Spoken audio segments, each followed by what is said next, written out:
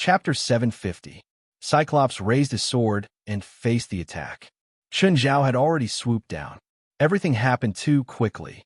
The golden sword in Cyclops' hand was cut in half. The blade streaked forward like lightning. Cyclops' golden armor was also cut in half. The one-eyed man's shoulder was also chopped off. Holding the golden sword, Chun Zhao pressed Cyclops under his body with the blade. Reality proves that weapons and armor made from gold are useless. A nouveau riche will always be a nouveau riche. For a moment, Cyclops' eyes became clear. He looked at Chun Zhao miserably.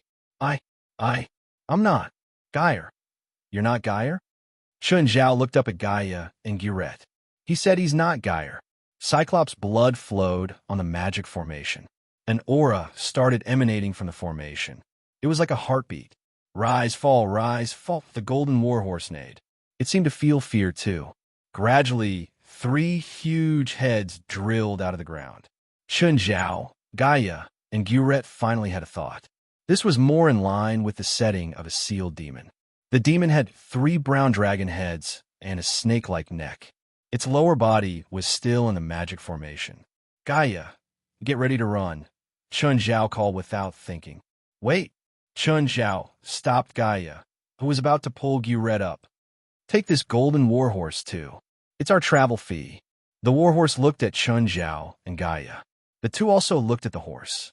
The warhorse suddenly spread its wings and soared into the sky. Fuck, you coward. You're running away. But just then, a dragon head spat out a mouthful of flames at the warhorse in the sky. Boom!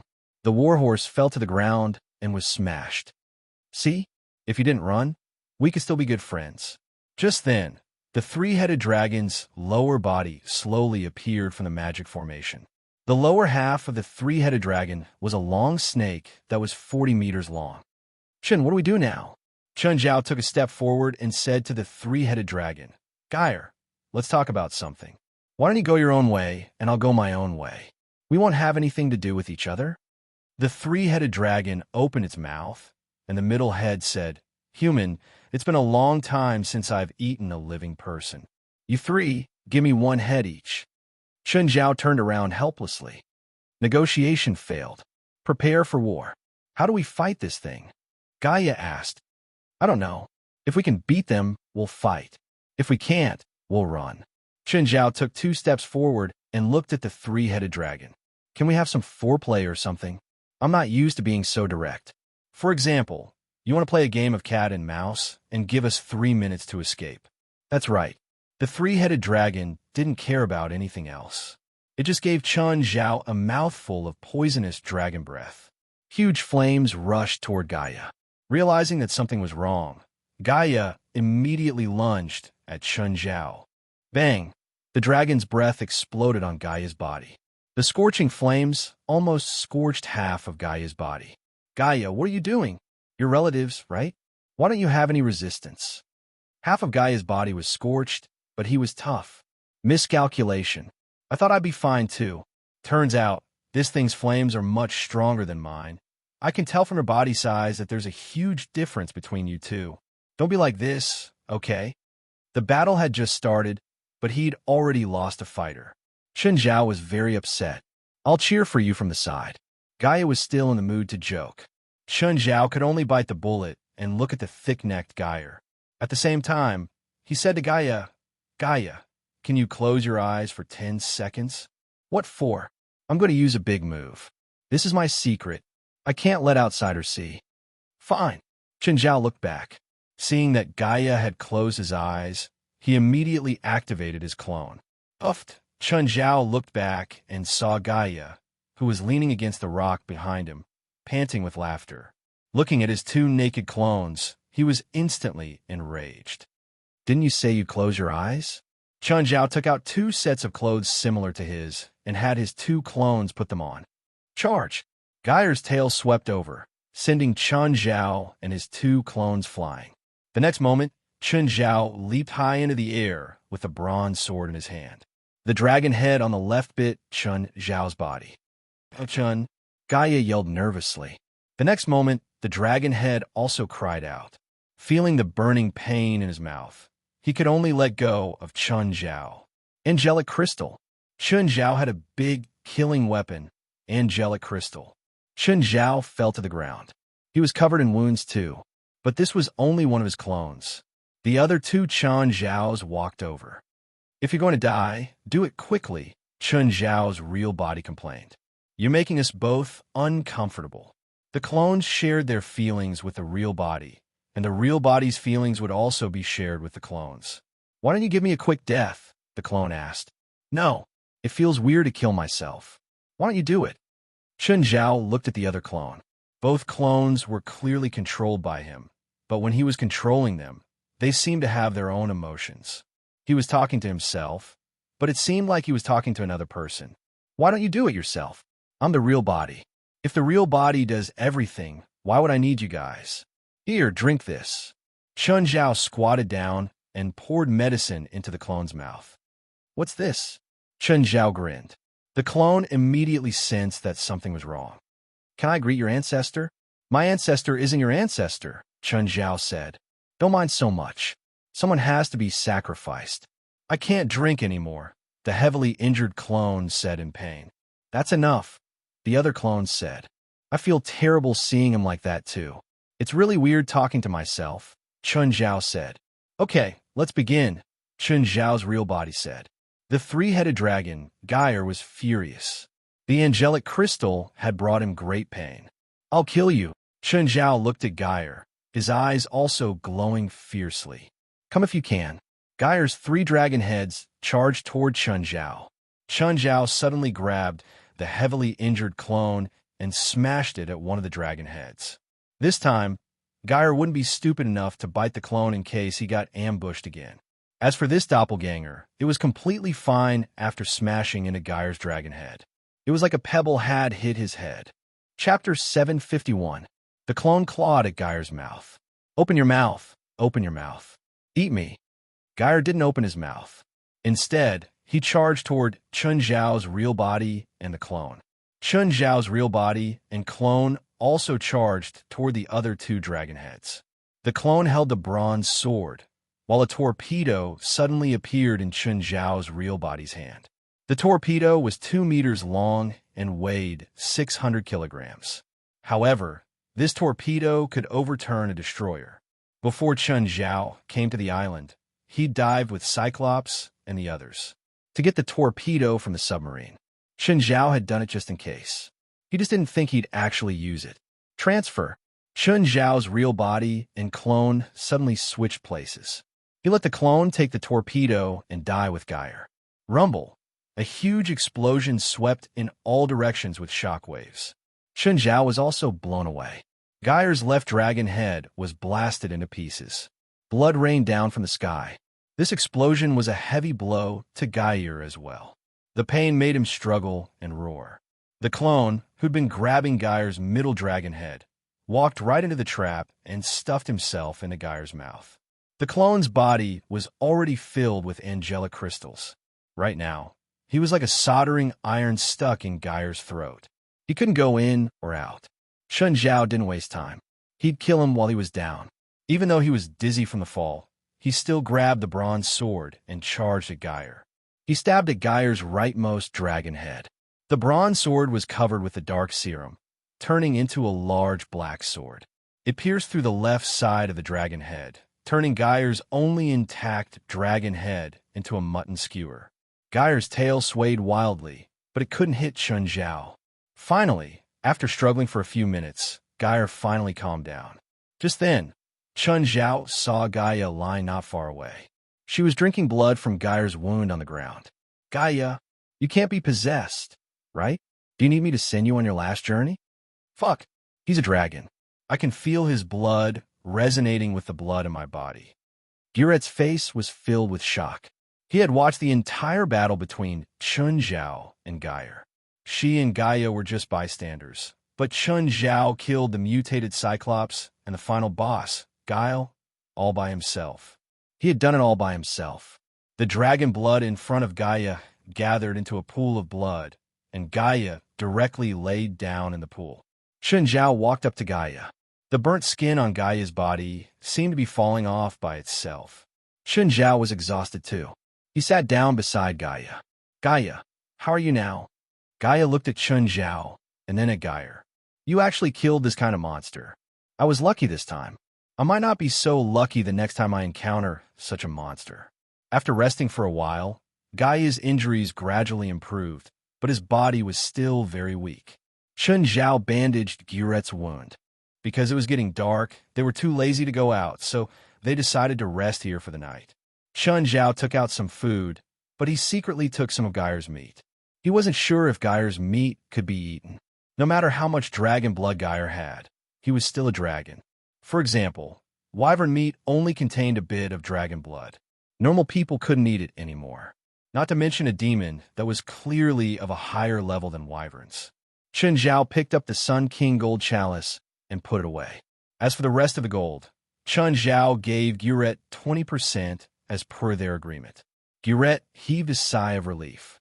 If Chun Zhao went back on his words, she probably couldn't do anything. Moreover, even if he became the public enemy of all pirates, he might not be afraid.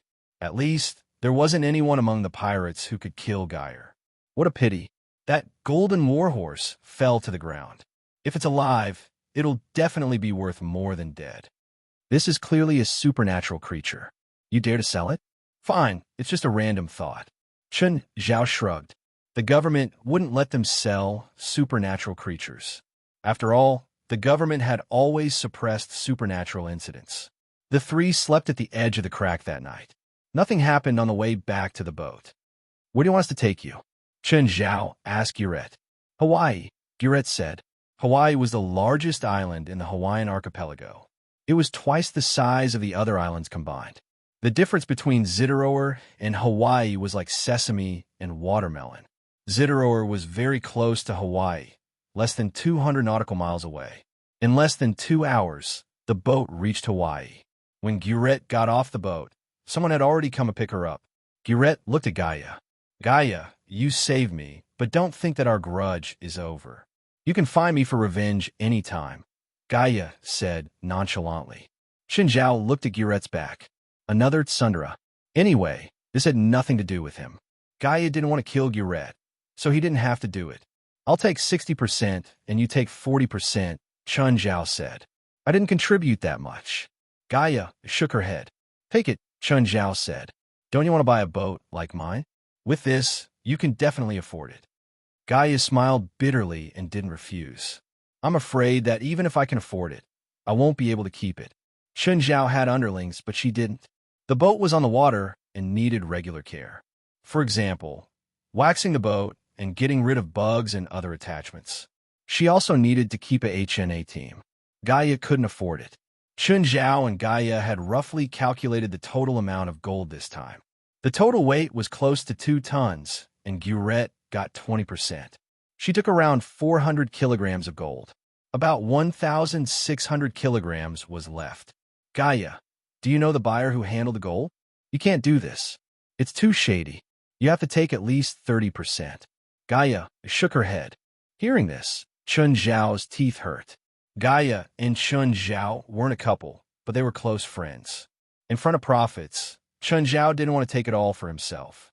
Even though Chun Zhao had done the most, Gaia still got such a large share. So, Gaia told Chun Zhao the truth. She had her ways, but what about those underground money houses or money launderers? Why would they help you convert gold into cash? It was because they had a high commission. According to the current international gold price, a ton of gold was around $50 million. Their gold would be around $80 million. But if they used illegal channels, they had to deduct the commission from the middleman. So, it would be good if they could get $70 million in the end. Chapter 752. On the way back, Chun Zhao and Gaia studied the Sun King Golden Chalice.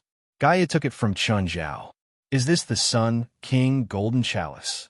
It said that if you pour wine into the chalice and drink it, you'll obtain a witch's powerful magic, Chun Zhao said. But the price is that your soul will be devoured by the chalice after death. Gaia had come into contact with the supernatural world. She knew that losing control of one's soul after death would be very scary. The Sun King Golden Chalice was very beautiful. It didn't look like metal that had been corroded in the air for hundreds of years. Forget it. Gaia shook her head. I've already achieved my goal by going out to sea with you. It wasn't that they'd found the treasure, but that Gaia had become stronger. She'd received the baptism of the three-headed dragon's blood. She could clearly feel that she was indeed stronger than before. Feilai, I'm back. On the sea, Chun Zhao couldn't wait to call Feilai to inform her. So fast? It's only the third day. I found the treasure, of course I'm back. How was it? Did it go well with you and Gaia? It was very smooth. Other than encountering a few carnivores that don't have eyes, there was no other danger. Gaia glanced at Chun Zhao. She knew that he didn't want Feilai to know about the danger they'd encountered. Gaia set off from Chun Zhao's house and also disembarked from here. They weren't in a hurry to sell the gold. Gaia told Chun Zhao to contact people first. In the evening, Feilai returned with her family. Seeing Chun Zhao, Feilai couldn't wait to pounce on him. Chun Zhao only went a shower when Feilai couldn't move anymore. After that, he summoned Samuel and the other demons to the front yard. Look, what's this? Chun Zhao took out Gaia's body. Abidos went forward to tear Gaia's body apart. Abidos and Gaia were both very interested in Gaia's body. Clearly, it was because of their dragon bloodline. This is the aura of an alternative dragon. Its bloodline is very close to dragons. Judging from the aura, it should have existed in the human world for thousands of years. Samuel was the first to conclude. How can you tell? Chun Zhao didn't understand. For him to be able to reach this level of strength, he must have spent a long time. The restraints of the rules on him have gradually weakened, and his own strength has gradually increased. Just like Black Ma and White Ma. After 1,000 years, Black Ma and White Ma might become as strong as this WIRM. Samuel nodded. Can they live that long? Not now, but if they can continue to grow, they might be able to grow to the same level as this flood dragon. Is this corpse useful to them? It's most effective for Abidos. Beelzebub, Raymond, Carrie, and Amon are all projections. They're not very useful. I don't need to talk about me. Even if you feed me pure-blooded dragons, it'll be meaningless. Can ordinary people eat it? No, Samuel said. Right now, Abidos was eating happily. Chun Zhao did not stop him. What about me? It's useful for you, but not much, Samuel said. Your body is close to a bottleneck. Chun Zhao thought about it. That was indeed the case. After going to hell, he performed the devil's birthday sacrifice and opened the Eye of Power. He'd improved greatly, but then there was almost no improvement for a long time. If Chun Zhao opened the Eye of Power now, his maximum strength would be around 20 tons. For ordinary people, this kind of strength was already superhuman strength. But Chun Zhao still felt that it wasn't enough. How can I break through the bottleneck? I want a shortcut. Don't tell me that I have to constantly put huge pressure on myself. Don't tell me that I have to use near-death methods to break through. Don't let those stupid jokes appear in my life. Samuel suddenly stopped Chun Zhao. Samuel looked at Chun Zhao. Once again, he took over Chun Zhao's control of the Dark Serum. The Dark Serum wrapped around Samuel's body, and he began to transform into his original form, a lion with wings. I can't help you with physical strengthening, but you've never truly understood the power you possess. Chun Zhao looked at Samuel, who was wrapped in the Dark Serum. He'd used the Dark Serum to wrap the bronze sword before. The bronze sword was indeed much more powerful after being wrapped in the Dark Serum. But Chun Zhao had never used the Dark Serum to truly arm himself. Master, in hell, there's a type of demon called the Mountain Demon, Beelzebub said. They're born with the ability to strengthen their bodies like crazy. They know almost all ways to strengthen their bodies. Are they very powerful? Some are strong and some are weak. They're the subordinates of the King of Power. Is the King of Power on the same level as Samuel? No, it's a secondary demon king, Carrie said. The same level as the Ice Queen. Are mountain demons rare in hell? Yes, and they're usually higher by demon lords. Why? Because they know almost all ways to strengthen their bodies. They can even judge a lord who's much more powerful than them, so they're very popular. Chun Zhao's interest was piqued. Subordinates of the King of Power? I want great power. An extreme desire appeared in Chun Zhao's mind. All the demons around Chun Zhao felt a strange aura around them. Suddenly, A magic array appeared in front of Chun Zhao, above the lake. Summoning ritual. All the demons' gazes froze. They knew that Chun Zhao could summon demon servants. All of them had been summoned by Chun Zhao. Although the process was different, the result was the same.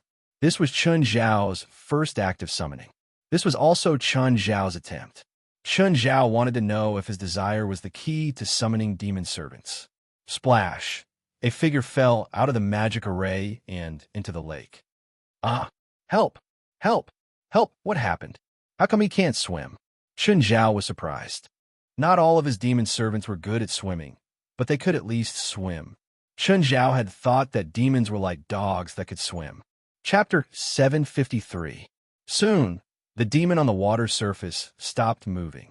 Without Chun Zhao's order, they couldn't be bothered to save their friend from hell. None of them were good people, and they loved each other dearly. Under Chun Zhao's eyes, they behaved like obedient children. But once they left Chun Zhao's sight, they would cause as much trouble as they could. There were all sorts of schemes and deceptions. It was like a palace fight. When a new demon was completely defeated, Chun Zhao had the other demon servants fish him up. Of course, the demon wouldn't die so easily. His appearance was that of a mountain gorilla, and his body was twice the size of a normal mountain gorilla. Every time Chun Zhao summoned a demon, they were all arrogant and had bad personalities. This time, Chun Zhao planned to give the new demon a show of strength. He didn't want the new demon to yell at him for no reason. After an unknown period of time, the demon slowly woke up. But when he looked up, he saw a demon with a terrifying aura standing on a shelf not far away. Although the demon's appearance was short and even insignificant, he did not dare to move.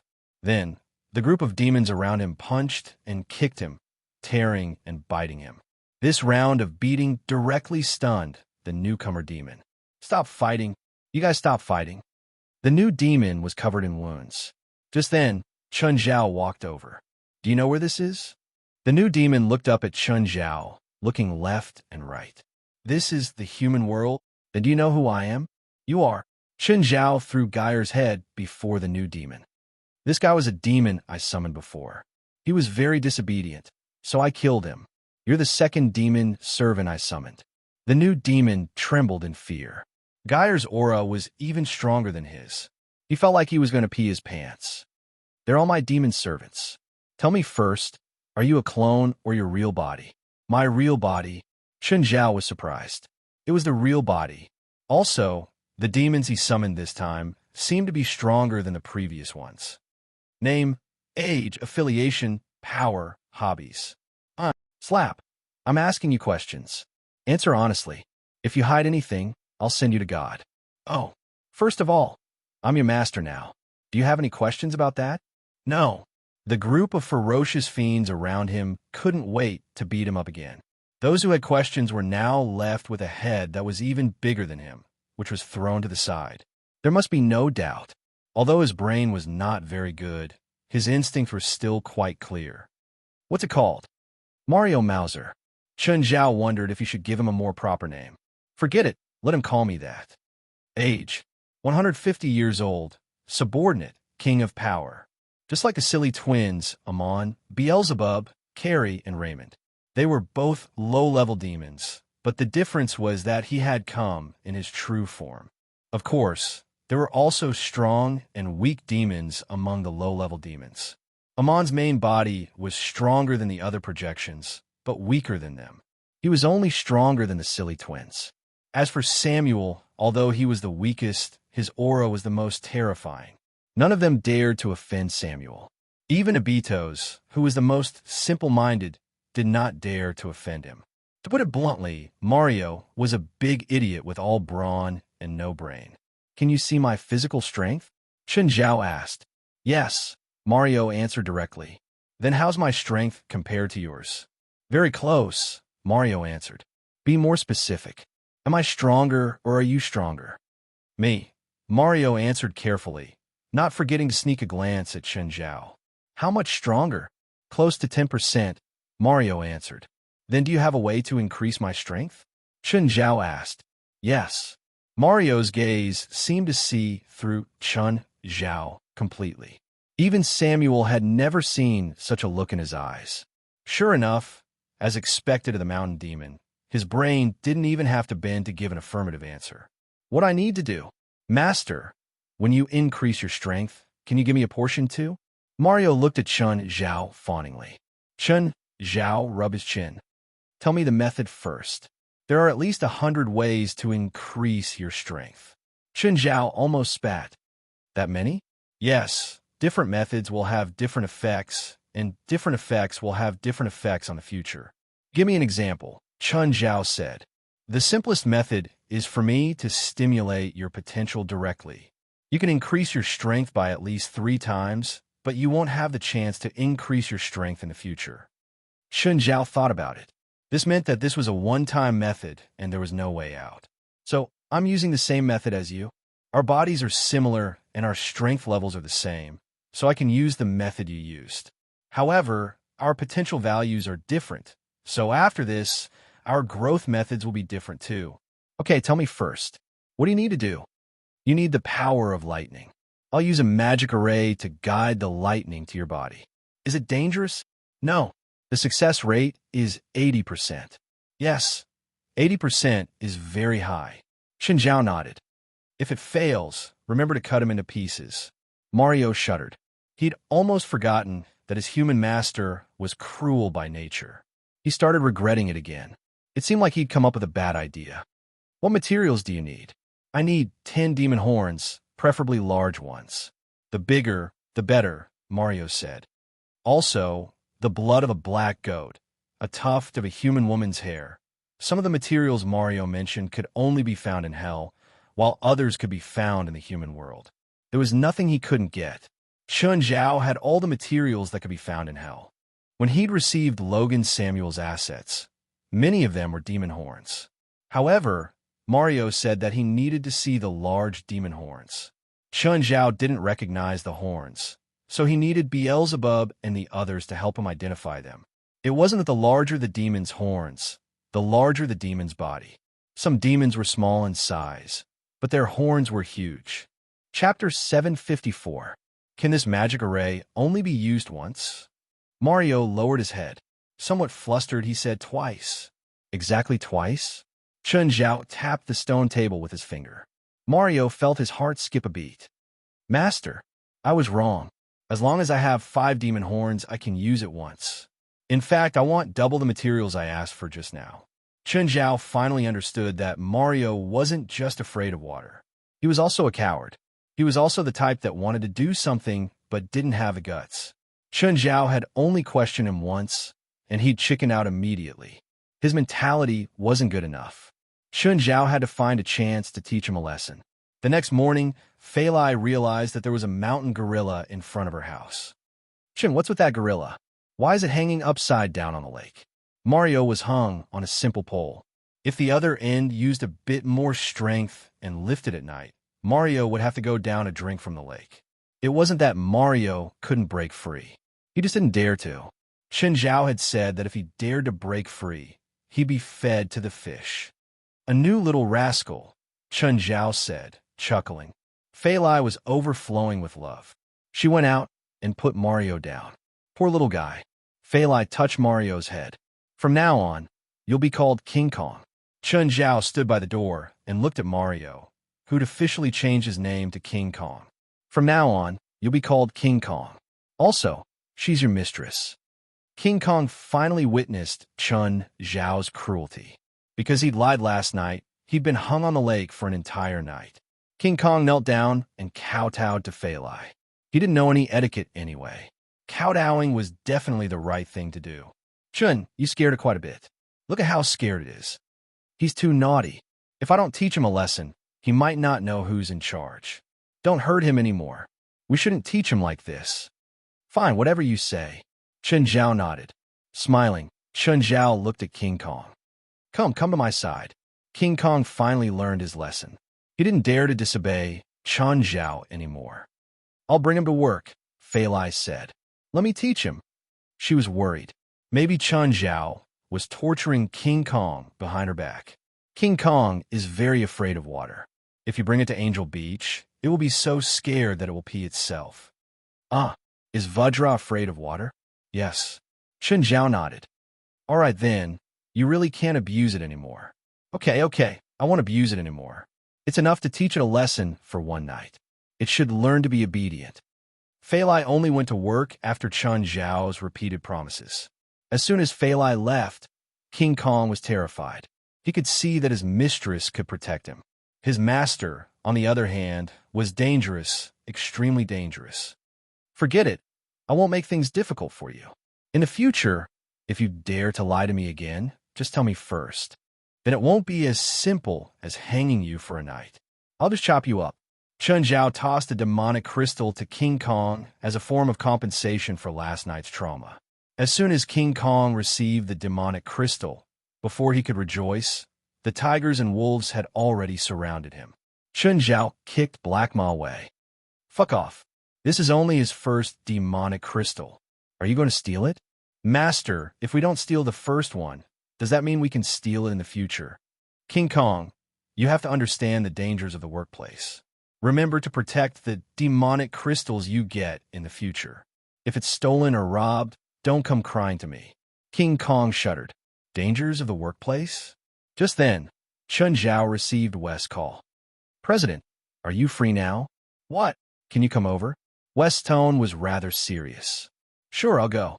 Chen Zhao glanced at King Kong. King Kong had just arrived, so he had to explain some rules to him. So, Chen Zhao brought all the pets into the car and drove to the headquarters of the association. When they arrived, King Kong alighted from a car. When Adu saw King Kong's figure, he immediately exclaimed, "Such a big gorilla." King Kong was about 3 times the weight of a regular mountain gorilla. After his weight measurement last night, he weighed 600 kilograms. However, compared to Princess 1,500 kilograms, there was still some difference. King Kong's figure was indeed frightening. Nevertheless, Aduz knew that Chen Zhao's pets were all very smart, so he wasn't afraid.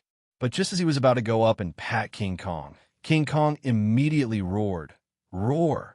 Scared, Aduz fell to the ground. Chen Zhao kicked King Kong's butt. In the future, as long as I don't think it's an enemy, don't show any hostility. Do you understand? King Kong immediately lowered his head like a child who had done something wrong, looking wronged. Chen Zhao helped Aduz up. Are you okay? I'm fine. This guy just came to my house. He doesn't know many rules. Aduz nodded with a bitter smile. He didn't dare to lose his temper with Chen Zhao. Chen Zhao brought his family into the headquarters. Just then, West hurried to Chen Zhao. When he saw King Kong, he was still shocked, but he quickly recovered. President, you called me here in such a hurry. What's the matter? President, look at this data. Chen Zhao took the data and glanced at it. Is this the recent rainfall in America? Yes, take a look.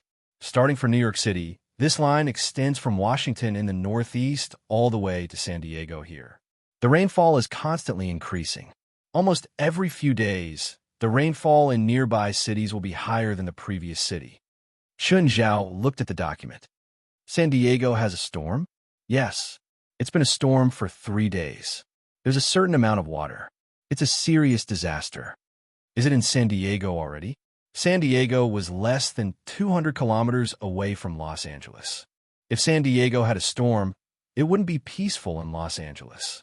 Therefore, this storm was clearly unusual. President, I think that No, the source of depravity might come to Los Angeles earlier. Chen Zhao looked at the data. After a long silence, he asked, do you have a way to notify the L.A. government? Tell them to prepare to drain the floodwaters. President, before this, we have contacted several surrounding cities through the anti-terrorism department. San Diego is one of them. San Diego is also prepared, but in the end, there was still a flood. It seems that every city's sewer and drainage system will be blocked during a rainstorm. According to your estimation, when will he arrive? Chapter 755. Are there any cities nearby that have thunderstorms? I need to check the weather report. Okay, tell me as soon as possible. Oh, can the association do artificial rain? Chen Zhao asked. President, artificial rain is very expensive. Plus, We can't just reign in the city. We can only do it at sea. President, what do you want to do? Nothing, Chen Zhao said calmly. Practicing a spell.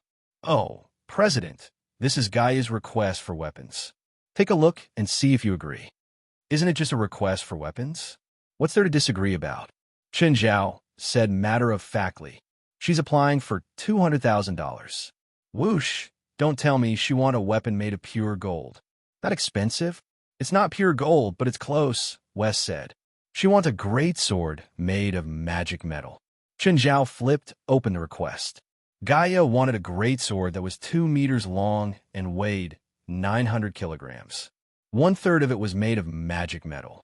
This meant that she needed at least 300 kilograms of magic metal. Most of the 300 kilograms of magic metal were very precious materials. The main reason was that these materials were very expensive. Agree. Gaia is the association's main fighting force now. Her request isn't too much, Chen Zhao said. Oh, I need it too. When you make weapons for Gaia, make one for me too. I'll pay for it myself, okay? Chen Zhao spat. President, that's not what I mean. That's what you mean, Chen Zhao said, annoyed. Fine, go do it. Right now, Charlotte and Cindy were about to go crazy from the whispers in their ears. However, they hadn't been sitting around waiting for death these few days. It's done, Charlotte exclaimed happily. Cindy immediately perked up. Is it done? Yes, it's finally done. Charlotte nodded and placed 2 paper figures on the table. Can this spell really be used? A few years ago, an Eastern witch from the Witch Society taught me the substitution technique. Unfortunately, that witch later returned to the East, Charlotte said. Come, pull out a strand of your hair and tie it to this. 10 minutes later, Charlotte and Cindy walked out the door. Ungalit had been watching outside the door. When he saw them come out, he immediately became vigilant.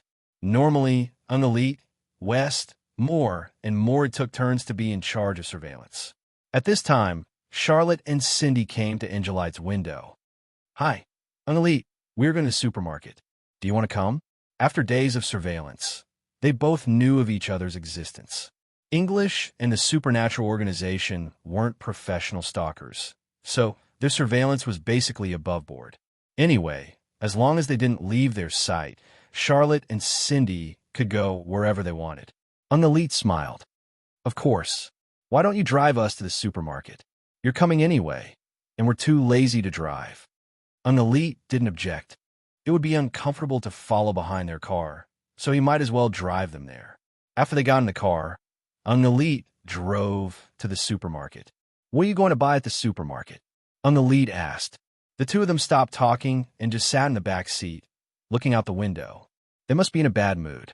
Ungalit knew that they must be in a bad mood after being watched for so many days. Ungalit started to drive seriously, but after driving for a while, he found a problem. Their bodies seemed a little strange. Ungalit adjusted the rearview mirror. What's going on? Miss Charlotte. Miss Cindy. Ungalit suddenly stopped the car. Miss Charlotte? Ungalit reached out to press Charlotte's body. Suddenly, like a deflated balloon, Charlotte's body shriveled, while Cindy remained in her original position. Something had indeed gone wrong. Ungalit was very unfamiliar with this spell, but he was sure that it was some kind of spell. Ungalit touched Cindy again, and indeed, Cindy shriveled up too. His face ashen, Ungalit picked up the phone. Hello, President. I think I lost Charlotte and Cindy. Charlotte and Cindy successfully escaped Los Angeles. This time, they didn't take a plane, a car, or a train. Instead, they rented a boat and went to sea directly. They'd already bought tickets for the cruise. A cruise ship had been docked at the port of Los Angeles for 3 days and would leave tonight. Of course, before that, they had prepared many travel plans, including cars, trains, and planes. They hadn't decided on how to leave Los Angeles. Instead, they just decided to take the cruise, because only if they weren't sure themselves would their movements not be divined. That was also the shortcoming of divination. It couldn't accurately grasp the uncertain future. When the cruise left Los Angeles, they could clearly feel that the mental pressure had suddenly decreased a lot. The cruise's next stop was San Francisco, where it would dock for 2 days before heading to Terresco. Then it would turn to Hawaii and sail to Southeast Asia. That was also Charlotte and Cindy's destination. Compared to the West, the supernatural forces in the East were stronger. For example, the Source of the Fallen could do whatever it wanted in the West, but might not dare to cross the ocean to the East to cause trouble. Of course, going to the East didn't mean that it was absolutely safe.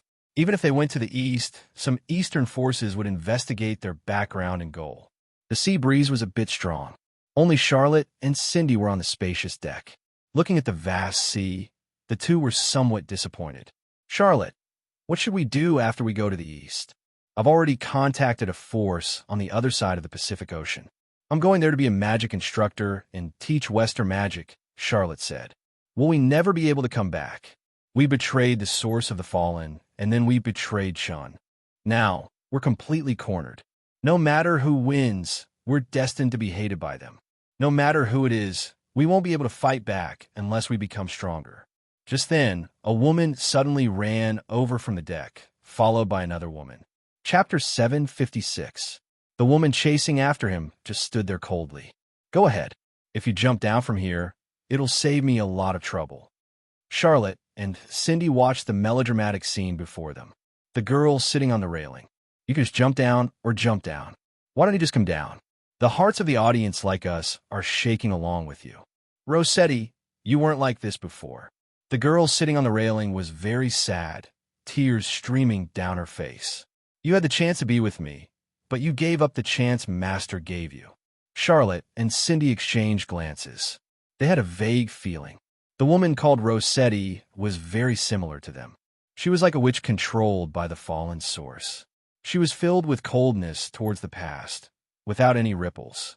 Giselle, you have one last chance. Go back with me and pledge your loyalty to the director. I will never pledge my loyalty to that demon.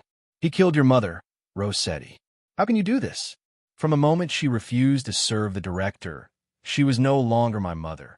Giselle couldn't understand what kind of magic that demon had.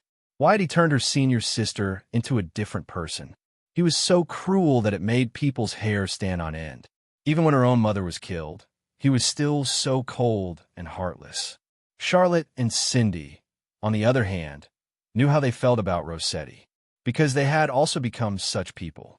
That twisted way of thinking had already turned them into another kind of person. I will never conspire with you. Even if I die, I will fight that demon to the end. One day I will kill him. Just then, Rossetti's palms flashed with electricity. Looks like you've given up your last chance. Rossetti pointed at Giselle. Then you can die. Hey, did you guys forget about us? Cindy suddenly reminded. Rossetti and Giselle turned to look at Charlotte and Cindy. It wasn't that they didn't see them, but that they had treated them as ordinary people. Giselle felt that after she was killed, they would also be silenced. But just then, a water ball suddenly appeared above Rossetti's head. The water ball fell and enveloped Rossetti within it. Rossetti struggled violently. The water ball was pure water, and she couldn't breathe at all. At the same time, a stone all appeared behind the water ball. Poochie! The stone all pierced through Rossetti's body. Then, she lost consciousness. You killed her? You killed Rossetti? Giselle was caught off guard by the sudden turn of events. A moment ago, Rossetti wanted to kill her, but the next moment, it was Rossetti who died. What? Are you pitying her? She wants to kill you. Charlotte coldly looked at Giselle. Giselle hesitated for a long time. She looked at Charlotte in Cindy's eyes. Suddenly, Giselle's expression changed. You're the same as Rossetti.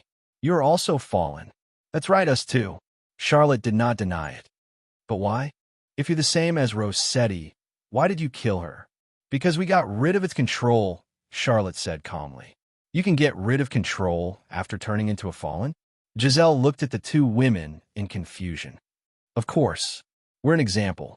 How did you do it? Did you use some special magic? No, because our situation is a bit special. The source of the fallen was once injured, which greatly weakened its control over us. If you want to see the result, go to Los Angeles. Perhaps there's someone there who can fulfill your desire for revenge. Of course, that person might not be able to stop this source of the fallen. Los Angeles? There's an abnormally powerful being there. He once defeated the source of the fallen, and the Source of the Fallen hates him to the core. The Source of the Fallen has been hunting and corrupting witches all over the place just to fight him, Charlotte said. Giselle's eyes flickered as she looked at Charlotte and Cindy. She doubted their words. Giselle had a deep understanding of the terrifying Source of the Fallen. It was a terrifying existence that had never been seen before. There was no one who could defeat such a monster. Now, from their tone, it seemed that there really was someone who could defeat the Source of the Fallen. And the Source of the Fallen was currently corrupting witches everywhere just to deal with that person. Was that even possible? Then where are you going? We're going to escape Los Angeles and this country. Why? Because we're traitors of the Source of the Fallen and enemies of that person. Giselle got off the boat in San Francisco. She chose to believe the two women's words. If there was really going to be a war in Los Angeles, she definitely couldn't miss it. She had to watch the Source of the Fallen be destroyed with her own eyes. Then, she took a plane to Los Angeles. Giselle had just left the airport and was about to hail a car when she suddenly heard a beeping sound not far away. Giselle turned around and saw a boy around 15 or 16 years old. He was holding a strange device in his hand, which seemed to be the source of the beeping sound. When she looked at the boy also looked at her. Giselle walked towards the boy, who seemed to be afraid of her. He turned around and ran into a car. "Elite, hurry up and drive. I found a witch. It's so scary. This witch has more than 200 magic power. She's at least C rank." Hearing that, Elite didn't plan to stay. He was just about to start the car when he realized that the engine was off. Turning around, he saw Giselle leaning against the car window and looking at them. "Who are you? Do you know me?" No, Elite hurriedly said. "Beep, beep, beep." The device in Moore's hand was still beeping. It was the third generation of a magic power testing device developed by Jolig and Padaloo. It could detect a person's magic power from several meters away. They all knew that there would be a war in Los Angeles soon, so they were now stationed at the port, train station, and airport to see if there were witches or paranormal people coming from Los Angeles. They also investigated if there were any fallen ones. Moore and Elite were in charge of the airport, but they didn't expect to be discovered on the first day. Chapter 757. Moore and Elite didn't dare to resist. They directly handed the device to Giselle. "What's this?" "Magic testing device. 205. This is my magic value." "Yes." Giselle soon figured out how to use the magic power measuring device. She tested it on Moore and Elite and found that their values were quite low. "Who are you?" "We're members of the supernatural organization, Mississippi. Our mission is to investigate every paranormal who comes to Los Angeles. We mean no harm." Giselle nodded and returned the device to them. Every city had its own rules. In the past, when they went to other cities, they would also be investigated by the local supernatural forces. "Miss, are you interested in going to our organization to do a more accurate magic level evaluation? We can give you the most professional evaluation, as well as a certificate and status symbol." "Yes, Mississippi, look, this is the ring that represents my level." They both shook the gray rings on their fingers. "The supernatural organization?" "Yes." "Sure. Let's go." Giselle nodded.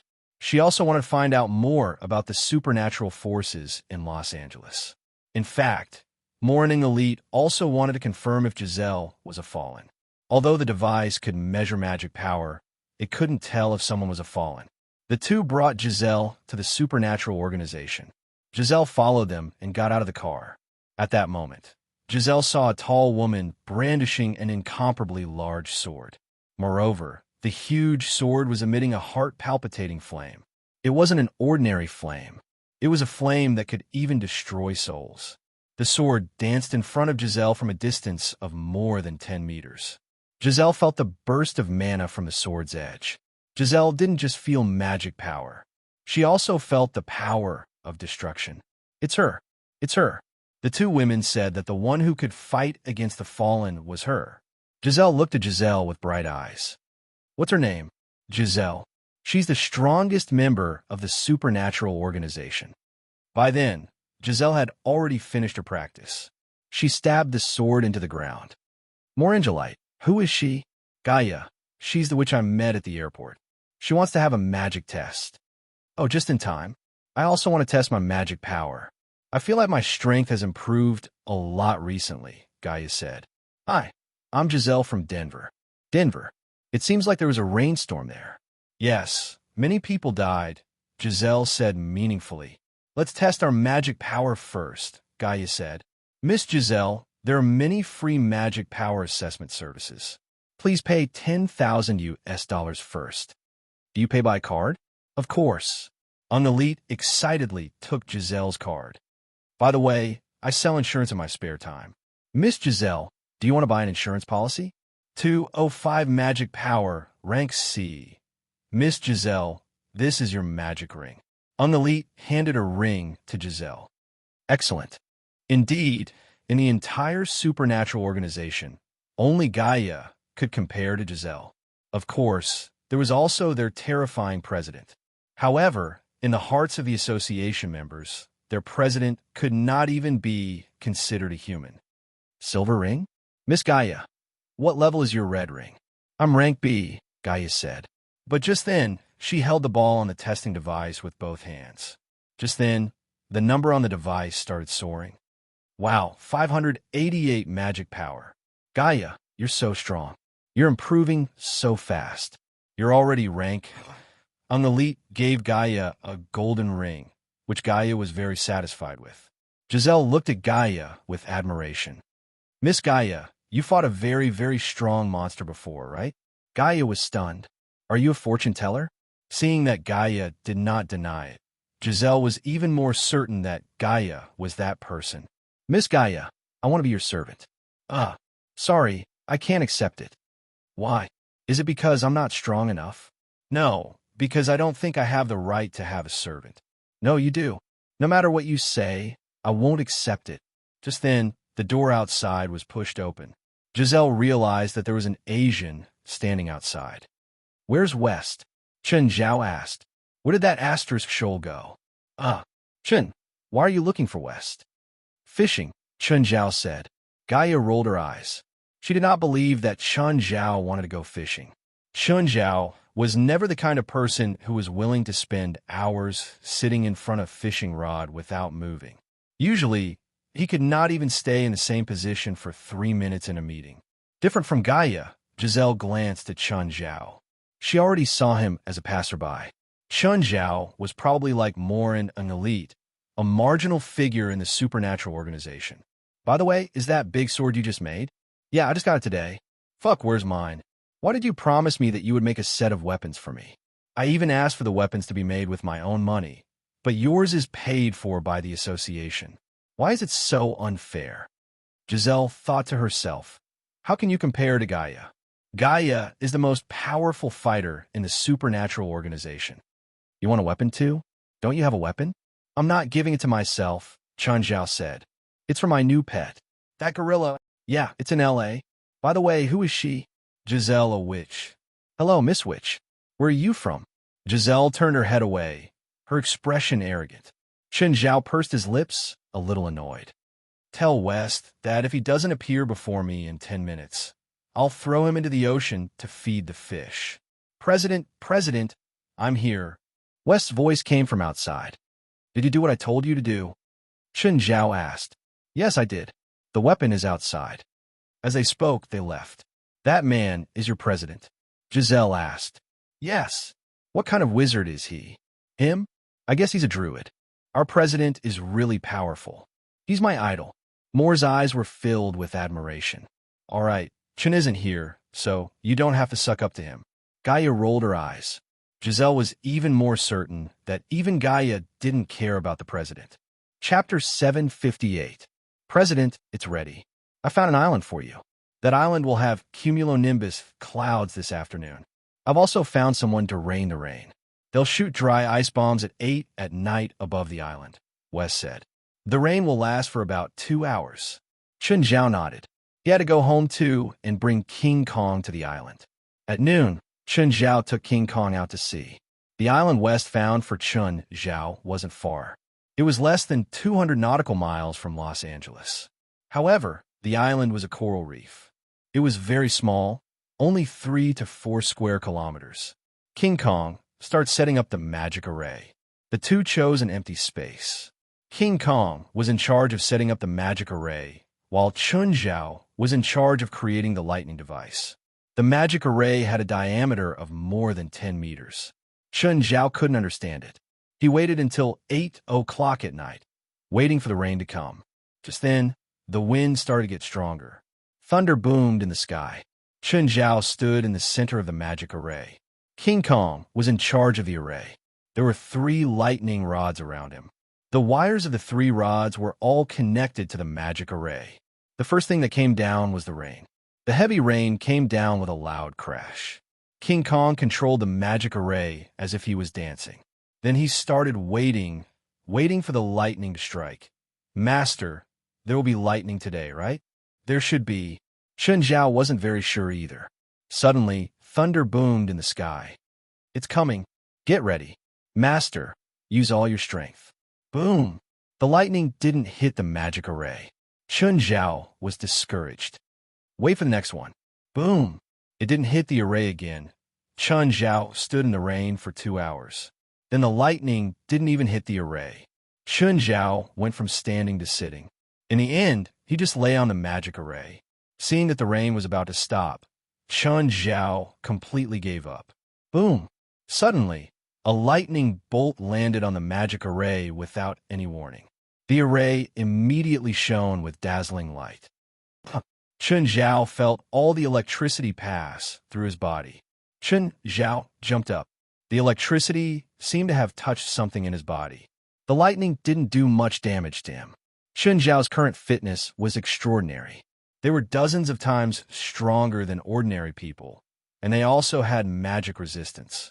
This kind of lightning couldn't deal fatal damage to him at all. King Kong, how was it? Did you succeed? Master, it failed. King Kong shook its head. What? Failed? Why? So I took that hit for nothing? Master, the power of the lightning is too weak. All the steps are enough, but it didn't activate the power factor in your body. So, as long as the power is large enough, it will work.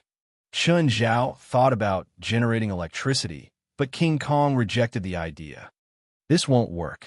Only when the lightning pierces through the heavens and earth, carrying the elements of the world and channeling them into the body will it be effective. Forget it. Failure is failure. Let's go home. Chun Zhao was disappointed, but he was prepared to fail. After Chun Zhao and King Kong left, the demon horns around the magic formation suddenly shattered. President, did the spell you wanted to cast last night succeed? West asked. I failed. Chun Zhao was in a bad mood. Originally, he went with high hopes, but the result was not satisfactory. I don't want to hear any bad news today. Usually, Chun Zhao would transfer the unhappiness to someone else when he didn't want to deal with it. Where's the weapon I wanted? It's done, West said immediately. He didn't want to become Chun Zhao's target. President, there's another piece of good news. Tell me, the witch called Giselle, who came to our association yesterday, is willing to join our association. Our association has added another member. She has sea-level magic power and is able to control machinery. Did you find out her background? Not yet. You dare to bring her into the society without investigating? Who gave you this much power? Don't you have to go through me when new members join? What if she's a fallen? Then I'll go tell her now and reject her joining. Are you stupid? There's so few people in the society now, and you're pushing a rank C witch out? Are you going to rely on the few of you to support the society? Wes was about to cry. Then what should I do? Bring Giselle to my office. I'll interrogate her personally and find out her true intentions. Oh, I'll go tell Giselle. West escaped from Chun Zhao's office. Chun Zhao was clearly going to use them today.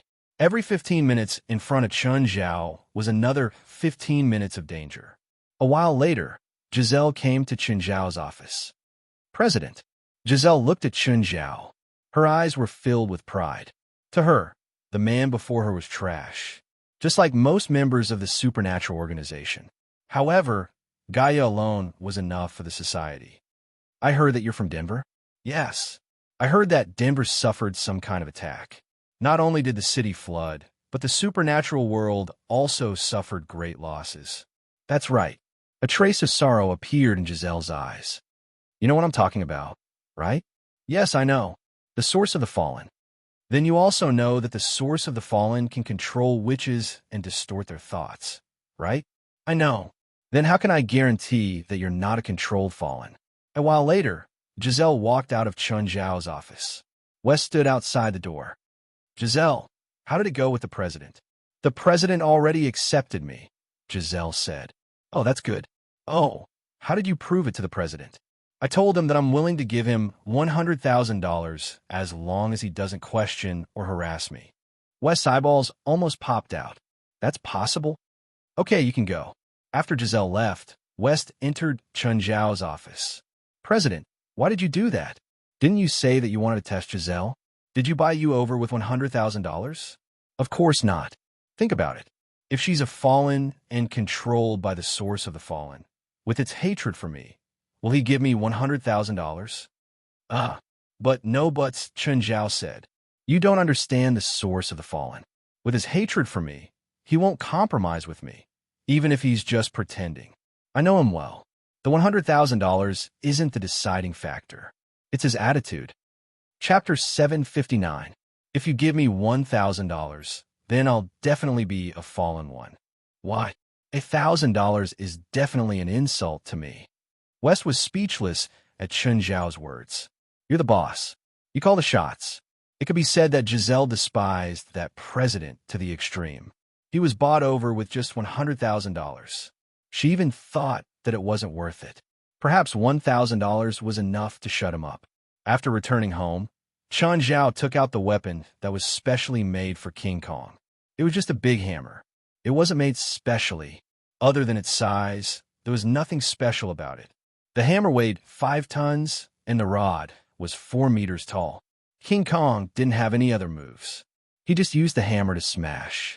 It was very powerful. Recently, the wind in L.A. had been getting stronger and stronger. The weather forecast said that a storm would hit Los Angeles in the near future. Chun Zhao also had the last meeting before the storm. You know the situation now. I won't say more. Chun Zhao looked at everyone. Chun Zhao glanced at the crowd. This has nothing to do with the supernatural organization. Don't look for trouble. Everyone, go home and find your mothers. No matter what happens outside, it has nothing to do with you. From today onwards, we'll have a week off. If the storm continues for a long time, the holiday will be postponed. President, how can we do that?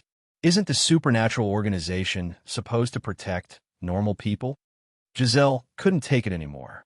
She stood up and argued with Chun Zhao. The people in the Middle East also live in the water, Chun Zhao said. If you want to, you can go there. Chun Zhao ignored Giselle. Everyone has a family and a job. Take care of your family and friends first, then protect world peace. Gaia, you too. Gaia didn't speak. She just sat there with her arms crossed. She didn't even look at Chun Zhao. She knew that Chun Zhao planned to do it alone. No matter what she said now, Chun Zhao would stop her. He would even chase her out of L.A. directly. Instead of being stopped by Chun Zhao, it was better to just keep quiet. Giselle looked at Chun Zhao in disdain. She didn't speak either. After a few more words, Chun Zhao ended the meeting. Giselle found Gaia. Gaia, do you know how to act alone? Gaia looked down at Giselle and said, Listen to the president. This isn't something you can participate in. Hide yourself well and don't go out. Gaia's reply made Giselle even more certain that Gaia was going to act alone. The windy weather affected the operation of Los Angeles to a certain extent. However, Chun Zhao was quite happy. Angel Beach had also issued a warning, so Feilai was on holiday. The wind at Mirror Lake was rather strong today. Chun Zhao and Feilai both swam in the lake. Feilai, I suddenly wish there were a few storms like this in L.A. every year. If L.A. comes here a few times every year, how much money would we lose? Feilai rolled her eyes. Chun Zhao didn't care. It wasn't like he was losing money. After getting out of the water, the inferior demons brought them towels. Chun, why don't we go to Sacramento for a few days while L.A. is having a storm? Chun Zhao glanced at Feilai. I still have some things to do in L.A. You look forward to my holidays every day, but in the end, you still haven't put down your work. Chun Zhao smiled wryly. If this wasn't resolved, they would never have peace. Fei Lai could vaguely feel that this might be like what happened in New York. She felt bad for Chen Zhao, so she hoped that they could go to Sacramento for a few days. It's just a small matter. Chen Zhao chuckled. Why don't you stay at Fei Lai's for a few days? Oh, bring Princess and the others too. No, I don't want to go out these days. Fei Lai didn't want to leave Chen Zhao's side this time. No matter what, she wanted to be with him. Chun, the atmosphere in L is a bit off recently, Sienna called to ask. Is something going to happen? Indeed, something will happen. Try not to go out. Oh, stay with Rupert. It's best if you go out and play for a few days before coming back. No, Sienna said. If there's really something, then I can't leave, Sienna said. Movich Tuda's company can't do without me. Okay, whatever. But if you run into danger, don't get into a fight. If you feel that something's wrong, run or tell me directly. Got it. Chen Zhao told all his friends. Those who could listen would listen. Those who couldn't, there was nothing he could do. That night, it started to drizzle in L.A. However, it was very light, just a hazy drizzle. It didn't affect L.A.'s normal order. Just like that, it drizzled for 2 days without stopping. It didn't seem to be getting heavier either. Mr. Chun, are you busy now? Li Qing called Chen Zhao's number. No, I don't have anything to do these 2 days. What's up? Mr. Ethan's rheumatism is acting up. He can't stand up straight. He doesn't want to trouble you, so I want to ask if you have time to come over and take a look at him. Sure, no problem. Chen Zhao agreed at once. After telling Fei Lai, Chen Zhao drove off. Because of the rain, there seemed to be more guests at the hotel. Ever since the fire, the hotel had been renovated. Many facilities were D2. Now, the hotel was a bit better. Ethan's business started to improve too. When Chen Zhao arrived at the hotel, Li Qing was in charge of the front desk. When Chen Zhao arrived at Ethan's room, the old bastard was still having sex. Fuck, I heard from Ms. Li that you're about to die. Fuck, why are you here? Ethan stared at Chen Zhao with wide eyes. Chen Zhao rolled his eyes. Why didn't you call me when your rheumatism is acting up? It's just a small problem, Ethan said in boredom. I really should fire Li. I've already ordered her not to call you, Ethan said uninterestedly. Chen Zhao couldn't do acupuncture on Ethan while saying, Ethan, go play in another city with Ms. Li for a while. Something dangerous might happen in L. Lying on the bed, Ethan refused directly. How can that be? I have so many guests here. Whatever. You won't listen even if I tell you. Don't go out these days. Do you think I can go out? Just then, someone walked past the door. Chen Zhao turned around. It was Giselle. Giselle also noticed Chen Zhao. Why are you here? Giselle looked at Chen Zhao in surprise. I'm a doctor, Chen Zhao said. Chapter 760. After treating Ethan, Chen Zhao planned to go home. Just as he was about to drive, Giselle suddenly got in his car. Chen Zhao was shocked. What are you doing? Giselle, I already have a girlfriend. Giselle gave Chen Zhao a document. Chen Zhao flipped through 2 pages. It was filled with names and addresses. He didn't understand what it was. What do you mean? Are you the president of the supernatural organization or not? Can't you see your own organization's information? Oh, is this our organization's information? You know that I'm usually busy with work. I don't pay attention to unimportant information like this. Go to the first address. You have friends? Giselle rolled her eyes. This is the address of a fallen person. Only then did Chen Zhao understand. These days, the society had been investigating all kinds of people who came to Los Angeles with magical power. Some people had been confirmed, but they'd been crossed out. There were also some people whose identities weren't confirmed. They were all on this document. Giselle, on the other hand, recognized the information on one of the documents. Okay, Chen Zhao drove the car to the address on the document. He also wanted to see if he could find a few more fallen ones. Before the battle, he'd kill a few first. It was an abandoned factory. Chen Zhao looked at the closed door. I'll call someone. No need. I'll go on myself. It's too dangerous inside. You don't even know what's going on inside. Also, the fallen are very strong. Giselle glanced at Chen Zhao, her eyes filled with disdain. I had Padilla make some special weapons for me, she said coolly. I'm not afraid of them now. Okay. Chen Zhao stopped trying to stop Giselle. Giselle realized that Chun Zhao had gotten out of the car with her. "You're going in too?" "I won't." Chun Zhao shook his head. He realized that there was a sewer beside the abandoned factory. A pair of eyes was staring at him from under the cover of the sewer, so Chun Zhao decided to check it out. Giselle thought to herself, "Sure enough, this guy is a coward." She really didn't understand how he became the president of the supernatural organization. To Giselle, only Gaia could be the president. Forget it. Now is not the time to be entangled in this matter.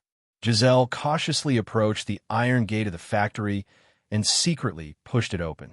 There was a witch sitting cross-legged on the ground, meditating. The witch did not turn her head. She seemed to have noticed Giselle. "Giselle, you shouldn't be here. You already knew I was coming. Have you forgotten my main profession of magic? I'm a prophet." The witch turned her head. She was a black witch, a contemporary of Giselle's mother. "I can see the strong aura of death on your body. You will die here," the black witch said. Giselle took out more than 10 balls. The black witch was a little surprised. "What are these things?" Giselle threw the balls out, and the balls suddenly spun in mid-air, extending their wings and beginning to circle around. The black witch raised her hand and shot a flame at the black gas. The spinning balls immediately dispersed, causing the black witch's attack to miss. These flying balls were made by Padaloo.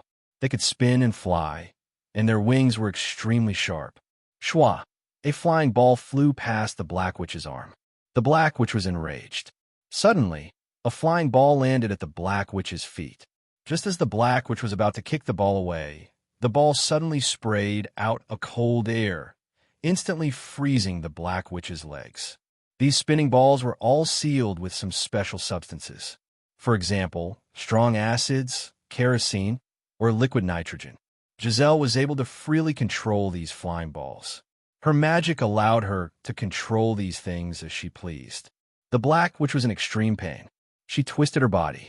The flesh of her lower body began to crack, but she didn't seem to feel the pain. She twisted her body crazily. Finally, the black witch's upper body and the frozen lower body were completely separated. Just like that, the black witch only had half of her body left, crawling on the ground with difficulty. Giselle had never seen such a crazy enemy before, even though she knew that the black witch had become a fallen. But this was also the first time she saw such a crazy fallen. Just then, octopus tentacles suddenly stretched out from the black witch's stomach. Giselle was shocked.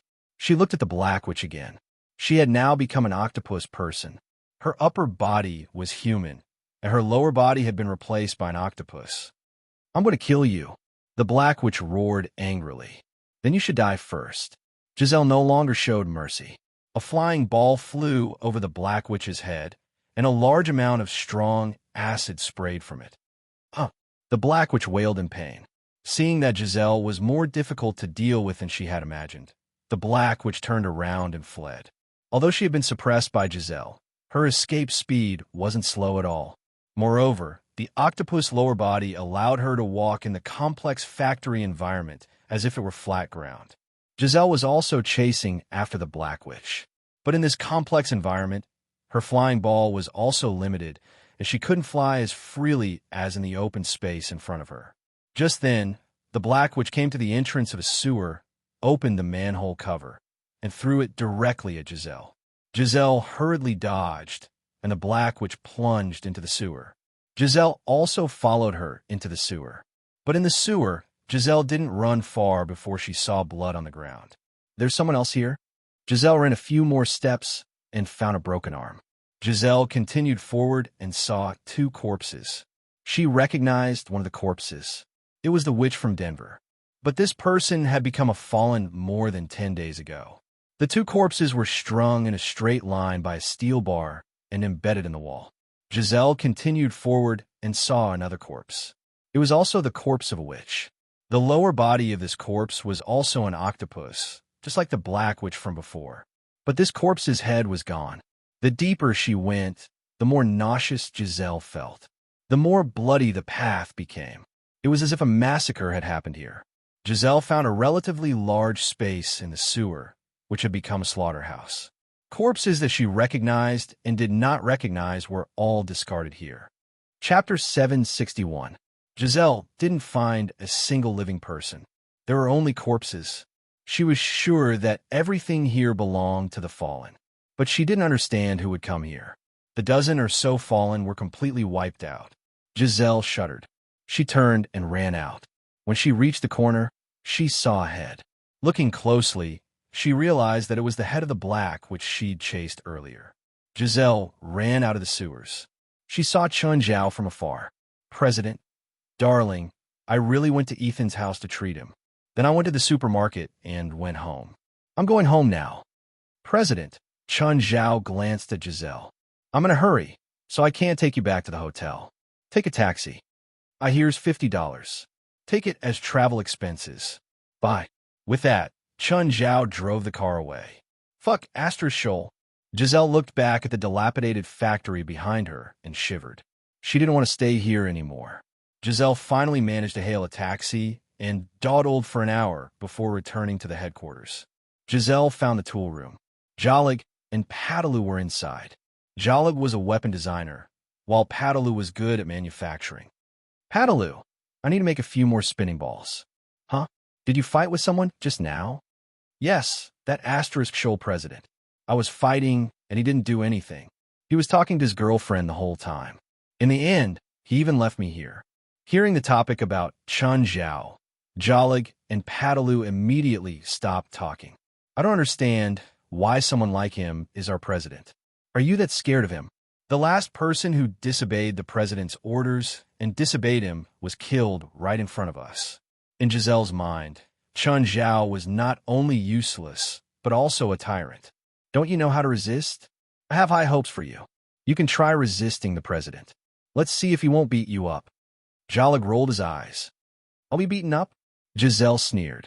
I'm not trash like you, she thought. The storm in Los Angeles was getting stronger. At the same time, the tide outside Los Angeles did not rise. Instead, it receded on a large scale. This also cast a shadow over the citizens of Los Angeles. There was only one possibility for such an unusual retreat. The tsunami had arrived. The city of Los Angeles issued a red alert. Almost all traffic in Los Angeles came to a standstill. Airports, railways, and ships had all stopped operating. Factories stopped working and schools were suspended. Everyone knew that a disaster was coming. After nightfall, the wind became stronger and the rain became heavier. A large area of water had already appeared on the streets. Moreover, the water was growing very quickly. Some streets were already completely covered by the water. Phalai, it seems like it's raining heavily today. Should we sleep early? Don't you think it's very romantic in this weather? Chun Zhao looked at Phalai helplessly. Whatever makes you happy. The water level of Mirror Lake had risen and filled the living room. King Kong curled up on the second floor, shivering. He was most afraid of water, and this kind of storm made him even more frightened. Chun Zhao silently took out a lucky coin and wiped a drop of blood on it. May God bless you with great fortune. In the rainy night, Gaia carried her sword and left her apartment. Just as she was about to get into the car, she saw a black shadow sitting in her car. Gaia suddenly lifted the sword. Just then, Giselle's head poked out of the window. Gaia, it's me. Why are you here? Ms. Gaia, you're going to fight the source of the fallen, right? I'm coming too. Get out. Why? Why? Gaia glanced at Giselle. This isn't something you should be involved in. Gaia, do you know what happened to me? West investigated, Gaia said. Currently, you're senior sisters and you've all met with mishaps. The supernatural organization wouldn't be so careless. Just anyone could apply to join. Plus, the situation was so tense right now. Who knew if the fallen had ulterior motives? Therefore, Giselle's identity and background had already been investigated thoroughly. I must join. You'll only be a hindrance, Gaia said. The president and I will handle this. President? He'll only make us hide. He's not reliable at all. I don't know what misunderstandings you have about Chun, but he's done much more for the organization than you know, Gaia said. Also, the main battlefield is in front of the president's house. I don't care where the main battlefield is. I'm going. Forget it, Gaia said. If there's a battle later, no one will protect you. You can only rely on yourself. I'm the same. Gaia brought Giselle to Mountain Town.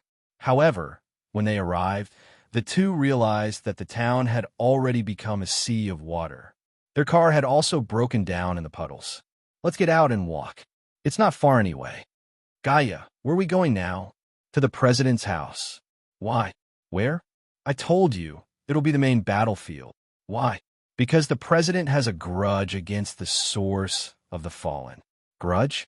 What kind of grudge? The president gave the source of the fallen a nickname. The source of the fallen is furious. What nickname can make the source of the fallen go to the president directly? A monster with tentacles. Puffed. Giselle almost choked on her laughter. No wonder the source of the fallen hates the president so much. The water was very deep right now. The water had already reached their waists, which made it even more difficult for them to move in the water. Why does the president live in such a remote place? Why? Don't talk so much. The more you talk, the more energy you use. Save your energy for battle. Suddenly, a huge black shadow flashed past in front of them. It was a huge ship, but it wasn't floating on the water. Instead, it floated in the air. It was a stormy night, so they could only vaguely see the outline of the ship. What's that? Gaia and Giselle both gasped. Gaia immediately sped up and charged toward Chunjiao's house. At the moment, Chunjiao was sitting above the internal alchemy on the lake. He didn't want to fight in his house. After all, he'd spent a lot of money to build it. If a battle broke out inside the house, it would definitely be destroyed. Chapter 762. Chunjiao looked up at the black shadow above his head. Boat? The fallen source's entrance seemed to have become a lot more ostentatious. If the ship were to crash down, it would probably make him dizzy. Fortunately, the ship floating in the sky had no such thoughts. At this time, fallen one after another descended from the sky. Dozens of degenerates stood on the surface of Mirror Lake. Their feet touched the surface of the lake, but did not sink. These degenerates didn't say anything and directly attacked. The mana of each of the fallen began to interweave, forming a magic array. Chunjiao looked at the degenerates. You should call your asterisk out. It doesn't matter how many cannon fodder like you come. Just then, a wave came from the water in the distance. The source of the fallen had entered Mirror Lake from the river mouth. Human, we meet again. Hi, how have you been? Chunjiao looked at the source of the fallen. Can we be more direct? Don't beat around the bush. Do you think these witches are useless to you? Are they useful? I can't tell. Chunjiao shook his head. These 36 witches are all demon-suppressing witches that I have carefully selected. All of them possess powerful suppressing magic, and they have now formed a sealing magic array. Even I can't break free. You? Do you think you're stronger than me? Chunjiao wanted to take a step, but he realized that he couldn't move at all. He really couldn't move? Chunjiao tried to move again, but he still couldn't. What do you think? Isn't that a pleasant surprise? The fallen providence's voice was filled with joy. Chunjiao looked at the source of the fallen. Have you forgotten that this is my main battlefield? At this moment, many ghostly lights suddenly appeared on both sides of Mirror Lake. The fully armed skeleton soldiers appeared and started shooting at the witches on the lake. One by one, the witches were killed. Chunjiao also felt that the suppression seemed to have weakened, but he still couldn't move. Activate Zeus' wrath immediately. The fallen source was not naive enough to think that this magic array could take care of Chunjiao. The spaceship in the sky suddenly flashed with electricity. Gaia and Giselle saw the lightning above Mirror Lake. Oh no, they've already started fighting. Gaia and Giselle found a piece of wood and used it as a boat, paddling with all their might. Finally, they arrived at Mirror Lake. They saw Chunjiao trapped in the center of the lake by the witches and the rain of bullets. Chun, I'll help you. Gaia yelled and leaped into the air from the wooden plank. Gaia's great sword slashed down, and a fallen instantly received a lunchbox. Gaia, don't come any closer. At this moment, the dark clouds in the sky suddenly flashed with lightning and thunder. Countless bolts of lightning shot towards the spaceship in midair, causing the spaceship to emit a bright light. Then, the lightning from the ship shot at Chunjiao. Bang! Oh no! A huge shockwave spread out in all directions with Chun Zhao at the center. Gaia was sent flying by the impact. Chun Zhao was hit by a huge electric current. He couldn't stop trembling. Right now, Chun Zhao was in extreme pain, but he also had another feeling. That feeling was very much like in wuxian novels, where the Ren and Du meridians were opened. However, after the huge shock, Chun Zhao also lost consciousness. He fell onto the water and didn't move. Giselle didn't expect that the president she hated and despised would die like this. But it was reasonable. After all, he was facing the terrifying provenance of the fallen. No. Fei Lai rushed out of the house and wanted to swim to Chun Zhao. Gaia had already woken up. He also roared, "No!" A bunch of trash. The provenance of the fallen glanced at the remaining people. More fallen landed from the spaceship in the sky. Gaia swung his greatsword and split a fallen in half. Gaia's blade burned with scorching dragon breath as he waved it around wildly. Even the pouring rain couldn't extinguish the flames on the blade. Fei Lai had already swam to Chun Zhao's side and dragged him to the top of the internal alchemy. "Chun, how can you do this? How can you leave me?" Fei Lai cried. "Chun, how can you do this?" Suddenly, Fei Lai remembered and immediately pulled a gold coin from her neck. "Right, scapegoat coin, scapegoat coin. Chun, don't die, don't die." However, Chun Zhao still didn't move. He lay quietly in Fei Lai's arms. Gaia fought her way to the shore. When she saw Fei Lai in the middle of the lake, she immediately jumped back in. But just then, a tentacle wrapped around her and pulled her into the air. "Obey me." Gaia had dragon blood. How could she be controlled by the provenance of the fallen? Flames suddenly erupted from Gaia's body. The tentacle was immediately released by the burning flames. At this moment, Gaia released her tentacles, and with a push of her feet, she rose a few meters higher. Gaia's body fell like a meteor falling from the sky, crashing toward the provenance of the fallen. When Giselle saw Gaia, her eyes were filled with anticipation and admiration. As expected, she could only hope for Gaia in the end. But the provenance of the fallen didn't give Gaia a chance to touch the body at all. A huge tentacle suddenly swept toward the fallen Gaia. Bang! Gaia was sent flying and smashed onto the shore. Gaia stood up with difficulty and vomited a mouthful of blood. It was too difficult. Fighting a monster like this was too difficult. Even Chun Zhao couldn't win, let alone herself. Giselle's face was filled with shock. Her original hope instantly vanished into thin air. How could this be? Why was there such a huge difference? Could even Gaia not win against the provenance of the fallen? More degenerates landed from the spacecraft in the air. They all charged toward Fei Lai and Chun Zhao. Gaia wanted to go forward to help, but if she moved, she would fall into the water. Her leg bones and ribs were all broken. Gaia panicked even more. Right now, she could only use her sword to support her body. Roar!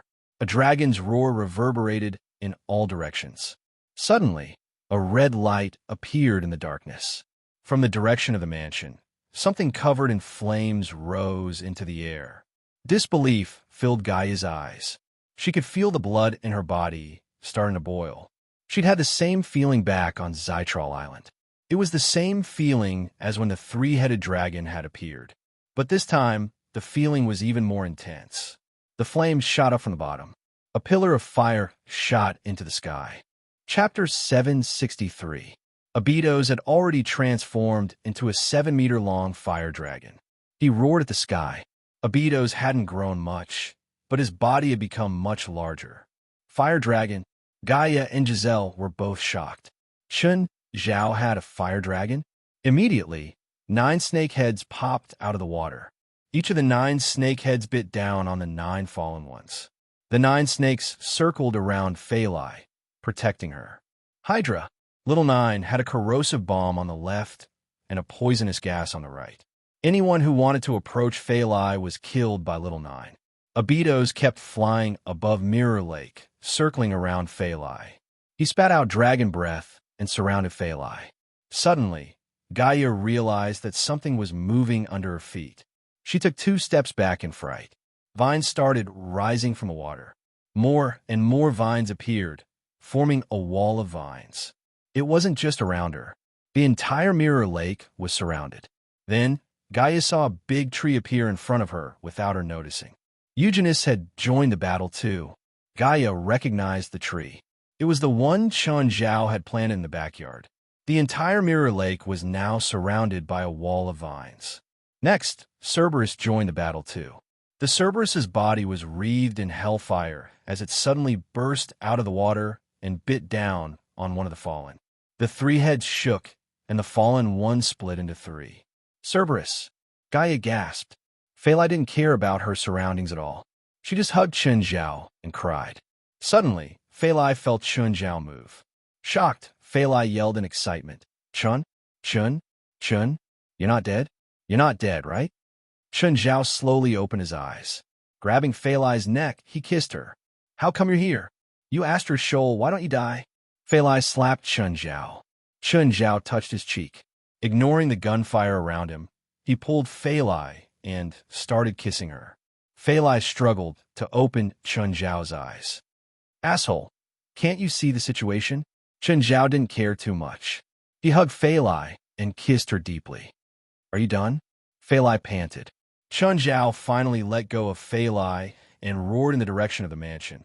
King Kong, come out. If you don't come out now, you'll never come out again. Seeing Chun Zhao stand up miraculously, Gaia's eyes were filled with surprise. Jin Gang came out of the villa. Although the water did not reach his calf, he was very scared. Abitos. Hearing Chun Zhao's cry, Abitos immediately landed beside him and started licking Chun Zhao's face. Send Phalai to the shore. You and King Kong will protect her. Chun Zhao placed Phalai on Abitos' back. Abitos successfully sent Phalai to the shore. Giselle stared at him in disbelief. Just how many legendary creatures did this guy raise? Fire Dragon, Hydra, Cerberus. There was also the incredible Treant. These three could be said to be the most representative legendary creatures of the West. Now, she had seen all of them in one night. Asterisk, asterisk, asterisk, asterisk, asterisk, asterisk. The second round is starting. Chun Zhao looked at the fallen.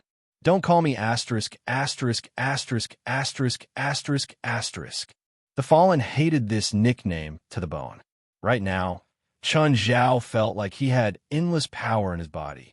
Kill him. The fallen ordered all the fallen. You want to compete in numbers? You make it sound like I'm scared. The gargoyles also made their move. The gargoyles that were flying in the sky kept teasing the fallen. The two sides fought in the sky above Mirror Lake. The gargoyles might not be strong, but their greatest characteristic was that they were almost impossible to kill. Just then, a figure as large as the fallen jumped out of the water.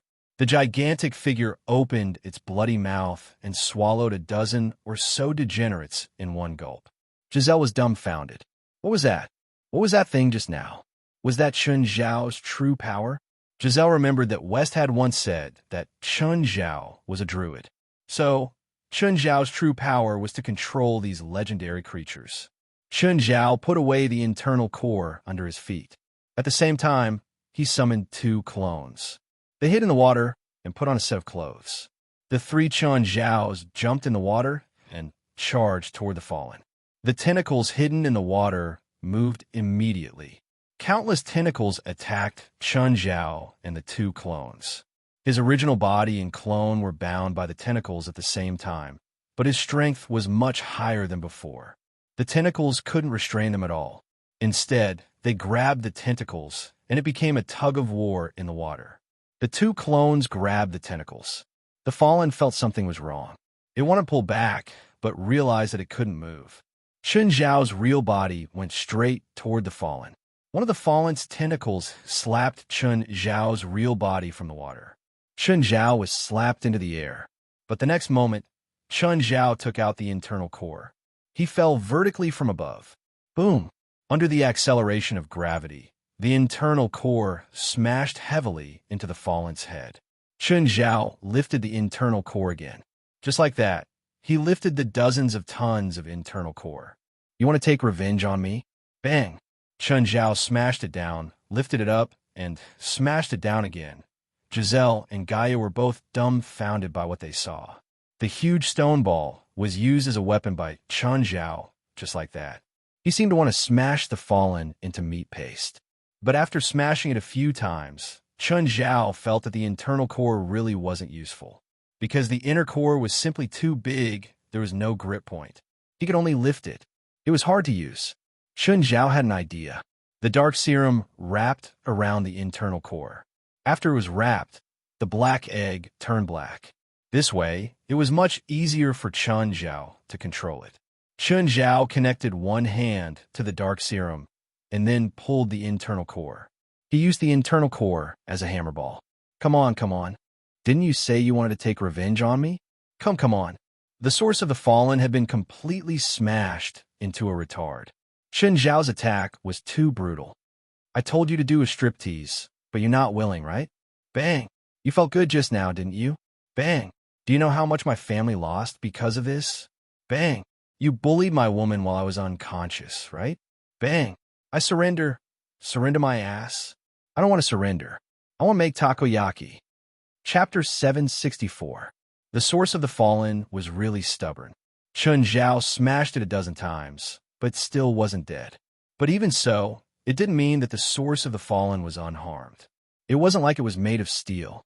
It couldn't be smashed into the ground by a stone ball that weighed dozens of tons. Anyone would be beaten senseless. Giselle was dumbfounded. Since when was the once arrogant source of the fallen so weak? No, it wasn't that it was weak. That man was too terrifying. Chun Zhao's two clones also joined in the beatings. The three punched and kicked. They wouldn't stop until the source of the fallen was smashed into pieces. Come on, let's do a striptease. Come on, if possible, the source of the fallen really wanted to do a striptease for Chun Zhao. But Chun Zhao realized that he really couldn't beat it like this. The source of the fallen was too tough. After all, it was a freak that recovered quickly. Human, you can't kill me. Give up, the source of the fallen said. It knew that it couldn't beat Chun Zhao now, so it gave up resisting. But its recovery speed was shocking. A dead pig wasn't afraid of boiling water. Chun Zhao called Gaia to his side. Gaia, cut off his body parts. Do what? Gaia asked, confused. This thing recovers too fast. No matter how hard I hit it, it can still recover quickly. Then what do we do? My pet likes to eat him, Chun Zhao said. Feed my pet first. Chun Zhao's pets of various sizes all came. To them, the source of the fallen was just a giant roast lamb. No one was polite. They went up and tore at the source of the fallen in a few bites. Meanwhile, Gaia and Chun Zhao started cutting off the flesh of the source of the fallen and throwing it into the water for Amon to eat. They completely treated themselves as butchers. Giselle moved closer and looked at Chun Zhao and Gaia, who were covered in blood. Even though they weren't enemies, the water scared Giselle quite a bit. Giselle looked into the source of the fallen's eyes. Suddenly, a thought drilled into her mind. Chun Zhao seemed to feel it. He turned to Giselle. If you're controlled now, I'll cut you up and feed you to the dogs. Giselle shivered in fear and sobered up. Sometimes, fear is the best way to stay awake. Chun, we can't. This guy recovers too quickly. We can't kill him at all. Soon, the pets were full. Only Amon could continue eating, but the source of the fall had recovered. Call Eris. She has a magic book with a way to seal it. The rain did not stop, and the water was almost over the first layer. Alice finally arrived. Of course, she was accompanied by the other members of the association. However, they came by speedboat. At this time, the whole of Los Angeles had become a lake, and cars could not move at all. Giselle, why are you here? Where's the president? Giselle didn't dare to get close to the source of corruption. She pointed at Chun Zhao on the other side of Mirror Lake. Chun Zhao was still beating up the source of the fallen. Gaia was already exhausted and was brought back to the villa to rest. Fuck! What a fuck! Could that be the source of the fall? That's him. Alice nodded. It can't be that you want us to join the battle, right? We can't handle it, Wes said. The president already defeated him, but he can't kill him. So he called Alice over and told her to seal the source of the fall. I'll go over there. Don't go over. I was almost controlled by the source of the fall. Giselle hurriedly pulled Alice back. Apart from the president and Gaia, it'll be hard for everyone else to avoid it. But if a list doesn't go over, how can we seal the source of the fall? Let the president's pets deliver the message, Giselle said. She saw that Chen Zhao's pets were delivering messages for Chen Zhao and Fei Lai. Fei Lai only had to say a few words to a pet, and the pet would deliver the message to Chen Zhao. These pets would also not be controlled by the source of the fall. Chen Zhao was exhausted too. After all, he'd fought for an entire night.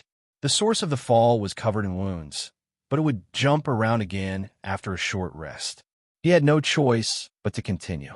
Chen Zhao used a few sharpened trees to nail the source of the fall to the ground. Eugenius also used vines to tie the source of the fall into a dumpling. But he couldn't continue like this. Chen Zhao would eventually get tired too. After being struck by lightning, Chen Zhao's stamina had greatly increased again, but there was still a limit. Just then, Abidos flew over. Ada, the human girl over there, said that she doesn't have enough power to seal the source of the fall. So there's no other way? Chen Zhao asked. If Alice couldn't do it, he could only release the source of the fall. But if he released the source of the fall this time, he really wouldn't have a chance to kill it again. Plus, he made such a huge enemy this time that the source of the fall might stab him in the back. She said that there's no way to seal it completely. What does that mean? I don't know. Go back and ask before coming back. A while later, Abidos returned. Ada, the human girl, said that there's a loophole in her seal. Just then, the source of the fall stopped. You've already beaten and scolded me. Why do you still want to seal me? The source of the fall exploded. It waved its tentacles again. Chen Zhao saw that the situation was bad. They were going to fight again. Chen Zhao suddenly thought of an idea. The source of the fall was an alien god. So there should be a core to make a foundation treasure in his body, right? If he took the core, who knew if the source of the fall could still be so arrogant? In for a penny, in for a pound. Chen Zhao took out the bronze sword, covered it with the dark serum, and stabbed it into the source of the fall. The dark serum seeped into the source of the fall. It felt extreme pain again. It wasn't a stranger to this pain. Last time, just a little bit of the dark serum had tortured it for 2 months. This time, it wasn't just a little bit. The source of the fall waved its tentacles wildly again. The people in the distance were shocked. Only Chen Zhao could fight against such a monster. If it were them, a single tentacle would probably be enough to send them flying. Large amounts of dark serum seeped into the source of the fall and started wreaking havoc inside. Chen Zhao hacked at the tentacles outside. However, the source of the fall was even harder to deal with when it went crazy. Chen Zhao grabbed the source of the fall and hammered it left and right. Chapter 765. No. The fallen source struggled with all its might. If he didn't fight for his life now, he would really die. He could feel Chen Zhao's dark serum seeping into the depths of his body, trying to take over the core. But the fallen source's struggle didn't stop Chen Zhao's goal. The moment the dark prime fluid came into contact with the core, it suddenly expanded. With a puff, the fallen source's orifices, mouth, nose, and eyes spewed out large amounts of dark serum. The fallen source lost all signs of life and stopped moving. Chen Zhao sat on the ground, exhausted. Everything was finally over. The sky was starting to brighten. Everyone looked in the direction of the light. That asterisk wasn't moving anymore. Chen Zhao also sat on the ground. Everyone was still in a state of shock. It was finally over. Giselle stared at Chen Zhao in disbelief. She didn't expect that the scariest person in the association wasn't Gaia, but Chen Zhao. After a while, Chen Zhao dragged his tired body back to the mansion. Everyone looked at Chen Zhao. President, you're really too amazing. You're the one in my heart. Shut up. I'm really tired now. Get out of here, all of you. I'm going to rest. Chen Zhao had a bad temper. Everyone knew that Chen Zhao always kept his word. Now that Chen Zhao had spoken, they all ran away. Chen Zhao only left Gaia behind to treat her injuries and arrange a guest room for her to rest. Chen Zhao pulled Fei Lai, who hadn't slept all night, into the bedroom. Chen, I was scared to death last night. I thought. As Fei Lai spoke, tears welled up in her eyes again. I'm sorry for making you worry. Chen Zhao didn't want Fei Lai to know about the danger he'd faced in the past because he didn't want her to be sad. Chun Zhao was very tired. Fei Lai was also very tired. In his haze, Chun Zhao suddenly saw an image. A memory that shouldn't belong to him appeared in his mind. Chun Zhao was shocked. Where did this memory come from? Chun Zhao was very conscious now. Run. This memory gave Chun Zhao the feeling that he was running for his life. He'd escaped from the fog. He was surrounded by the vast ocean. Chun Zhao immediately realized that the extra memories he had were the memories of the fallen. It was clearly from before the fallen source was sealed. But he seemed to have escaped from somewhere. Was there something chasing after him? However, with the fallen source's strength, what could possibly kill him? One had to know that the fallen source's strength was not something that a cat or dog could compare to. For example, the three-headed dragon could probably be easily taken down by the fallen origin. But Chun Zhao could feel the fear of the fallen. He was still surrounded by the boundless ocean, and the source of the fallen had been drifting on the ocean for who knew how long. All of a sudden, a ship crashed into the... Then Chun Zhao opened his eyes, holding his head. At that moment, he really felt as if he was the source of the fall. What the hell? Could it be that I've been controlled by the source of depravity? At this moment, the sun was shining brightly outside the window. The black wind was long gone, and the heavy rain was no longer pouring down. When Chun Zhao went downstairs, he saw Fei Lai and Gaia chatting in the yard. The flood had subsided, and the underlings were cleaning up inside and outside. Hearing his footsteps, Fei Lai called out in surprise, "Chun, you're awake. How many days did I sleep?" "It's one day longer than the last time, 75 hours. It seemed like he was really tired this time." "Gaia, how's your injury?" "I healed a long time ago." Gaia's body was also extraordinary. "Chun, are you sure our kids won't get a stomach ache after eating that monster?" Fei Lai asked. In the past 2 days, she'd realized that the pets at home ate the corpses of the fallen source every meal. No matter what she prepared for them, it was useless. They clearly preferred the corpses of the fallen source. "It's fine," Chun Zhao said. "They just like it. Unfortunately, I won't have a chance to eat it in the future." Mirror Lake had calmed down, but some things brought by the storm and flood couldn't be cleaned up so quickly. For example, the nearby swimming pool was now filled with mud from the waterfall. Of course, with the hard-working underlings, Chun Zhao and Fei Lai didn't have to do anything themselves. Seeing that Chun Zhao was better, Gaia left after lunch. As soon as Gaia left, Chun Zhao started kissing Fei Lai. LA had a storm and a tsunami this time, but there weren't many deaths. A couple had died, and they'd gone to the beach on a stormy night. Just as Chun Zhao and Fei Lai were getting intimate, Wes called. "President, I heard from Gaia that you're awake," Wes said. "I was just sleeping," Chun Zhao said in annoyance. "What do you mean I'm awake? Do you know how to talk?" "President, we've received all the funding for this year. Do you want to come and host it?" "How much?" Chun Zhao's eyes brightened. $5 million. "How much do I need to renovate my office?" After kissing Fei Lai goodbye, Chun Zhao hurried to the headquarters. As soon as he left, his phone rang again, but he'd left his phone at home. Fei Lai picked it up. "Hello. Hello, are you Mr. Zhao? Is this Mr. Chun?" "No, I'm his girlfriend. I left his phone at home. How can I help you?" When he arrived at the headquarters, Chun Zhao subconsciously touched his body. He'd forgotten his phone. Whatever. He wouldn't lose his phone at home anyway. Plus, there wasn't anything shameful in his phone. Entering the conference room, everyone looked at Chun Zhao. The people who'd been chatting happily immediately shut up. Now, as long as Chun Zhao appeared in the conference room, no one dared to disturb the order in the room anymore. "President, these are the results of the past 6 months. You can read them yourself." Chun Zhao rolled his eyes at West. He'd only joined the association for less than 3 months. How had he read them? Why did the United States also put on such formalism?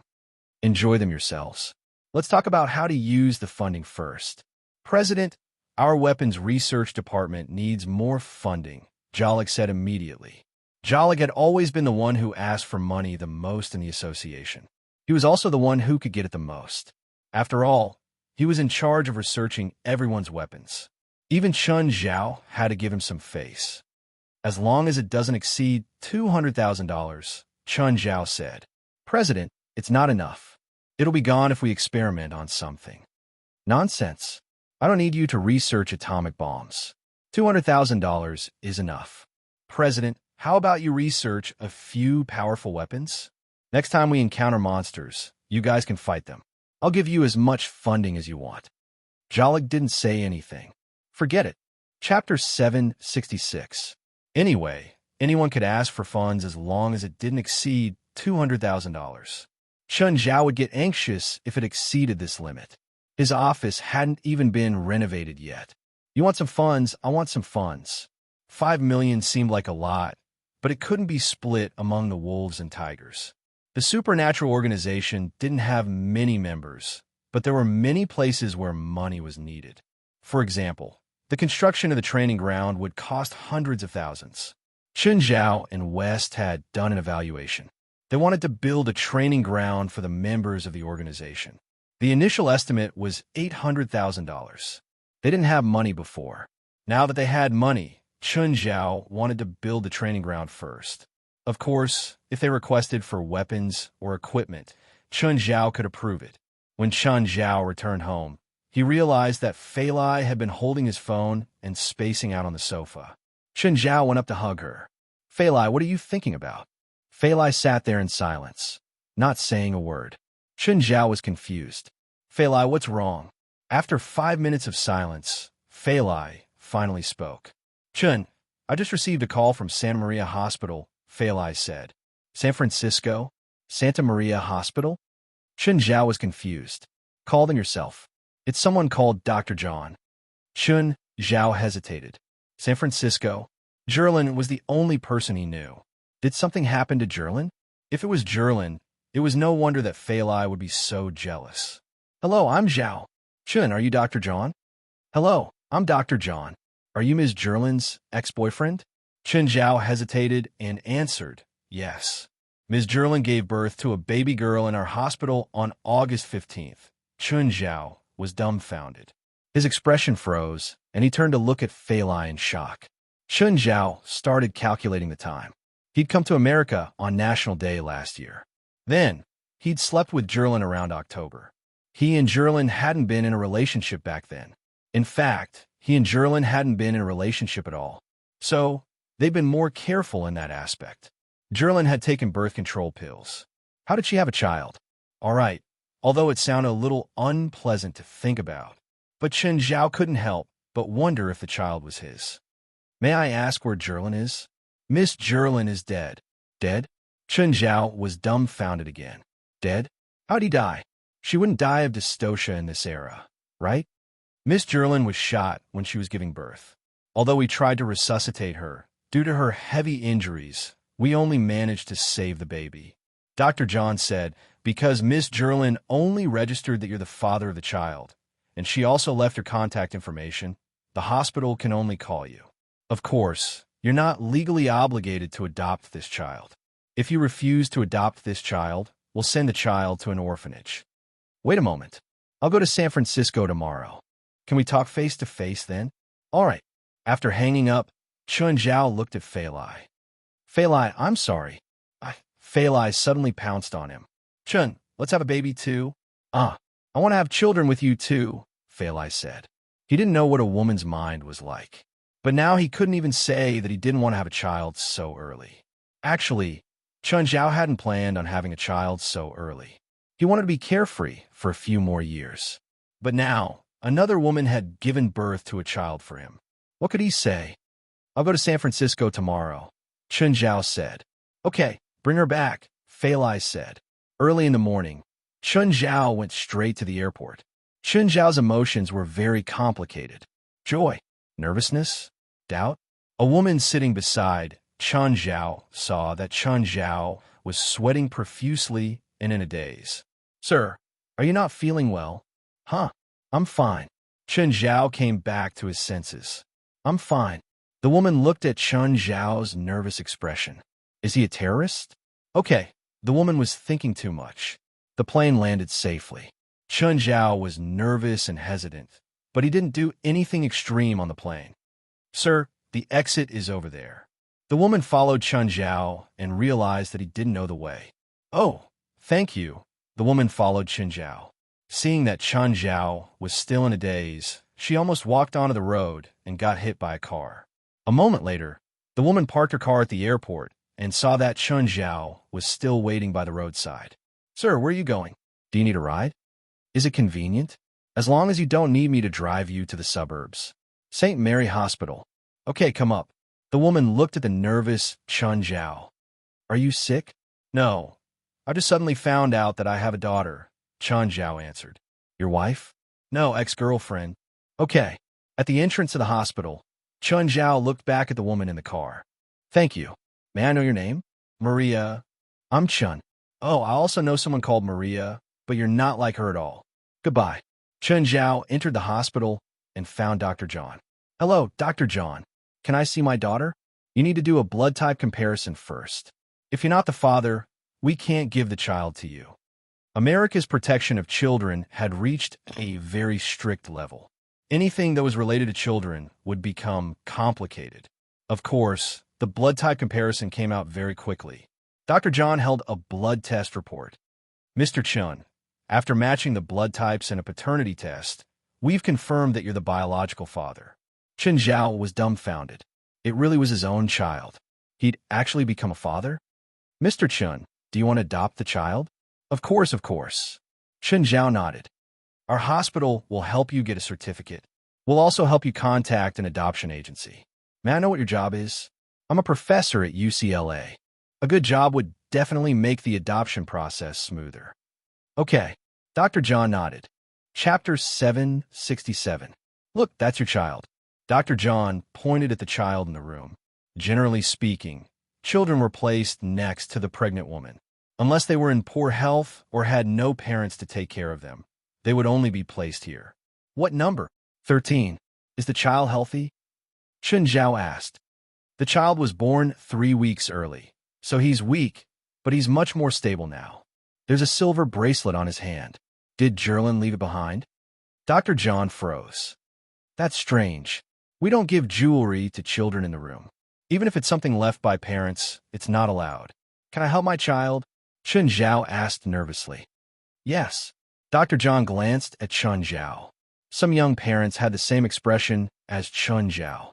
Sorry, you're not allowed to touch the child before the adoption process is completed. Okay, how long will it take? If there are no accidents, it can be done in 1 or 2 days. Okay, thank you. Just then, a woman in black professional attire walked over from the other side of the aisle. She walked with the wind, and her gaze was as sharp as a dagger. Dr. John, I'm taking my niece away now. I don't want to hear any excuses. I'm her only guardian. Sorry, Ms. Alex, you're not the first guardian now. He is. John pointed at Chun Zhao. Chun Zhao froze for a moment and looked at Ms. Alex in confusion. Before Jerlin was admitted, she recorded that the child's father is this Mr. Chun. After a paternity test, this Mr. Chun is the child's father. Alex stared at Chun Zhao aggressively. I don't care if you're Jerlin's father or not. Name your price, as long as you give up custody. Sorry, I don't plan on that. Chun Zhao turned his head, ignoring Alex. Why should someone else take care of his daughter?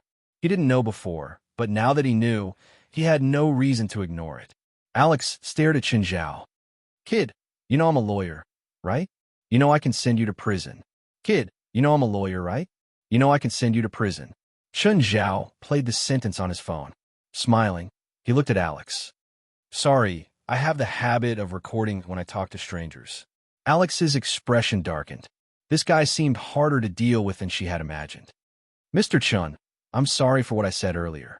Alex's tone and attitude suddenly changed, and she softened. Jerlin and I were sisters, and my heart aches for Jerlin's death. This child is Jerlin's only hope in this world, and I hope to take care of her personally. I can provide her with the best living conditions and education. The best education for a child is to stay by their parents' side, Chun Zhao answered. Now that Jerlin is gone, I have the responsibility to take care of her. But you and Jerlin broke up a long time ago. You should have a new relationship now, right? If you have a child in your life, it should have a huge impact on your original life. Any family that has a child will change, but my girlfriend and I will try our best to adapt to this change. Seeing that she couldn't get through to Chun Zhao, Alex showed her true colors again. Jerlin's child will never be adopted by an outsider. I'm not an outsider. I'm her biological father. Apart from blood, you have no relationship with the child. Blood is already a very important relationship. You can't give the child a good life. I'm a university professor. I can also submit proof of my income and assets. I have the ability to provide the best life for the child, and I can also guarantee that she will receive the best care. Alex realized that Chun Zhao was harder to deal with than she had imagined. Chun Zhao's work gave him enough capital. She had to admit that if the adoption agency made the decision, she wouldn't have much of an advantage. Against Chun Zhao, the biological father, she wouldn't have enough of an advantage as an aunt. Between a lawyer and a university professor, the adoption agency would most likely decide that Chun Zhao was the biological father. The adoption agency would first decide if the child was related by blood. The parents would definitely be the top priority. After Jerlin passed away, the only people who could be related to the child were Chun Zhao, the father, and Alex, the aunt. If the child's biological father was a scoundrel or a gangster, Alex could manipulate things and even send the father to prison, then obtain custody and custody. But now, Chun Zhao's job was to be the best caregiver. Even if Alex was a billionaire, she couldn't compare to a university professor. You two, if you have any disputes, can you discuss it outside the hospital? This is the hospital, and there are 20 children in the isolation rooms. I won't give up. Alex left angrily. Chun Zhao shrugged. Dr. John, I hope that the adoption certificate can be done as soon as possible. It's best if it's done within 24 hours. If possible, I'm willing to donate $1 million to the adoption agency and the hospital. Chun Zhao could tell that Alex wasn't a kind person. He didn't want to drag things out. It was best to cut the Gordian knot and bring the child to him as soon as possible. Dr. John's eyes brightened. Okay, I'll go and supervise. Then I'll have to trouble you. Chun Zhao kept looking at the child through the glass window. At the moment, the child was sleeping peacefully. Her soft cheeks were a bit rosy. Chun Zhao's heart had never felt so peaceful before. It was as if just looking at her like this was more comfortable than anything else. Mr. Chun, I'll be leaving now. Okay, goodbye. Just as Dr. John was about to leave, a woman in a hospital gown rushed over and grabbed him. Dr. John, where's my child? Where's my child? Tell me, where did my child go? Tell me. Mrs. Rouse, I don't know either. The police are investigating now. Please wait patiently. You lost my child. Get it back to me. Get it back to me. The woman continued to wail and cry. Chun Zhao frowned. Would a child go missing in this hospital? Chun Zhao couldn't help but worry. He couldn't bring the child with him now. He was even more worried. Chapter 768. A group of police officers came to St. Mary's Hospital. It wasn't their first time here. In 2 months, there had been 3 cases of missing babies. This also caused chaos in St. Mary's Hospital. The 3 girls were stolen from the isolation rooms, right? Yes. Is there surveillance? Yes. Dr. John was an obstetrician. Although he wasn't a nurse, he had to cooperate with the police. A few police officers looked at the screen. Who's the Asian sitting outside the isolation room? He's from Los Angeles. He's the father of one of the children in the isolation room. Oh, the mother is Miss Jerlin, who was sent to the hospital half a month ago. She died from severe injuries. Oh, he's the father? The police officers were surprised. Let's not talk about this. Let's adjust the footage to the time before the babies disappeared. In the screen, a man in a cloak carried a child out of the isolation room. The caregivers and doctors along the way turned a blind eye to the person carrying the child. Is he from your hospital? No, I don't know him at all. Then why didn't the people along the way react when a stranger carried a child out of the isolation room? Dr. John's expression was also very ugly. He couldn't answer either. The people along the way didn't seem to see the man at all. It's the same person who carried the child out 3 times. He's dressed the same too. He's not a hospital employee, but the people around don't seem to see him at all. Captain, what do we do now? Apart from this video, there are no other clues. Issue a warrant. The captain shook his head. Oh, you guys go back to the station first. Chun Zhao was dozing off in front of the isolation room. Suddenly, a voice woke him up. Hey, buddy, how are you? Chun Zhao looked up. and saw a mustached police officer. "Hi, what's up?" Chen Zhao asked. "Are you Zherlin's ex-boyfriend?" "Yes." "Are you here to see the child?" the mustached officer asked. "I'm here to take the child home," Chen Zhao said. "But the adoption documents aren't done yet. Do you want to go out for a drink?" "Thank you, but I want to stay here," Chen Zhao said. "I heard that there have been cases of missing babies in the hospital. I'm worried about my daughter." The mustache man sat beside Chen Zhao. "Zherlin is my colleague, Eli Ross, but we're not on the same team." "What a pity. She's such an outstanding cop." "Can you tell me how Zherlin died?" Chen Zhao asked. He didn't know if he would still be with Fei Lai if he'd known that Zherlin was pregnant. Some things could never be verified, but the guilt he felt towards Zherlin was real. "I'm not sure about the specifics, but I know that she was investigating a case that happened many years ago before her accident, and she seemed to have obtained crucial evidence." "What case?" Chen Zhao asked. "North Beach shipwreck," Eli Ross said. "This case is a man-made accident." "Probably," Eli Ross said. "I still have something to do. I'll leave first. Goodbye." "Goodbye." After Eli Ross left, Chen Zhao took out his phone and typed in North Beach shipwreck. The accident had happened 8 years ago. At the time, a sightseeing boat had left the North Beach harbor, but 30 minutes after leaving, it suddenly sank into the water. At the time, there were 58 crew members and tourists on the boat. The rescue team arrived within 15 minutes. 28 people were killed in the accident, and 30 were rescued. Chen Zhao looked through a few similar news articles, but the content was similar. There was no more information. Chen Zhao was unfamiliar with San Francisco, so he didn't know where to start investigating. However, Chen Zhao's main concern now was to get custody of his daughter. As for helping Zherlin find out the truth behind her death and his unfulfilled wish, he could do that after this was over. "Help me investigate someone. I want all the information on this person. It'd be best if you can find out if he has a criminal record, a history of drug abuse, or sexual orientation." Alex was very unwilling. From her point of view, the custody of the child should belong to her. She was the closest person to her child, not the man who'd only given her one sperm. "Tell me the name of the person you want to investigate." "Zhao is a professor at UCLA. Here's 10,000 as a deposit. If you can find any bad records, I'll pay you 50,000 more."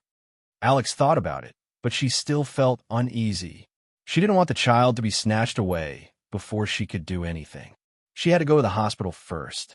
If the adoption agency's documents came, she could stop in time. Chen Zhao had been sitting outside the isolation room for 10 hours.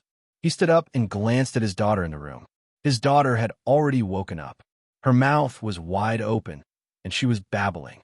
Just then, a nurse came over and opened the room to check every baby. Just then, the nurse came to Chen Zhao's side and picked her up. Chen Zhao saw that the nurse was about to carry the child out and immediately went to the door. "Madam, what's wrong with my daughter? Where are you taking her?"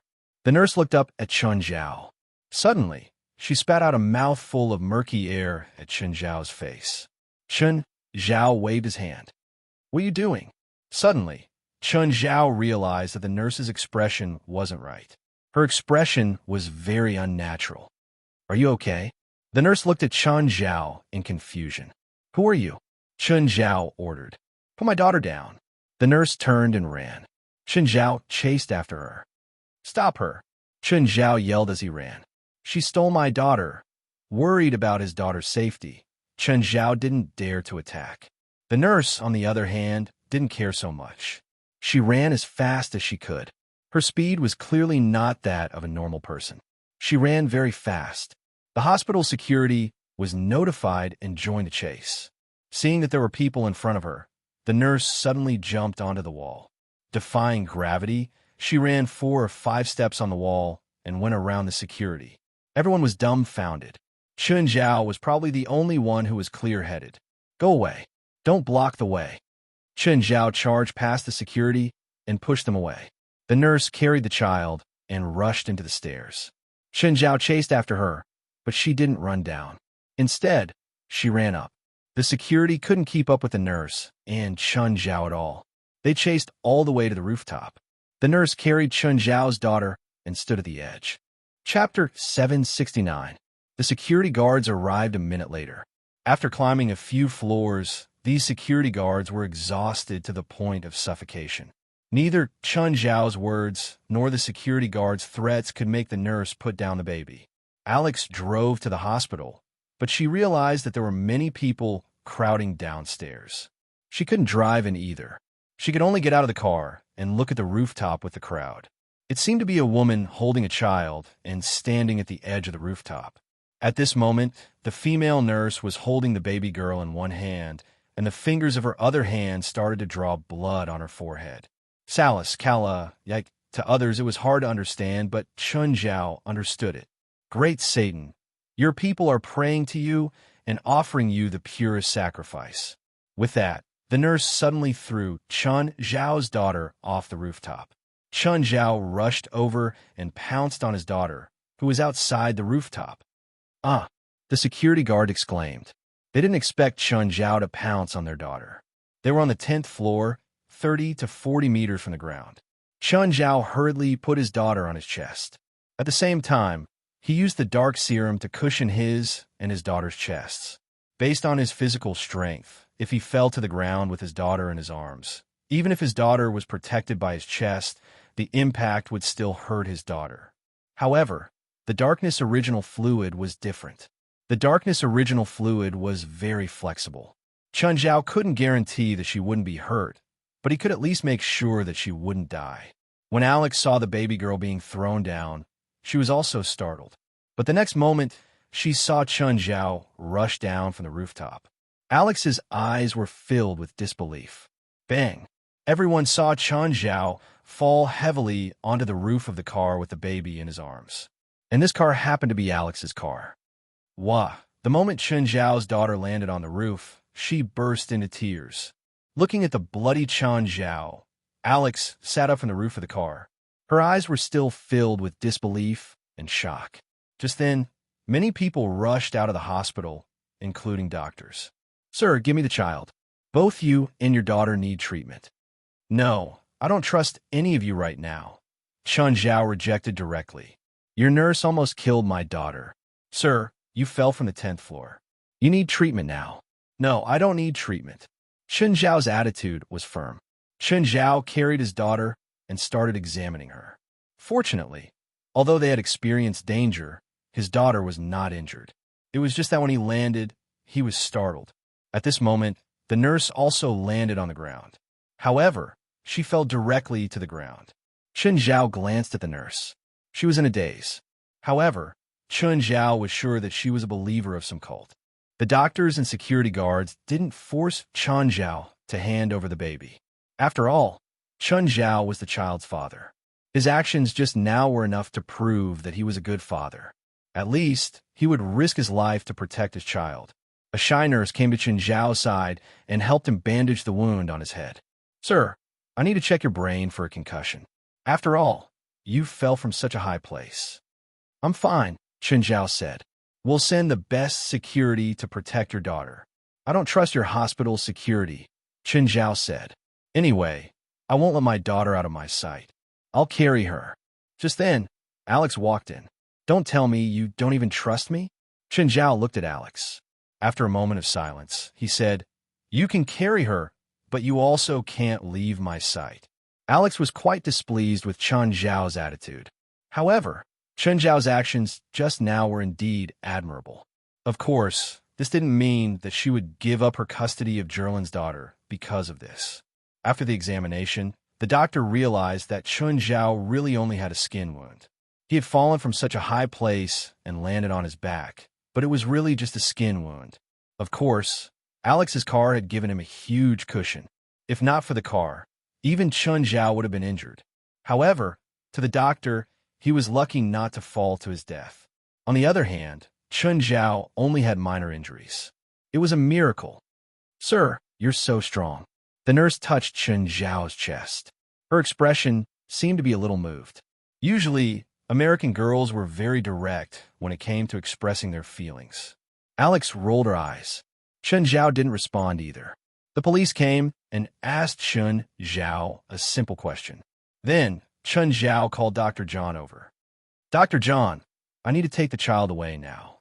Mr. Chun, Your procedures haven't been completed yet. Then I'll sue your hospital. Chen Zhao didn't plan on reasoning with Dr. John. His daughter had almost lost her life because of their mistakes. How could he reason with them? Chen Zhao didn't expect that his first contact with his daughter would be under such circumstances.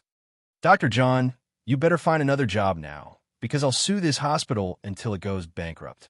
Mr. Chen, can I report this to the director? I can't make the decision. I don't want to wait too long. I'll give you 20 minutes. Dr. John hurriedly ran away. Alex glanced at Chen Zhao. She was still hugging little Jerlin. You haven't gotten the adoption documents yet, so you don't have the right to sue yet. Give me the child. I haven't hugged my daughter enough. Alex looked at the child in her arms and finally gave it back to Chen Zhao. As soon as the girl returned to Chen Zhao's arms, she immediately started giggling. She tried to touch Chen Zhao's cheek with her soft hands. Why did you break up with Jerlin? Alex asked. We can't be considered boyfriend and girlfriend. She's just an accident. I didn't even know of her existence before this. If you think that she's an accident, I don't mind adopting her. No, Chen Zhao replied firmly. Since I already know who my daughter is, I won't let her stay with someone else all alone. Name your price. Chen Zhao glanced at Alex. You'll have a child in the future too. It's immoral to take a child away from her parents. Chapter 770. A while later, Dr. Johann returned. Mr. Chen, the director has agreed, but before the adoption certificate, please don't leave San Francisco. Okay, got it. Chen Zhao carried his daughter out of the hospital. Just then, Alex's car stopped before Chen Zhao. Where are you staying tonight? Didn't I smash your car just now? It's not a car. What's so strange about that? Alex said, if you don't have a place to stay, you can stay at my place tonight. No, Chen Zhao rejected. I plan on staying at a hotel. Get in. My place isn't a tiger's den. I'm just a stranger to you, right? How can I bring a stranger home without worry? You can save my Jerlin. I believe you're not a bad person. Chen Zhao sat in Alex's car. Who named Jerlin? Jerlin? No, I did. I think it suits her, Alex said. Chen Zhao considered whether to accept the name. Jerlin Chen? Her Chinese name would be Chen Jerlin, or Chen Gu, or Chen Lin. Chen Zhao caressed his daughter's cheek. Perhaps she was the continuation of Jerlin's life. Okay, I'll call her Jerlin from now on. Chen Zhao thought about it. Let's go to the supermarket and buy some milk powder and baby products. Yeah, I almost forgot. Alex's house was in a duplex apartment building. From the environment and location of this duplex apartment building, it could be seen that Alex's income was quite high. After putting down his luggage in the guest room, Chen Zhao took out his phone. West, bring all the people from the association to San Francisco tomorrow. President, why are we going to San Francisco? A public holiday, Chen Zhao said. Really? Of course. Just then, Alex knocked on the door. Only then did Chen Zhao realize that Alex was standing at the door. Thankfully, he didn't say anything over the phone. I made a bottle of milk powder for Jerlin. Thank you. Chen Zhao took the bottle and Alex asked, Oh, do you want something to eat? Anything? A moment later, Alex saw Chen Zhao carrying Jerlin into the dining room. You can put her down for now. I'm absolutely safe here. Maybe I'm too nervous, Chen Zhao said. Alex looked at Chen Zhao. She knew that if Chen Zhao wasn't there for the accident today, Jerlin might have died. Therefore, she acknowledged Chen Zhao as her father. Perhaps he was still acting inexperienced now, but at least he was willing to sacrifice for little Jerlin. What do you teach at UCLA? Chinese medicine. The next day, when Alex woke up, she found little Jerlin on the sofa. Just when she thought that Chen Zhao was being irresponsible, she realized that he was working out in the gym through the glass door. Alex laughed self-deprecatingly. This guy was probably a slave to his daughter. Even when it came to fitness, he had to keep an eye on his daughter. Where do you need to go today? I'll see you off. No. Chen Zhao shook his head. I have my own things to do. All right then. Alex looked back at Jerlin. I won't give up on Jerlin. Chen Zhao glanced at Alex. I won't either. Chen Zhao put down the barbell in his hand. Are the things in your gym all this light? She rolled her eyes at Chen Zhao. This was for her own use. Of course, there wouldn't be any male equipment. My house's password is 544,211. If you want to come back, you can come in yourself. Chen Zhao shrugged. Then Alex went to work. How's the Asian I asked you to investigate? Chun Zhao, China. He has a green card and is a professor at UCLA. He's also an illegal doctor. Huh? He's an illegal doctor? That's right. Alex hesitated. Should she use this point as a point of attack? Do you have direct evidence? No. His customers are all rich. My people can't even come into contact with rich people, let alone get them to testify. Does he have any other bad records? No criminal record, but he killed someone in self-defense and went to the police. Are there any loopholes? No.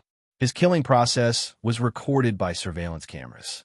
Also, the person he killed was an internationally wanted criminal with a very bad crime, so it was perfectly justifiable for him to kill someone. Alex was a bit disappointed, but also glad. She didn't have a bad impression of Chun Zhao. If she used murder as an attack point, she might destroy him. How's his work attitude? How's his reputation at UCLA? He's very influential in UCLA and has a very good personal relationship with the principal of UCLA.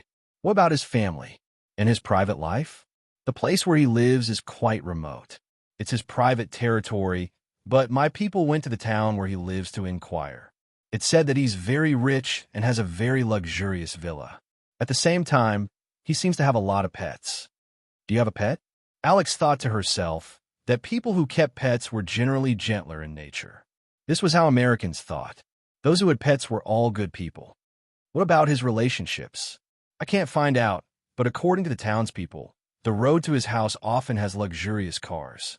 Is there any other information? His girlfriend is a member of the Coastal Rescue Team. Her name is Faylai Jones. She has no bad records. He's like a blank piece of paper, Alex said, somewhat annoyed. What a headache. If she only used a legal medical practice as an attack point, it wouldn't be enough. She would at least need a witness or evidence, but that would be the most difficult. How did he meet my sister? When he first came to America, he met your sister, Jerlin. At the time, they met because of a fugitive, and since then, they have been in a relationship. The police in the previous police station where your sister and this Chinese man were previously and knew about their relationship, and the people in that police station also knew this Chinese man. How did they break up? Later, your sister came to San Francisco, and they broke up because of that. Between your sister leaving L.A. and the accident, they only talked 4 times. They probably broke up because of the distance. Does he have any mental illness or something like that? Chapter 771. President, we're at the gate now. Where are you? I see you guys. Walk a few more steps. I'm at the outside of the gate. No. Where are you? Wes looked around, but still didn't see Chun Zhao. President, did you use some invisibility spell? Suddenly, Wes felt a hard kick on his butt. Looking back, he realized that Chun Zhao was right behind him with a baby in his arms. Because Chun Zhao was carrying the child, Wes subconsciously ignored Chun Zhao. This was actually a blind spot. It wasn't a curved corner. It was visual information that the mind automatically ignored. President, all the members stared at Chun Zhao, dumbfounded. A president carrying a child? Was he an imposter? This was completely different from Chun Zhao's persona. My daughter, Chun Zhao said. Chun, is there some kind of spell that can make someone pregnant and give birth in a few days? Gaia looked at Chun Zhao with glowing eyes. Can you cast one on me too? I want a child too, but a 10-month pregnancy is too long. There's no spell. It's not my and Faylai's child. President, did you cheat behind Madam's back? Fuck, I didn't cheat. Chun Zhao glared at West. If you dare to spout nonsense again, I'll rip your mouth off. Why do I feel like this isn't a vacation? West's mood suddenly turned sour.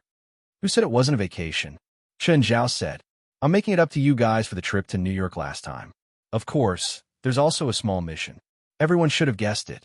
As expected, this wasn't a vacation at all. What mission? Yesterday, a cultist threw my daughter off the roof of the hospital. Everyone gasped. They weren't surprised that Chun Zhao's daughter was still alive. They were shocked that someone dared to treat Chun Zhao's daughter like that. Find them. I'm going to tear them apart, all of them. Chun Zhao looked at everyone. Can you do it? Everyone saw the horror and savagery on Chun Zhao's face. After all, even when facing the source of the fallen, Chun Zhao was still smiling mischievously most of the time. This made them think that Chen Zhao would never be serious. But now, they realized that it wasn't that Chen Zhao couldn't be serious. But when he was serious, he was actually a little scary. Clearly, Chen Zhao was really angry this time. However, this was understandable. He threw Chen Zhao's daughter off the roof. How big of a heart did he have to be to dare to do this? Was Chen Zhao really going to start a massacre this time? Hopefully, there aren't too many people in this cult. Even West didn't dare to say anything now. He could really feel the anger in Chen Zhao's tone. Go and find them for me. Yes, guild leader.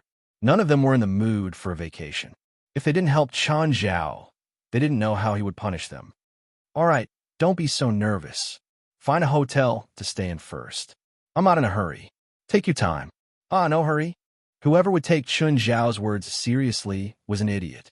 They didn't want Chen Zhao to ask them if they had any news. After arriving at the hotel, they weren't in the mood to enjoy themselves. They gathered in West's room for a meeting. Which direction should we start investigating? Pamela asked. She'd come this time too. She'd wanted to take a vacation. She didn't expect to encounter something like this. However, she also wanted to help out in this matter. After all, she didn't do much in the previous operations. As a result, she didn't have a high presence in the association. But she couldn't do anything about it. The previous operations were to hunt down the family, the second was in New York, and the third was to deal with the source of the fallen. She wasn't suitable to participate in any of them. This time, they finally had a chance to deal with the cult. Everyone had no idea how to investigate it all. Even Gaia didn't know where to start. Wes thought for a moment and said, "The only clue now is that cultist." The guild leader said she fell to her death. We can investigate her relationships, her social circle, her family, and friends. I'll go to the police station and get their files, Wes said. West, can we also get the police files? Of course, Wes said proudly. In an abandoned church in the suburbs of San Francisco. The church was in a mess. The cross in front was already crooked. There were dozens of people gathered here, all wearing black robes. The foreheads of these black-robed men were all engraved with different patterns using daggers. They were all Satanists. Just from a name, one could tell that it was a cult. Although America had freedom of religion, it also gave birth to many weird and even evil religious groups. Satanism was like this. Satanism's doctrine was the destruction of the world. Their actions were similar to terrorists. Of course, they wouldn't set off bombs or anything like that. But their actions weren't any worse than terrorists. Dozens of cultists gathered in front of the magic formation in the center, chanting demonic incantations. It was a satanic prayer, like a monk's or a Christian's prayer. Just then, a black-robed man walked out and said loudly, "Divil failed." She didn't sacrifice to our God. She wasn't devout enough. Her heart wasn't pure enough. Her soul will be punished. She won't be saved by our God before the apocalypse. The black-robed man looked at the other believers. Lord Serrera's can't wait any longer. In order to help Lord Serrera's return from the void as soon as possible, you must work harder to find those babies who meet the requirements and sacrifice them to His Majesty Satan. Leader, all the hospitals in the city are on high alert, a cultist said. It's hard for the people we've planted in the hospitals to succeed. Excuses, the black-robed man yelled. You haven't even tried, yet you think you can't do it. This only means that you're not devout enough. Who steps forward to receive His Majesty's gift? The black-robed man looked at the cultists. The cultists stared at the black-robed man with burning eyes. They knew what the so-called gift was. It was the power they dreamed of, the magical power that surpassed ordinary people. A dozen cultists stepped forward. I'm willing to serve His Majesty. Chapter 772. Alex, I'm going to move to a hotel. Chen Zhao called her. Why? Alex asked, dissatisfied. I just don't think it's convenient. Don't go yet. I'll come back now. She didn't have a good chance of fighting for custody with Chen Zhao. Now, that Chen Zhao was moving out with little Jerlin, she would have even fewer chances to interact with Jerlin. Chen Zhao and Alex had nothing to do with each other. Their only connection was little Jerlin. Chen Zhao didn't plan on provoking Alex either, so he had to draw a line first. Plus, Alex was going to fight for little Jerlin. They'd definitely have to fight in court in the future. It was better to draw a line as soon as possible. Chun Zhao took his luggage and picked up little Jerlin, leaving Alex's place. As soon as he walked out of the apartment, he suddenly felt someone watching him. Chun Zhao turned his head and realized that the gaze came from an official car across the street. There were 3 people in the car, and they were all armed. Did they recognize him? At this moment, the 3 people in the car also frowned. What's wrong with that guy? Did he notice us? Impossible. He can't see inside the car. Should we capture him to threaten that woman? Sure, let's do it. The 3 got out of the car and looked around. Then they walked toward Chun Zhao. We're the police, one of the bearded men said. Please come with us. Let me see your IDs, Chun Zhao said. Kid, behave yourself. The other man's hand was already on Chun Zhao's shoulder. The 3 clearly didn't think much of Chun Zhao. After all, he was carrying his luggage with one hand and carrying a child with the other. But Chun Zhao smashed the suitcase on the man's head. The other 2 immediately took out their guns. The gun was even equipped with a silencer. The police wouldn't equip their guns with silencers. Chun Zhao reacted quickly and snatched the bearded man's gun away. He also broke the man's wrist. Bayu, baby boo. Chun Zhao first shot the bearded man's thigh. Then he shot the other person 4 times. His hands and feet were all pierced by Chun Zhao. At this moment, Alex drove her car over. Chun, what's going on? Hearing that Chun Zhao was leaving, Alex hurried back. In the end, she saw this scene, which gave her a fright. I suspect that they're related to the people who want to hurt Jerlin, Chun Zhao said indifferently. They disguised themselves as police and were about to attack me. At this moment, another SUV stopped. Gaia and the others got out of the car. They were here to help Chun Zhao with his things. Alex looked at Gaia and the others and found that she couldn't tell who they were. It felt like this group of people was a hodgepodge. There were men and women, adults, and even children in this group. But when they saw the 3 people lying in a pool of blood, they were not afraid at all. After all, Chun Zhao was still holding a gun. Just then, they came before Chun Zhao. It seemed that they knew Chun Zhao. Chun, what's going on? Drag them into the car, Chun Zhao said. The 3 of them were pulled into the car by Gaia and the others. Alex, okay, we'll meet again if there's a chance.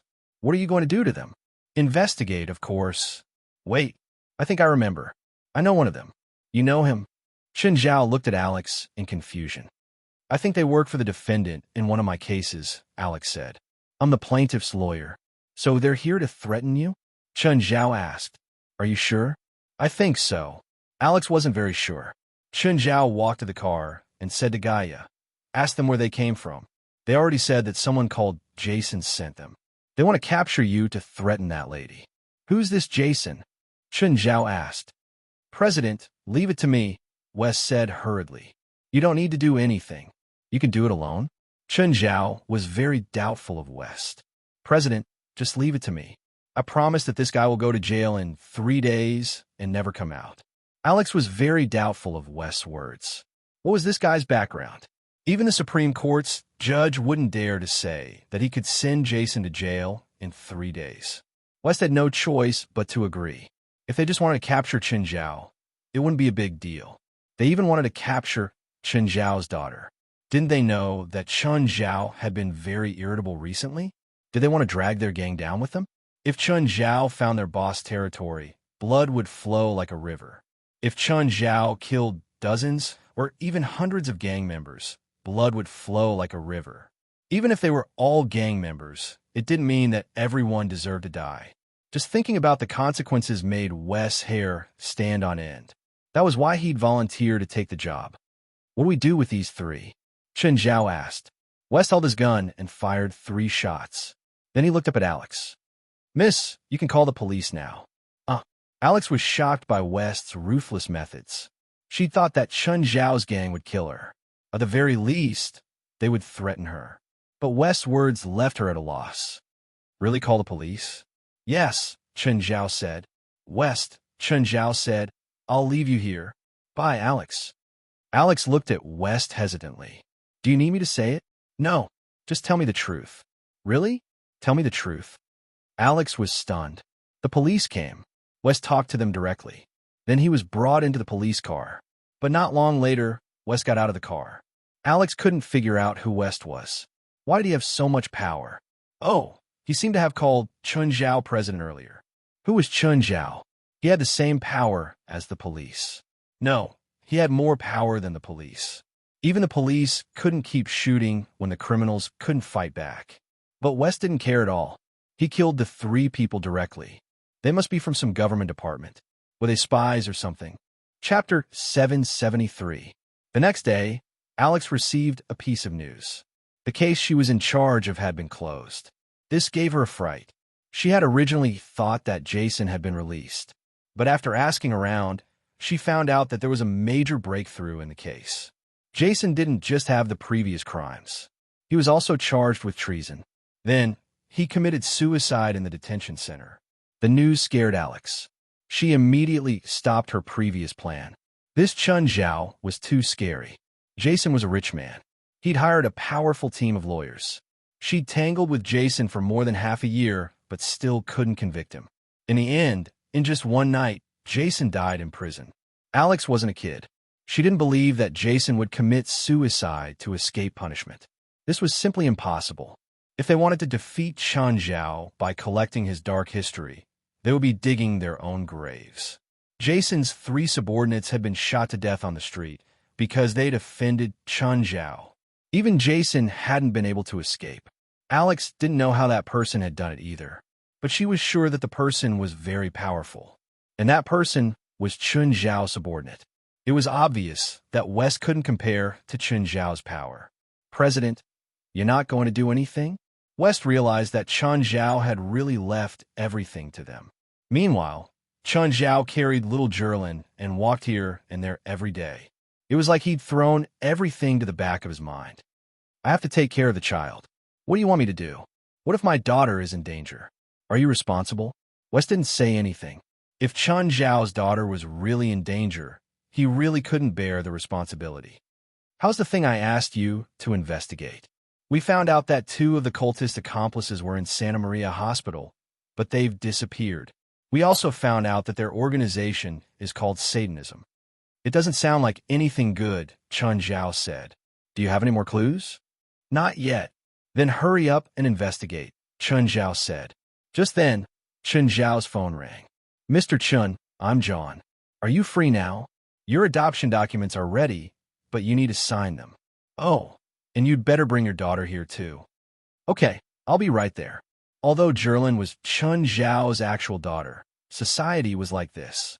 Without these documents, Chun Zhao wasn't Jerlin's legal father. Of course, if something happened to the adoption certificate, he couldn't guarantee that he wouldn't use other methods to take the child back. After all, Jerlin was his daughter. As long as the law could recognize them as father and daughter, Chun Zhao didn't mind following the law. But if the law couldn't uphold justice for him, he didn't feel the need to follow unreasonable laws. Chun Zhao excitedly brought Jerlin to the hospital. There were a few people in Dr. John's office. These people were from the child adoption agency.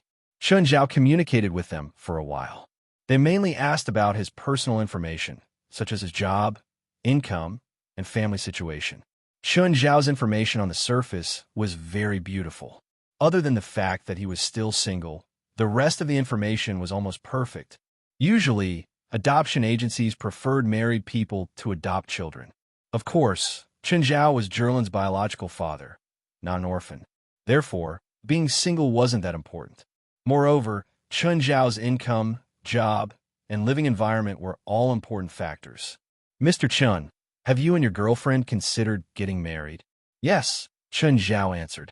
We'll consider getting married in the next 2 years. Marriage wasn't just for one person. Plus, Chun Zhao wouldn't force Fei Lai to get married just for Jerlin. That would be disrespectful to Fei Lai. Chun Zhao hoped that he would fully consider Fei Lai's thoughts and stance on marriage. He didn't want to say, "Give me the child and I'll get married immediately." Then have you and your girlfriend considered having children? Yes, that's also in our plan. What does your girlfriend do for a living? She's a member of the Coast Rescue Team. She belongs to the LA Angel Coast Rescue Team. She's a very kind person. She saved 20 people last month. These adoption agencies had a scoring scale. Generally speaking, if the child was above the passing line, they would be able to get custody. Fei Lai's work was also very good. Hearing Fei Lai's answer, the few people nodded in satisfaction. Then do you or your girlfriend have any bad habits? For example, alcoholism. You should have already gotten my information. My girlfriend and I don't pursue pleasure from that kind of stuff. We're both very healthy. We don't have any bad habits, including marijuana. Marijuana was very common in America. For example, the former president, Obama Guanhai, had smoked it when he was young. In fact, in the entire American society, more than 100 million people had smoked or tried it. At least 35 million people would try it a few times a month. California had just legalized marijuana this year. There is a saying in America, if you haven't tried marijuana, it's like you haven't gone to college. Chen Zhao did not comment on this, but he had never liked such things. He didn't flaunt his morals. After all, he wasn't a white sheep who'd just arrived in America. Right now, he was a wolf in sheep's clothing. However, in this kind of situation, one's own lifestyle was also a very big plus. Mr. Chun, I heard from the hospital that you jumped from the 10th floor to save your daughter when you saw her for the first time. Is that right? As a father, I can't let my child die in front of me. I just did what a father should do. To be honest, the people in the adoption agency had been working for a long time, but they had never seen an adopter with such a perfect record. Chen Zhao had even used his actions to prove that he was a good father. At least, he would protect his daughter at all costs. Even if Chen Zhao was Asian, they had no reason to reject his request. Please sign this document, a bespectacled woman said. Then you can take your daughter back. Chapter 774. Carrying Lil Jerlin, Chen Zhao walked to the door and shook hands with the people from the adoption agency again. Just then, someone touched Chen Zhao's back. Chen Zhao turned around and saw a male caretaker hurrying over with a baby in his arms. Chen Zhao reached out and grabbed the caretaker's shoulder. The caretaker turned to look at Chen Zhao. Sir, what's wrong? Where are you taking the child? Chen Zhao asked. Oh, the child's mother is waiting downstairs. I'm taking the child to see her. His mother is taking him out of the hospital. Why did I have to take him down? Why isn't she carrying him herself? The caretaker's expression changed. He shoved Chen Zhao away and tried to escape. Behind them, Dr. John's expression changed drastically. He immediately realized that this was another case of stealing a baby. Grab him. Chen Zhao grabbed the caretaker's shoulder tightly. The caretaker couldn't break free at all. The caretaker's shoulder was almost crushed by Chen Zhao's grip. Chen Zhao was still carrying the child in one hand, and the caretaker was also carrying the child. Therefore, Chen Zhao couldn't do anything else. The only thing Chen Zhao could do now was to grab the caretaker so that he couldn't exert any force. This was to prevent him from hurting the child in his arms. The hospital security guards came and snatched the child from the caretaker's arms. The other two guards pressed the caretaker to the ground. Only then did Chen Zhao let go. Just then, the woman from the adoption agency said, Mr. Chen, how did you know there's something wrong with him? The child's mother is a police officer, Chen Zhao said, smiling. Chen Zhao said with a smile. But when he said this, he felt a little upset. Although he and Jerlin had parted on good terms, he never thought that he wouldn't even have the chance to see her one last time. It was as if Jerlin had been having fun with him yesterday. But today, they would never see each other again. Suddenly, the caretaker who had been pressed down by the two guards flipped them over. He jumped up and pounced at the guard who was carrying the child. Give it to me. This is Satan's gift. Give it to me. Chen Zhao couldn't just stand by now. He turned little Jerlin's head to his chest and stepped forward, kicking out. Bang! Chen Zhao's kick landed on the male nurse's chest. Everyone could hear the sound of his bones cracking. Then, he flew out and smashed into the wall behind him.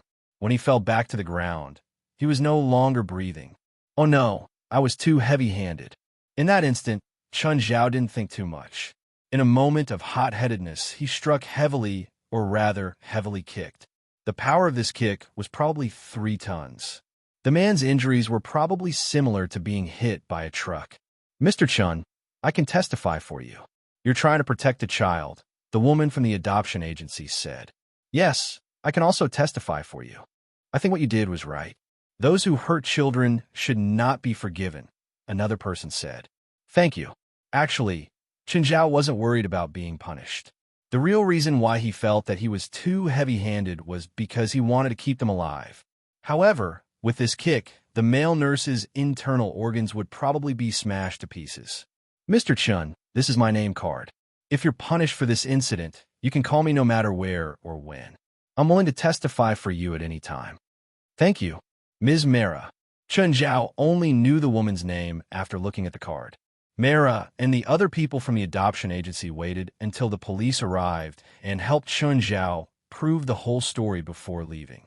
As for the cultist, he was indeed hopeless. Chun Zhao had sent him to God with a kick, or sent him to see his master, Satan. Before Chun Zhao walked out of the hospital, Gaia and West arrived.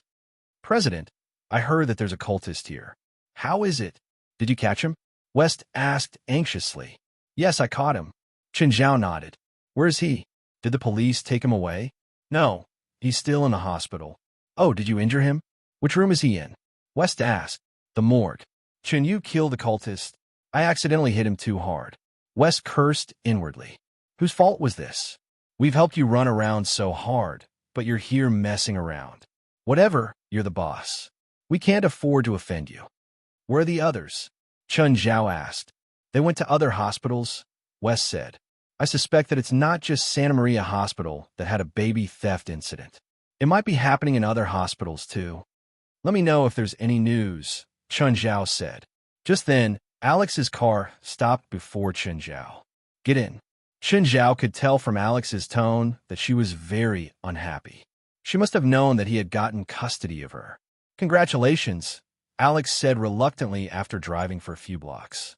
If she wanted custody again, Chun Zhao would have to make a mistake. Otherwise, she wouldn't be able to be Jerlin's guardian anymore. Alex, you'll have your own children in the future. Why steal Jerlin from me? I won't have children, Alex said, somewhat disappointed. Is there something wrong with your fertility?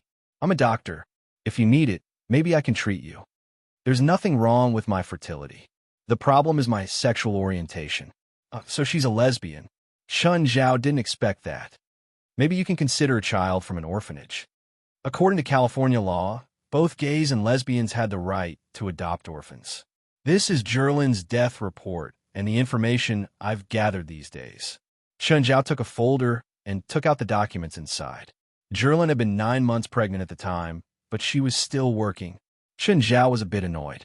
Jerlin's actions were completely suicidal. Now, she was really going to die. Chun Zhao was in a bad mood. The gunman had shot her 3 times. After she was sent to the hospital, she underwent a laparotomy and treatment for her gunshot wounds, but she still couldn't escape death. Is there a suspect? Chun Zhao asked. Cisco Owen was supposed to be serving his sentence in prison. When Jerlin's accident happened, he had just escaped from prison for a day. He escaped because he was being transferred to another prison. But with his crimes, he shouldn't have been transferred to Beer Prison. Beer Prison is a prison for misdemeanors.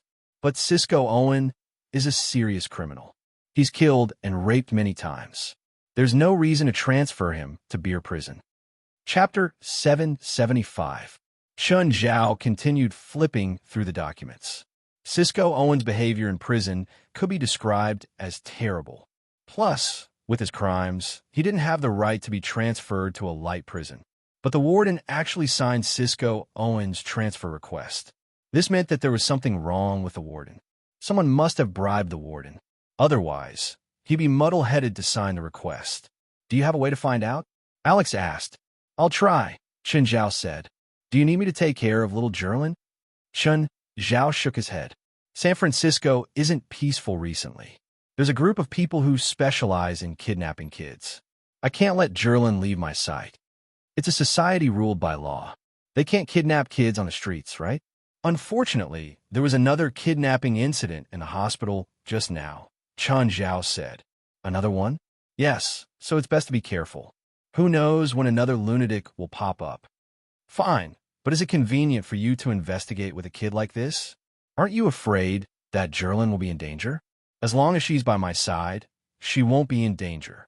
Alex didn't know where Chun Zhao's confidence came from. But now that custody and custody weren't in her hands, what could she do? Of course, Chun Zhao wouldn't go find the warden directly. Chun Zhao brought Pamela to the warden's neighborhood. It was getting dark. Chun Zhao wasn't familiar with the neighborhood, so he couldn't find the warden's house number after searching for a long time. Pamela, go find that old bastard's house. It should be nearby. Pamela floated out. Just then, there were a few gunshots in the distance. Chun Zhao immediately perked up. Pamela floated back. President, that old bastard's entire family is dead. Where's the killer? Chun Zhao asked. Gone. The killer is very professional. He ran into the forest from the backyard. Damn, someone beat him to it. Wait, it had already been half a month since Jerlin's accident. Nothing had happened to the warden. Why now? Only he and Alex knew that Chun Zhao wanted to investigate the warden. He definitely wouldn't leak the secret. The only one who could have leaked the information was Alex. But that didn't make sense. Alex couldn't have leaked the secret. Even if he was fighting with her for custody of little Jerlin, there was no need for her to be so ruthless. Moreover, if he was in danger, little Jerlin would be in danger as well.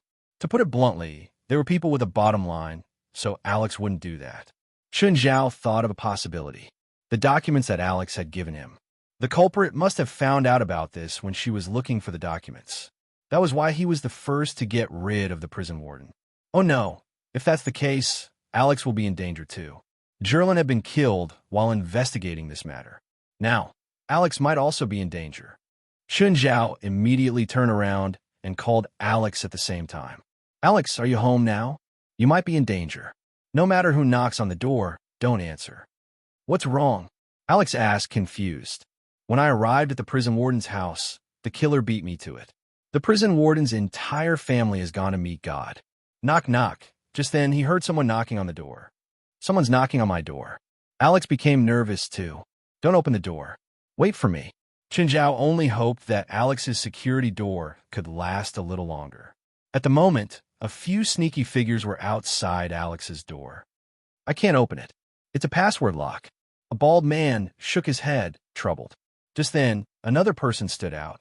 He took out a silencer and fired at the lock. The bullet bounced back and almost hit one of their own. Fuck, it's useless.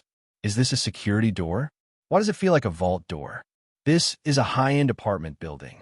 The people here are all rich. Whatever, let's go. That woman must have called the police already. We don't have time. These people made a prompt decision and immediately turned around to leave. They didn't hesitate at all. It wasn't impossible for them to force their way in, but they weren't confident that they could break through the door in a short time. If they took too long and the police came, they wouldn't be able to escape even if they wanted to. They walked out of the apartment building. A man carrying a child walked toward them, but when the man saw them, he stood still. Did that man notice something wrong with us? One of them asked suspiciously. Who cares? If he dares to mess around, I'll give him a bullet. The few people swaggered toward Chun Zhao. Chun Zhao gently caressed Jerlin in his arms. She was sleeping soundly. The more they walked, the slower they became. They could already feel Chun Zhao's gaze. It wasn't a gaze of suspicion, but a gaze of confirmation. He knew their background and identity. The leader of the criminals looked around. There was no one else around, and there were no surveillance cameras. He pointed his gun at Chun Zhao. Chun Zhao looked at him. You don't have a silencer. Ah, I like guns without silencers. But suddenly, darkness engulfed the man. It was as if asphalt had been poured on his head. It instantly engulfed the leader. Then, the darkness engulfed the man completely. The remaining 4 hurriedly pointed their guns at Chun Zhao. Panic and disbelief were written all over their faces. Chun Zhao looked at the 4 before him. Who doesn't have a silencer? Put on yourself. If you disturb my daughter when you shoot, I'll make you disappear into the darkness forever. The 4's legs trembled as they stared at Chun Zhao in fear. They didn't even dare to shoot. They just kept trembling. Open, one of them was about to call his partner to shoot, but he was immediately swallowed by the darkness again. I said, don't shoot without a silencer. The 3 paled in fear. Looking at their guns, they immediately threw them away. Don't kill us. Tell me, who sent you? The 3 of them looked at each other, all hesitating. Forget it. This isn't the place to interrogate. The dark prime fluid surrounded the 3 of them once again. Without any resistance, The three of them were completely engulfed by the dark prime fluid and disappeared into the darkness. Chen Zhao stuffed all five of them into the trunk. As for whether the trunk would be too crowded, he didn't feel it, so it didn't matter. Chapter 776. Seeing that no one had spoken for a long time, Alex first looked outside through the door. Was there no one outside? There seemed to be some noise downstairs. She ran to the balcony and looked down. It was already dark, but Alex still saw Chen Zhao get out of the car. Then she saw Chen Zhao, who was carrying little Jerlin, face off with a few people. They were pointing their weapons at Chen Zhao, but because they were quite far away, she couldn't see clearly. Alex didn't know what to do, but something strange happened. She didn't know what was going on either. Chen Zhao didn't do anything, but the people put down their guns. Then she saw Chen Zhao drag 5 people into the trunk with one hand. They seemed to be tied up with black ropes. Alex immediately rushed downstairs. She only had time to see Chen Zhao's rear lights. Alex immediately returned to the garage and chased after Chen Zhao in her car. There weren't many cars on the road. Although Alex had to drive for a few minutes, she still found Chen Zhao's car. She followed him all the way to a rather desolate suburb. Just then, Alex's phone rang. "Alex, why are you following me?" Chen Zhao's voice came from the other end. "You know I'm following you?" "Of course. This road is so secluded. Unless I'm blind, there's only 2 headlights. I saw you arrest 5 people. Are you going to call the police?" "No, they're all related to Jerlin's death." Alex wasn't a law-abiding person. In fact, not many lawyers would actually follow the law completely. Their job was to find loopholes in the law. Just then, Chen Zhao stopped the car and Alex followed. "You shouldn't be here."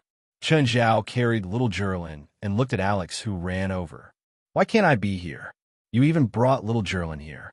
She doesn't know anything. Also, look, she's already asleep. What do you do next? Carry the child?" Chen Zhao shoved little Jerlin into Alex's arms. When he opened the trunk, the 5 people were about to become deformed. The trunk was only so big, and the 5 of them weren't small. If they were locked in for another 20 minutes, they would probably suffocate. Alex was a bit puzzled. She clearly saw that these 5 people were tied up with black ropes. How could they disappear now? Forget it. Maybe I'm seeing things. Chen Zhao dragged a person down. The man screamed in fear. Wow.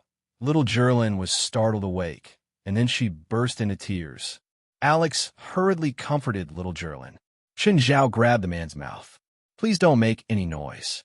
You're scaring my daughter." Alex looked at Chen Zhao.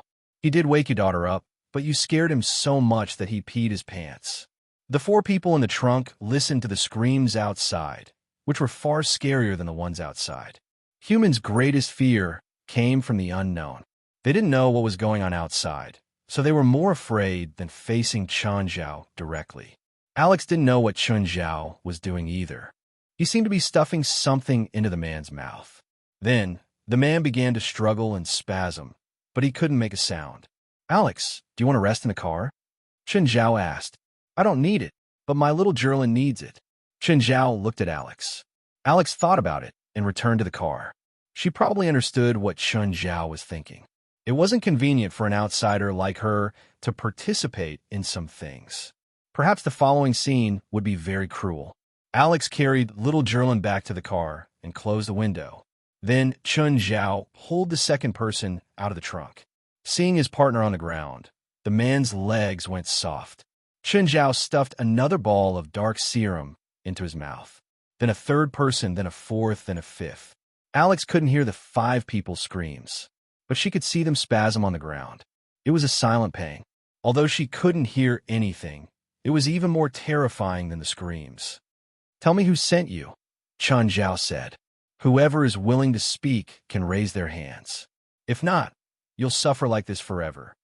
The 5 people fought to raise their hands. Chen Zhao picked one. The man's pain suddenly disappeared, and he could make a sound. "Tell me." A moment later, Chen Zhao got his answer. The 5 people were thugs. They belonged to a local gang.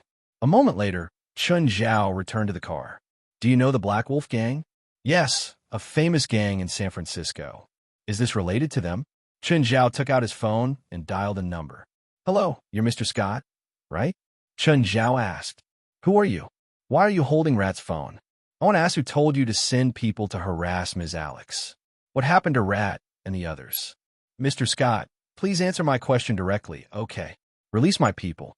Otherwise, I will make sure that you and your family will never be able to live in peace. Looks like our friendly negotiation failed. I'll go find you now. Chen Zhao hung up and turned to Alex. Go to 16th Street. Scott was furious. He hadn't faced such a rude challenge in a long time. In San Francisco, everyone knew that he was a butcher. But now, someone actually dared to talk to him like this. Of course, someone who dared to talk to him like this probably had powerful weapons.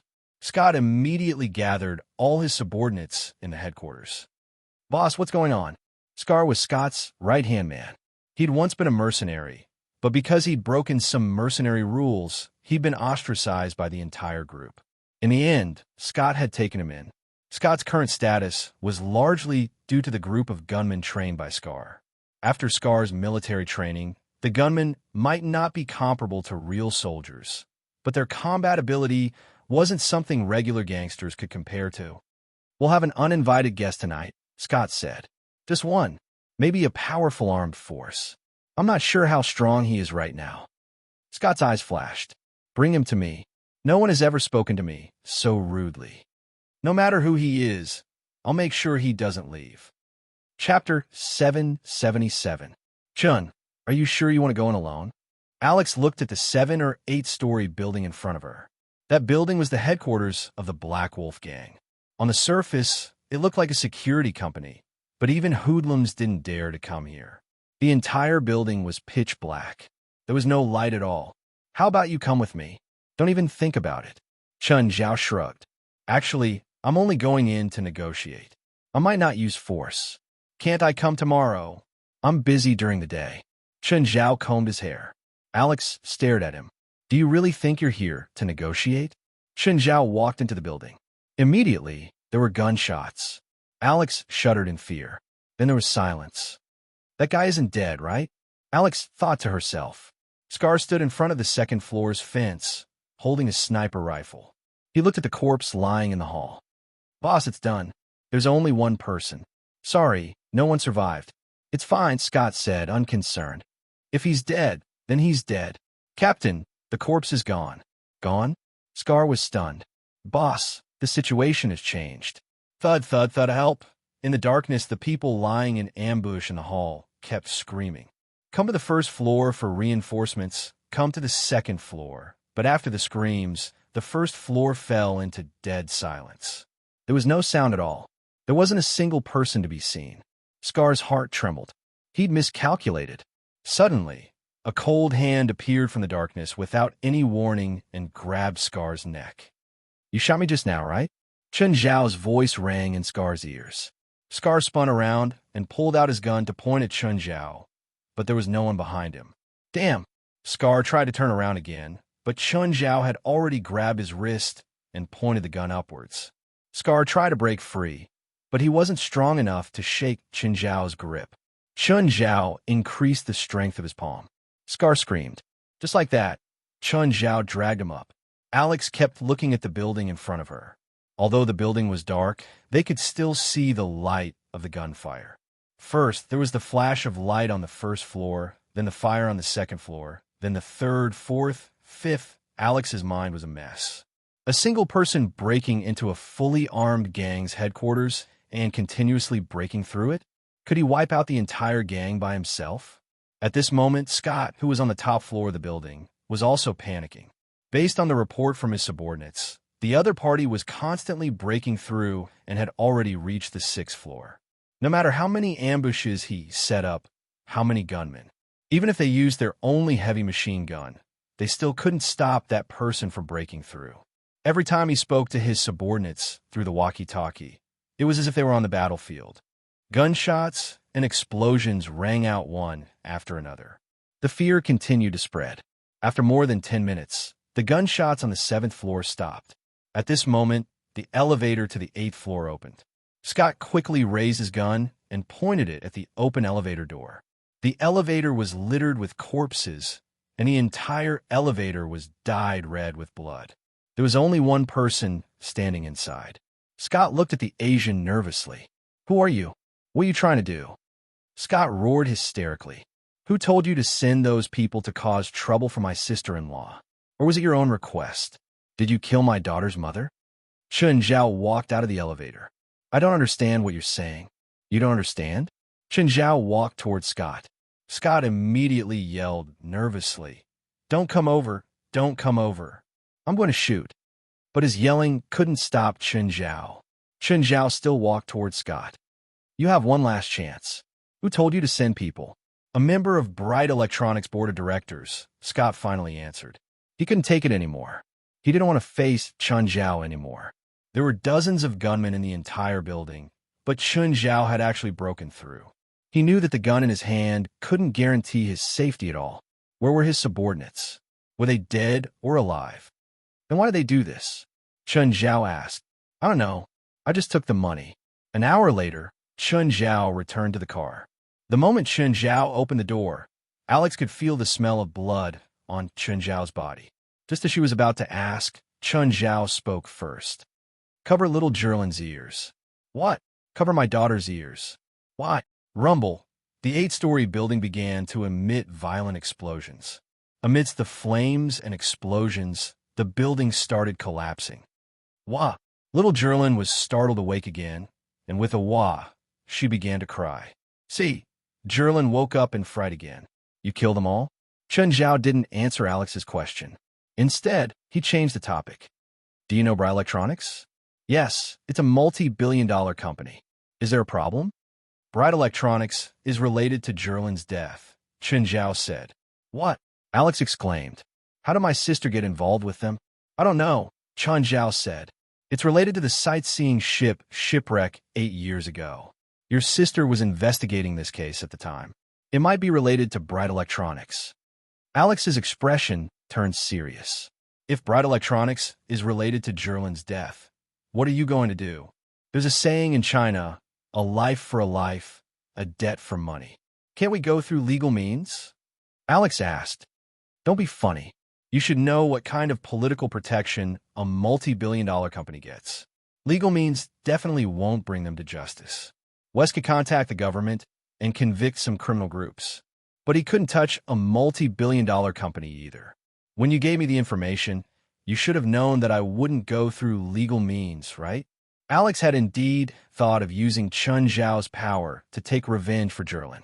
But she didn't expect Chun Zhao to be so unyielding. Anyone who was involved in this matter was sent to God. It wasn't just 1 or 2 people. Just tonight, dozens of people from the Black Wolf gang had all died. Alex even felt a bit regretful. She didn't expect Chun Zhao to kill so many people just to avenge Jerlin. Was he still a university professor? Chapter 778. After half a night, Chun Zhao went back to Alex's house and stayed for the night. Did you give his bracelet to Jerlin? Chun Zhao asked curiously. No, it wasn't you? Alex was also confused. I was wondering if you Chinese have a tradition of giving your daughters silver bracelets. Of course not. Chun Zhao held Jerlin's wrist. He'd seen it before, but he hadn't observed it closely. Now that he looked at it again, it didn't look like a normal silver accessory. Chun Zhao reached out to take it off, but he couldn't pry it open. He didn't dare to use too much strength in case he hurt Jerlin. What's wrong? Alex asked. Nothing. Chun Zhao shook his head. Alex didn't really believe him. Chun Zhao's expression had clearly changed when he'd seen the bracelet. However, she couldn't figure out what was wrong with it. Then Chun Zhao carried Jerlin back to the house. Alex could vaguely hear Chun Zhao talking on the phone in the guest room. He seemed to be talking about silver bracelets and cults. President, we've checked. The missing children do have silver bracelets, West said. Go search now. Check all the hospitals. If the bracelets appear on the children's hands, they might be targets of cultists. With this clue, West and the others didn't run around like headless flies like before. West notified the other members of the society. They were now squatting at all the hospitals and investigating. Gaia and more teamed up. They were now outside a baby isolation room. Officer, it's those two. They've been sitting outside the room for the whole night. I suspect they have ulterior motives. The doctor pointed at Gaia and more across the aisle. At the moment, both of them were a bit dispirited. After all, they hadn't slept for the whole night. They didn't have much energy. The officer walked over with his men. "You two, I suspect you have ulterior motives. Please follow me back to the station for investigation." "Fuck, do you know who we are?" Moore stood up immediately. Pointing at the officer, he yelled, "You say we're bad guys? We're protecting these children." Gaia and Lamor. Lamor was usually like a harmless white mouse in front of Chen Zhao. If he was facing an outsider, he would be extremely arrogant. But the police didn't care who they were. He took out the handcuffs and cuffed Moore in Gaia's hands. "Fuck you. Are you an idiot? You shut up." Gaia glared at Moore. At that moment, a nurse walked out of the isolation room with a child in her arms. Gaia's eyes flashed, and he suddenly shouted, "Stop!" Then, the caretaker ran away. "Quick, catch him!" Gaia immediately gave chase, but Moore screamed and was pulled down by Gaia. "Hurry up and untie us. That guy specializes in stealing babies." As soon as the police saw the caretaker, he felt it too. However, he ignored Gaia and Moore and chased after the caretaker. Gaia tore off the handcuffs on her and Moore's hands and chased after them. The policeman only felt a gust of wind blow past him before he saw Gaia rush forward.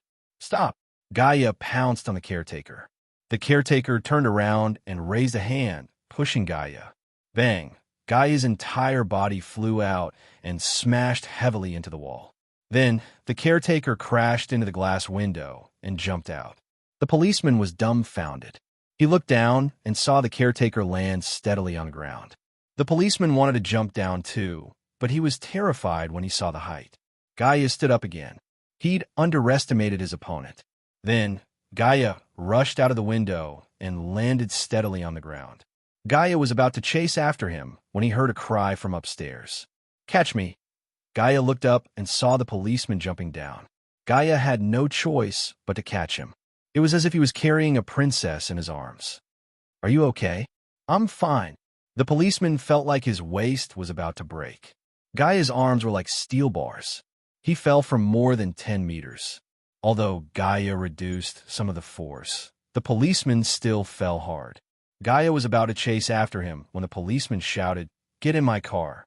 Although the policeman's entire body was in pain, he endured the pain and shouted. His car was right next to him. Gaia looked back and rushed into the police car. "Hurry up, catch up." It was early in the morning, so there weren't many cars on the street. The caretaker also jumped into a car with the child. A street chase began. "Drive faster." "Can you do it?" "If you can't, I'll drive," Gaia urged. "Fuck, this is a police car, not a sports car." The policeman was also nervous. After all, it was a baby that had been stolen from under his nose. He couldn't lose it no matter what. The policeman gritted his teeth and stepped on the gas. "Who are you?" the policeman asked. "I'm not a bad person," Gaia said, his eyes fixed on the fleeing car in front. The policeman didn't say anything, although he wasn't sure of Gaia's identity. However, when it came to saving the child, they were on the same side. The two cars quickly drove out of the city, and the car in front turned into a country road. Not long after, the car in front of them stopped. Two people got out of the car. One of them was the caretaker who had stolen the child. The policeman stopped his car and pointed his gun at the two people. "Stop. Don't move." The caretaker didn't care about the policeman's threat at all. Suddenly, she sped toward the policeman. Bang! The policeman opened fire. Although the caretaker was shot, she didn't slow down. Gaia pushed the policeman away, and the caretaker landed on the hood of the police car. "What are you doing?" the policeman shouted angrily. "Do you want to die?" Gaia glared at the policeman. "I have a gun in my hand." But just then, the caretaker tore the hood of the police car off. The force almost made the policeman's eyes fall out. "Step back," Gaia said. "This thing isn't something you can handle."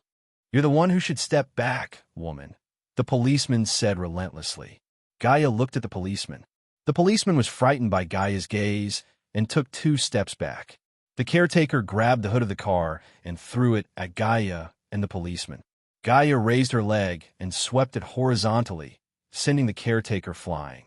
Gaia loosened her muscles. "The child is in the car. Go and carry him down. Leave this to me." The policeman looked at Gaia and swallowed his words. But after a few steps, he suddenly stopped. Chapter 779. The policeman retreated to Gaia's side. Can you explain what that thing is? Gaia looked at the man. He was now at least twice as tall. His skin had darkened and was covered in a layer of scales. His palms had grown sharp claws, and a large tail had appeared behind him. His pupils had also become inhuman. He looked like a lizard man. Just then, the mutated lizard man pounced at Gaia and the policeman. Swish! Gaia's chest was scratched by the strange man's claws. Gaia didn't show any mercy. She punched the strange man's head with great force. If this punch landed on an ordinary person's head, it would definitely be smashed like a watermelon. But this lizard man was unharmed. Of course, it wasn't completely useless. The strange man was also stunned by the punch. "Go get the child out," Gaia shouted. At the same time, she kicked the lizard man away. The policeman ran to the car where the child was placed. The caretaker pounced on it. The policeman was so frightened that he turned around and fired 2 shots at the caretaker. Bang, bang. Although the bullets were embedded in the caretaker's body, the caretaker didn't feel any pain. He didn't even bleed. A cruel smile appeared on the caretaker's face. He raised his fist and was about to hit the policeman's head. Gaia sprinted and hugged the caretaker's waist. Then, she stabbed him upside down. "Do you know how to save people?" "Useless." The policeman was embarrassed and annoyed, but he was indeed a little stunned by the fight between Gaia and the 2 monsters. At this time, he didn't dare to delay anymore. Gaia and the 2 monsters were fighting fiercely. It seemed that Gaia was even slightly injured. The 3 of them were in a complete mess. Gaia was still struggling to fight 1 against 2. The main reason was that she didn't have her weapon with her. The caretaker pounced on Gaia and bit hard at her neck. Even though Gaia had copper skin and iron bones, the bite was painful. However, this bite also angered Gaia. Gaia didn't care that the caretaker was still biting her neck. She directly pulled the caretaker down. The caretaker's mouth was still stained with blood from Gaia's neck. Gaia pried open the caretaker's mouth. She took a deep breath and spewed dragon breath at the caretaker's mouth. Then, with a kick, the caretaker's body exploded in midair with a bang. The policeman got out of the car with the baby in his arms. He happened to see this scene. "Are you a monster too?" Gaia glared at the policeman. "Protect the child." The policeman stopped talking. He also felt that his words were too much. After all, Gaia was trying to protect him and the child. The other lizard man saw that its companion was dead, but it didn't run away. Instead, he ran to the corpse, picked up a black sphere, and stuffed it into his mouth. Then, the lizardmen began their second mutation. The lizardmen's limbs began to grow stronger, and their fangs and claws became sharper. Gaia twisted his neck. He could tell that the lizard man had become more difficult to deal with. "Hey, can you handle it?" the policeman asked. "It's all your fault. If it weren't for you, this wouldn't have happened. Why are you blaming me? Originally, my partner and I were protecting the child, but you actually wanted to arrest us. If my partner was here, I wouldn't have fallen into such a bitter battle. Now, I don't even have my own weapon. How would I know that you were protecting the child?" The policeman defended himself. The lizard man was no longer a lizard man. It was more like a lizard monster. It had more parts of a lizard than a human. The lizard monster moved and pounced at Gaia again. Gaia punched out, and the lizard monster only staggered back. Then it slashed at Gaia with its claws. Gaia hurriedly dodged. She didn't dare to let the lizard monster sweep its claws. The lizard monster's claws were like daggers. One touch would take half of a person's life. The lizard monster also noticed Gaia's actions. It waved its 10 claws in front of Gaia. Facing such an airtight attack, Gaia couldn't do anything. The policeman saw that this wouldn't work. Gaia clearly couldn't do anything to the lizard monster. He raised his gun and shot at the lizard monster. This shot attracted the lizard monster's attention. The policeman was so scared that he peed his pants. He turned around and ran with the baby.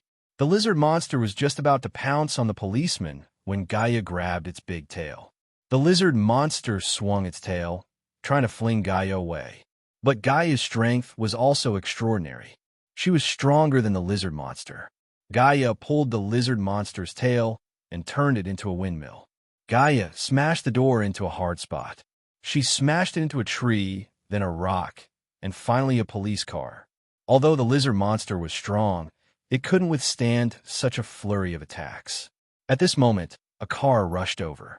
Seeing the car, Gaia smashed the lizard monster into the car. Bang! The lizard monster was stunned by the impact and stood up shakily. Just then, Moore poked his head out of the car. Gaia, your weapon. Moore wanted to throw Gaia's weapon to her. But Gaia's weapon was too heavy. Gaia rushed to the front of the car, grabbed the big sword in the back seat, and slashed at the dazed lizard monster. Alive! Alive! Mo. Air shouted. Gaia also reacted at this moment. She changed from slashing to slapping. Bang! The lizard monster was slapped away by the big sword the size of a door. With the weapon, Gaia's combat ability skyrocketed. The police officer was mesmerized by Gaia's majestic appearance. Gaia slashed again. She used the big sword as a hammer. Facing Gaia with the big sword, the lizard monster couldn't resist at all. Gaia slashed again. This time, Gaia cut off the lizard monster's left leg. But the lizard monster, whose left leg had been cut off, lay on the ground and moved forward like a lizard. Its movement wasn't affected by the loss of a leg. Instead, it was even more agile than before. However, it was still a little weaker than Gaia right now. 80% of Gaia's combat ability was based on the big sword. Gaia slashed again, and the lizard monster's right arm was cut off. This time, it completely lost its ability to move and couldn't resist anymore. The police officer immediately ran to the lizard monster and pointed his gun at it. Don't move. You're under arrest. You have the right to go away. Gaia pushed the police officer away. Do you know you're attacking a police officer? The police officer said unhappily. Gaia's response was a middle finger. The police officer felt wronged. I don't want to argue with a woman. Gaia pulled the lizard monster's tail and walked to her car. Where are you taking him? He's a suspect now. He's my captive. Don't you agree? Gaia looked at the police officer. Chapter 780. Benjamin kept explaining to his captain. Captain, I'm not lying. It's the monster that kidnapped the children and the big woman. You've seen the surveillance footage from the hospital. The footage has been deleted, the captain said. The captain said, in addition, although you saved the child, I still hope that you can be honest and not exaggerate your achievements. In addition, your car will be under the public account. You don't have to worry about having to bear the maintenance costs because of your mistakes. I'm not worried about that. Captain, I'm telling the truth. The woman caught the lizard monster, Benjamin said excitedly. Benjamin said excitedly, Captain, I've checked. In the past 3 months, 14 children have gone missing in San Francisco. All of them were born less than a month ago. Now, there's a group of monsters out there stealing children. I think we have to be vigilant. The other woman must know more. We should find her and get clues from her. Okay, Ben, be quiet. Maybe you hit your head, so you're a little confused. I'll give you 3 days of paid leave to relax. Benjamin was very dissatisfied with the captain's distrust of him. Captain, I'm not hurt. I don't need a leave. I want to investigate this case. Ben, if you keep nagging, I'll make you hand over your badge. Benjamin wanted to say more, but the captain didn't trust him at all. In the end, Benjamin could only slam the door and leave angrily. He believed what he had seen, and he was very sure of what he had seen and experienced. It wasn't something that he had guessed, nor was it something that he had made up. Since the captain didn't believe him, he would investigate it himself. Benjamin held back his anger. The more people doubted him, the more he wanted to prove it to them. Benjamin ran to the archives. Hey, Carrie, can you help me look up some information? What do you want to look for? Carrie, the archives manager, asked. Cases related to children in San Francisco in the last 3 months. Are you kidding me? There are at least 1,000 cases. Hospitals, newborns. Okay. Carrie then helped Benjamin search for cases. A moment later, Carrie came out with dozens of cases. Do you need me to print them out? Of course. I'll treat you to dinner later. Benjamin took the printed case file and found a place to flip through it. Silver bracelet? Benjamin frowned. He found a picture of one of the missing children. The child was wearing a silver bracelet. Benjamin remembered that when he saved the child today, the child was also wearing a silver bracelet. Nahaman's heart skipped a beat. Was this bracelet the key? Benjamin flipped to the next file and suddenly saw a photo. An Asian man covered in blood was carrying a child. The child was also wearing a silver bracelet. Benjamin carefully looked through the case records. In order to save his child who had been thrown down from the rooftop, the Asian man had jumped to save his own child. In the end, he had used himself as a cushion to protect the child. Benjamin looked at the case file. Since the child was also wearing a silver bracelet, it was very likely that he was also the target of the monsters. Even if this child's life was saved by his father, the monsters might still see this child as a target. "Chun, where are you now?" Alex called him. "Hotel," Chun Zhao answered. "I'll go to your place." A while later, Alex arrived at Chun Zhao's hotel. She handed him a document. "What's this time? Take a look yourself." Chun Zhao took out the document and flipped through it. Some were police investigation reports, and some were old newspaper clippings. "Just tell me. It's giving me a headache." Chun Zhao put down the document. There were so many things. His head hurt. There were 58 people on the North Beach sightseeing boat. 30 were saved and 28 were killed, including the former chairman of Bright Electronics and his family, Alex said. Alex said, after the former chairman and his family died, the current chairman took out an equity transfer contract and took all of the former chairman's shares in Tongming Electronics. In other words, it's murder for money? Chun Zhao asked, frowning. It's not that simple. In fact, Bright Electronics provides automated production, line installation, and services. Before the incident, someone once revealed that there were great hidden dangers in the automated production line program provided by Bright Electronics. During that time, the stock price of Bright Electronics plummeted. And then, is there something fishy going on? Alex thought for a moment and said, although there is no direct evidence, we can roughly guess from some details that this matter is likely fake news that the current chairman, Deng Boli, secretly released in order to buy the former chairman's shares at a low price. However, the former chairman didn't fall for this, so Deng Boli took a risk out of desperation. First, he kidnapped the former chairman's family and forced the former chairman to sign the share transfer contract. Then, he sent the former chairman and his family on a sightseeing boat, and then artificially created this accident, creating the illusion that the family's deaths were accidental. Alex added, and this isn't something that Deng Boli can handle alone. Although there is a share transfer contract, this kind of free transfer of shares has not been investigated by any judicial organization. This is because the board of directors has acknowledged this share transfer. In other words, Deng Boli isn't the only one on the board of directors of Bright Electronics who is plotting the shares of the former chairman. Who exactly? I don't have evidence, Alex emphasized. I'm not a court. After I confirm this, I don't need evidence. I only need the facts. I'm afraid only Deng Boli knows how many people are involved in this. It's okay. I'll pry open their mouths one by one. Don't mess around. They're all billionaires and have many bodyguards. Of course, Chun Zhao knew that dealing with rich people was completely different from dealing with gangs. Even if Chun Zhao killed his way through the gang, no one would seriously investigate him. However, if a rich person died, the police and even the government would be under great pressure. This was a society of money. The rich all looked at each other. If so many rich people died at once, the other rich people would definitely feel unsafe.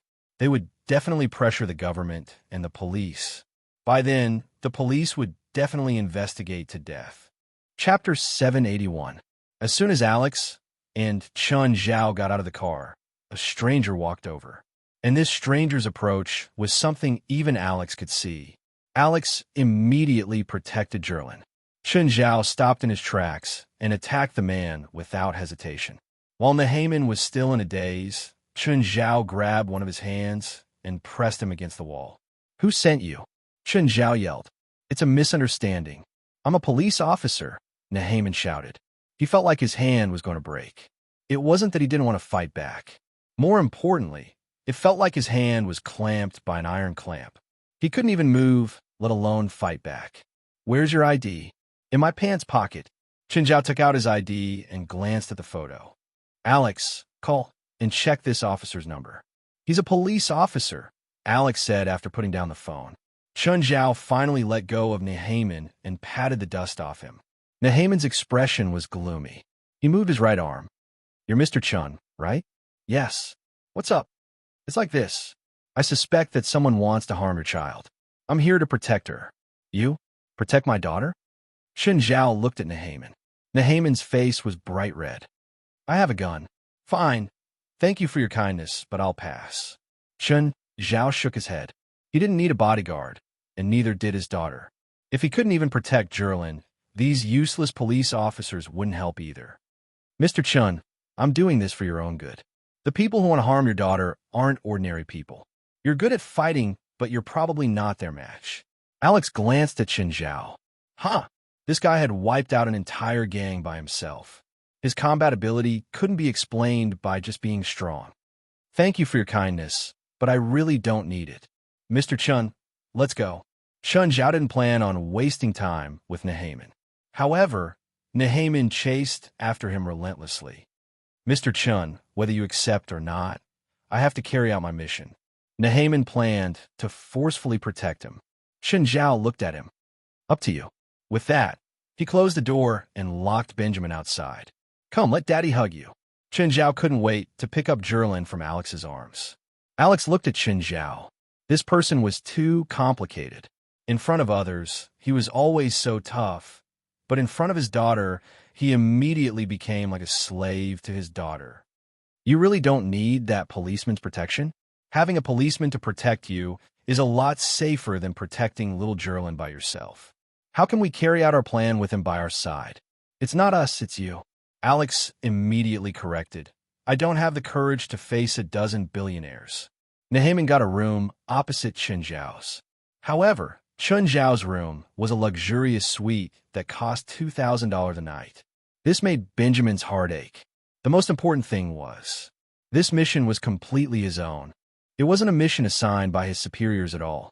However, there was a burst of anger in his heart, and he had to personally seize those things. For this, apart from his gun, he also prepared some other things. For example, a military stun baton, a carbon fiber rope, a tranquilizer gun, and a stun gun. Now, he just had to wait for those monsters to come to him. Just then, Nehaman heard the sound of the opposite door opening. It was a person in a waiter's uniform. He pushed a food cart into the opposite room. Nehaman immediately opened the door and yelled, "Wait!" Chen Zhao, who was opening the door, and the waiter both looked at Nehaman in confusion. Sir, what's wrong? I'm a police officer. I'm suspicious of your identity. Show me your ID. The waiter was dumbfounded. Chen Zhao's face darkened too. Mr. Chun, those people can disguise themselves, so you have to be careful, Nehaman explained. At the same time, he took the waiter's work ID and compared it to his driver's license. Your ID is fine, but it doesn't mean you're a good person. The waiter looked at Nehaman helplessly. Officer, how can I prove my innocence? Nehaman glanced at the food cart and then at Chen Zhao. You ordered all this? Yes. Is there a problem? Those people might have poisoned the food. I'll try it for you. The food in the cart costs at least $1,000, Chen Zhao said. After you try it, I'll call your chief to complain. Okay, the possibility of poisoning is low. I'll let go this time. Nehaman didn't want his captain and chief to know that he'd acted on his own. Sir, shouldn't you leave now? I'm going to eat. Can you finish all this by yourself? By the way, is the woman with you today your wife? No. Are you going to check my ID? Chen Zhao looked at Nehaman impatiently. Then I won't disturb you anymore. Nehaman glanced at the table full of food and complained about how stingy Chen Zhao was. He couldn't finish all this food by himself. Whatever, he'd go back to his room and eat instant noodles. He was probably the only one who could stay in such a luxurious hotel and eat instant noodles. At night, Nehaman heard movement in the opposite room again. He immediately leaned against the door and looked across. Then he saw Chen Zhao carrying little Jerlin out of the room. Nehaman immediately opened the door. Mr. Chun, it's so late. Why aren't you resting in your room? What are you doing outside? It's dangerous at night. I don't need you to ask me where I'm going, Chen Zhao said with a dark expression. This guy had been watching him from the opposite door for an entire day. There was really no end to it. If it was someone powerful or an army, Chen Zhao would welcome him to protect his daughter. But it was just a regular person. If something really happened, Would it be Chun Zhao protecting his daughter, or Chun Zhao protecting him? Also, with Chun Zhao by his side, it would be very troublesome for him to do anything in San Francisco. Even if you don't think for yourself, you should think for your daughter. If you keep nagging, I'll call you to complain, Chun Zhao said with a dark expression. Then I'll go with you. Nehaman immediately changed the topic. No need. I said that I can protect my daughter myself. I don't need you to do anything. Mr. Chun, I'm a cop, after all. Please believe in the power of the police. You said you can protect my daughter? Yes. Chapter 782. That's what you said. If you get hurt, don't complain to me.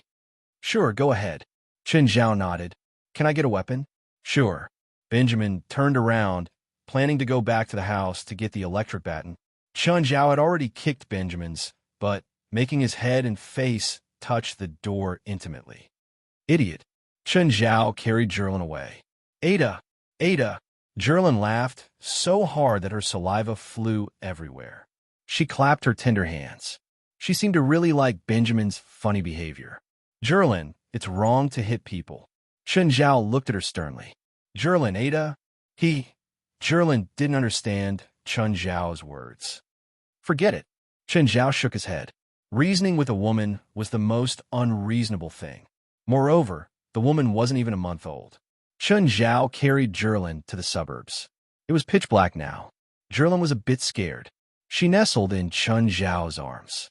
Chun Zhao found a wooden house deep in the forest. Gaia and the others were inside.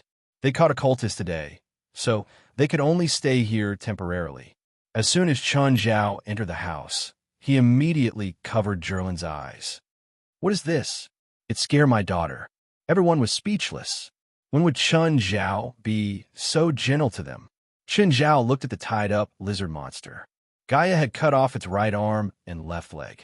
But now, the lizard monster's cut had already healed and new flesh was growing out. Did it open its mouth? Chun Zhao asked. President, there's nothing we can do, Wes said helplessly. Wes said helplessly, we've been beating him up for a day. We've used all kinds of methods, but look, small wounds heal after a few hits. Big wounds don't take long to heal. His recovery speed is incomparable to that of a normal person. What kind of torture did you use today?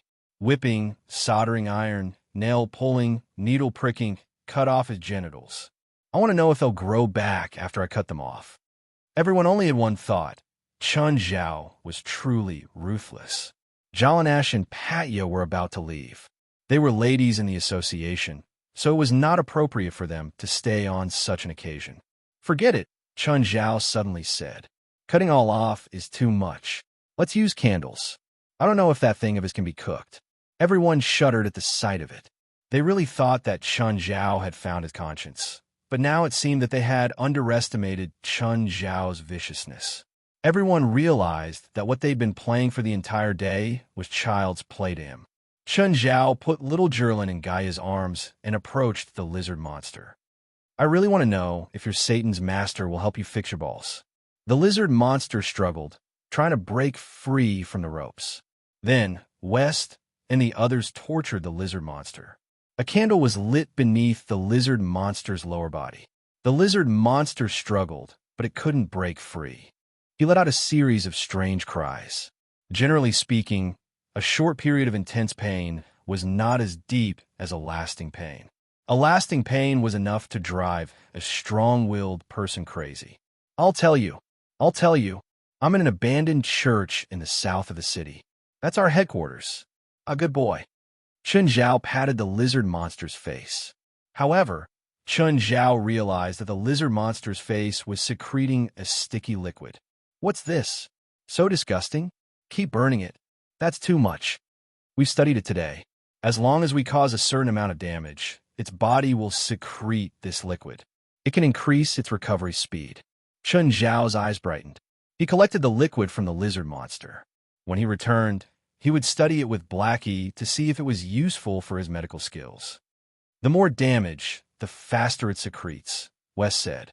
Then increase the damage and make it secrete more. No one was polite to the lizard monster. No one would talk to them about humanitarianism here.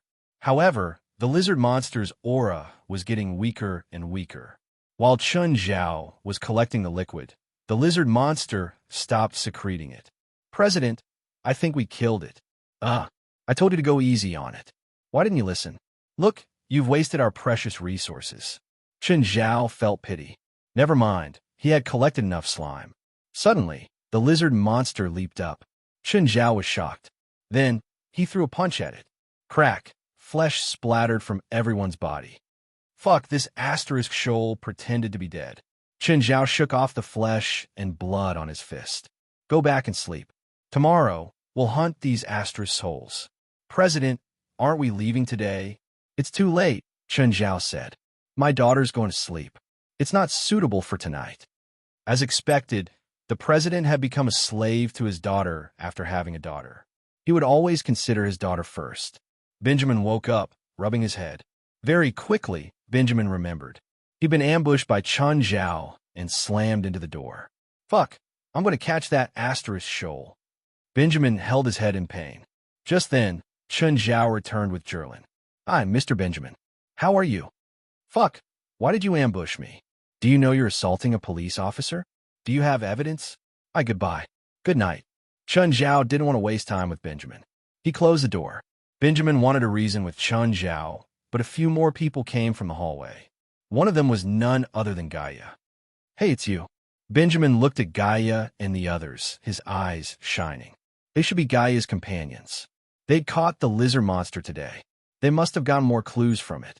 If he followed them, he might have a better chance of catching those monsters. Gaia, do you know him? Gaia glanced at Benjamin. No. Benjamin didn't expect Gaia to lie. Let's go, Gaia said, waving her hand. Ignoring Benjamin, the others all stayed in Gaia's room. We'll hunt the cultists tomorrow, West said. We can't let the president participate. Why? Gaia asked, confused. Although they're cultists, most of them are actually ignorant civilians. But you've all seen how protective the guild leader is of his daughter. If he gets involved, he'll definitely kill without mercy. When that happens, rivers of blood will flow. But can you stop, Shun? Gaia looked at West. Chapter 783. A child at Jerlin's age would throw a tantrum 4 or 5 times a night. Chun Zhao almost didn't dare to sleep, afraid that Jerlin would throw a tantrum again. It couldn't be helped. Every parent had to go through this. Chun Zhao didn't dare to turn off the lights, afraid that Jerlin would be scared to wake up in the dark. Kids were more sensitive. Around 4 in the morning, Jerlin woke up again. Apart from this tone, Jerlin didn't know how to make any other sounds. Every time little Jerlin cried or laughed, her saliva would splatter everywhere. For Chun Zhao, who had just become a father, this was a very special feeling. In every parent's eyes, their child was the most special and unique. Chun Zhao's diaper changing skills had gone from rusty to proficient. He also had to soak milk powder and clean Jerlin up and down. Chun Zhao never thought that he would be so skilled at all of this. People were forced to be like that. If he was at home, Chun Zhao would basically let the underlings do it. In San Francisco, there was no one to serve him. Everything had to be done by himself. Every time, he would sleep for an hour. Then Jerlin would wake up and throw a tantrum for another hour before going back to sleep. Kids at this age were like this. They were sleepy and active at the same time. Because her body was growing rapidly, she ate a lot. After working until 5, Jerlin finally fell asleep. Chun Zhao also fell asleep in a daze. When he opened his eyes again, he realized that Jerlin had woken up too. This time, Jerlin didn't cry as soon as she woke up. Instead, she stared at Chun Zhao with her big, beautiful eyes. No matter how tired he was last night, Chun Zhao's mood would brighten when he saw this little fairy. Chun Zhao pinched Jerlin's cheeks. Her delicate cheeks always made people unable to let go of them. Jerlin giggled. She didn't even have any front teeth, and her mouth was leaking air. She stuck out her pink and tender tongue. But then, Jerlin's thin brows suddenly furrowed. Then she grinned again.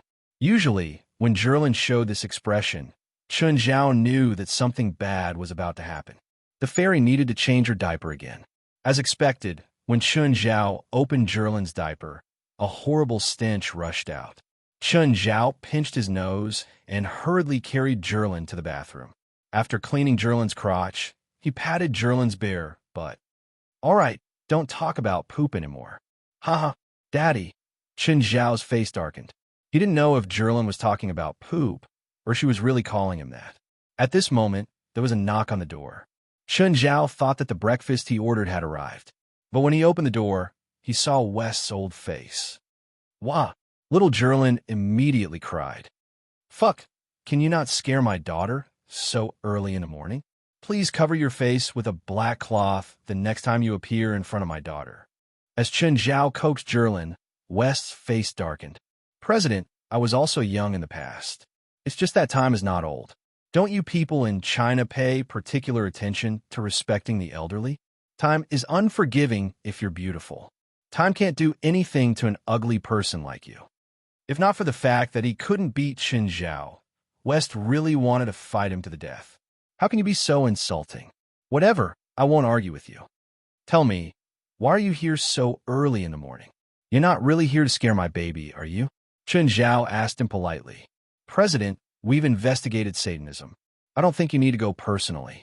No, I have to go, Chun Zhao said resolutely. President, according to the information I've received, the strongest thing in Satanism is the lizard monster from yesterday. There are very few of them, so it's not worth you to go personally. Also, you have to bring Jerlin.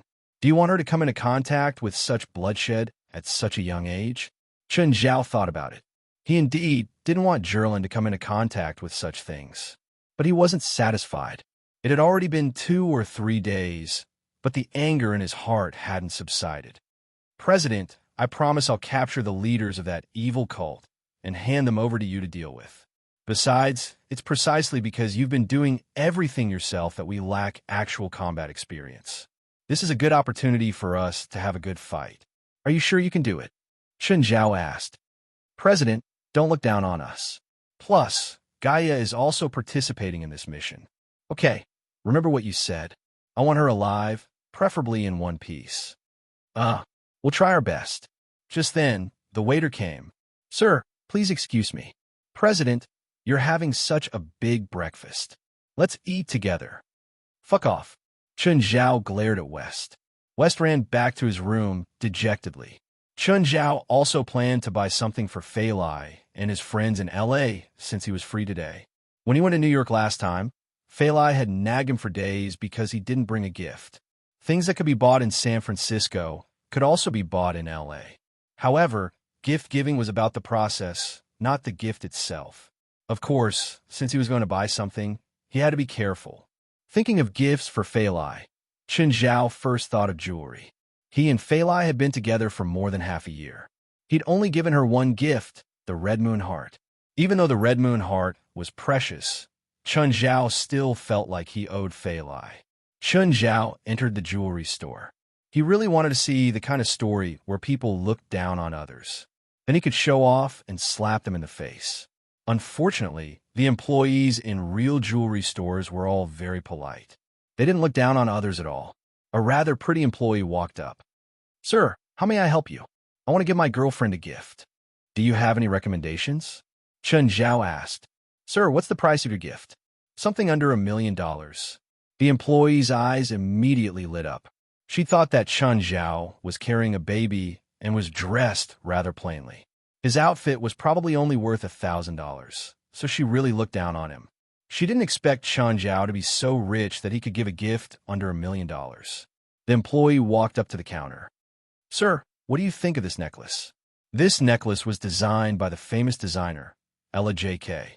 The pendant is a 45-carat sapphire, and, at the same time, it is inlaid with 121-carat diamonds. Chapter 784. Yeah. Jerlin, who was sitting on the counter, pointed at the glass below. Clatter, clatter. Chun Zhao turned his head. Jerlin became even more excited and kept pointing at the bottom of the glass. Miss, what's this? Chun Zhao asked the salesgirl. Show me. Sir, this is natural amber. It was excavated from South America. There's a young snake sealed inside. According to the appraisal, this amber is over 10,000 years old. Chun Zhao took the amber. It was about 7 or 8 centimeters in diameter. Ah, Ada. Seeing the amber in Chun Zhao's hands, Zhilin became even more excited. She reached out, want to take it. Chun Zhao handed the amber to Zhilin. Zhilin opened her mouth to bite. Sir, this amber is worth $200,000. You can't. It's fine. I'll buy it, Chun Zhao said. There's no poison in it, right? No. The salesgirl looked at Chun Zhao, her eyes shining. Chun Zhao had actually spent $200,000 just to bite his daughter's mouth. This guy was an out-and-out tycoon. Will it crack her teeth? My daughter hasn't grown teeth yet. I'm afraid it'll affect her growth. Sir, amber is also called beeswax in the East, the salesgirl said. It's soft and mainly made of resin. It's not poisonous. Okay, continue to recommend me gifts for my girlfriend. The salesgirl looked at the amber that Zhilin kept biting. No, it was $200,000. Sir, how about this platinum bracelet? This platinum bracelet is also the work of a master.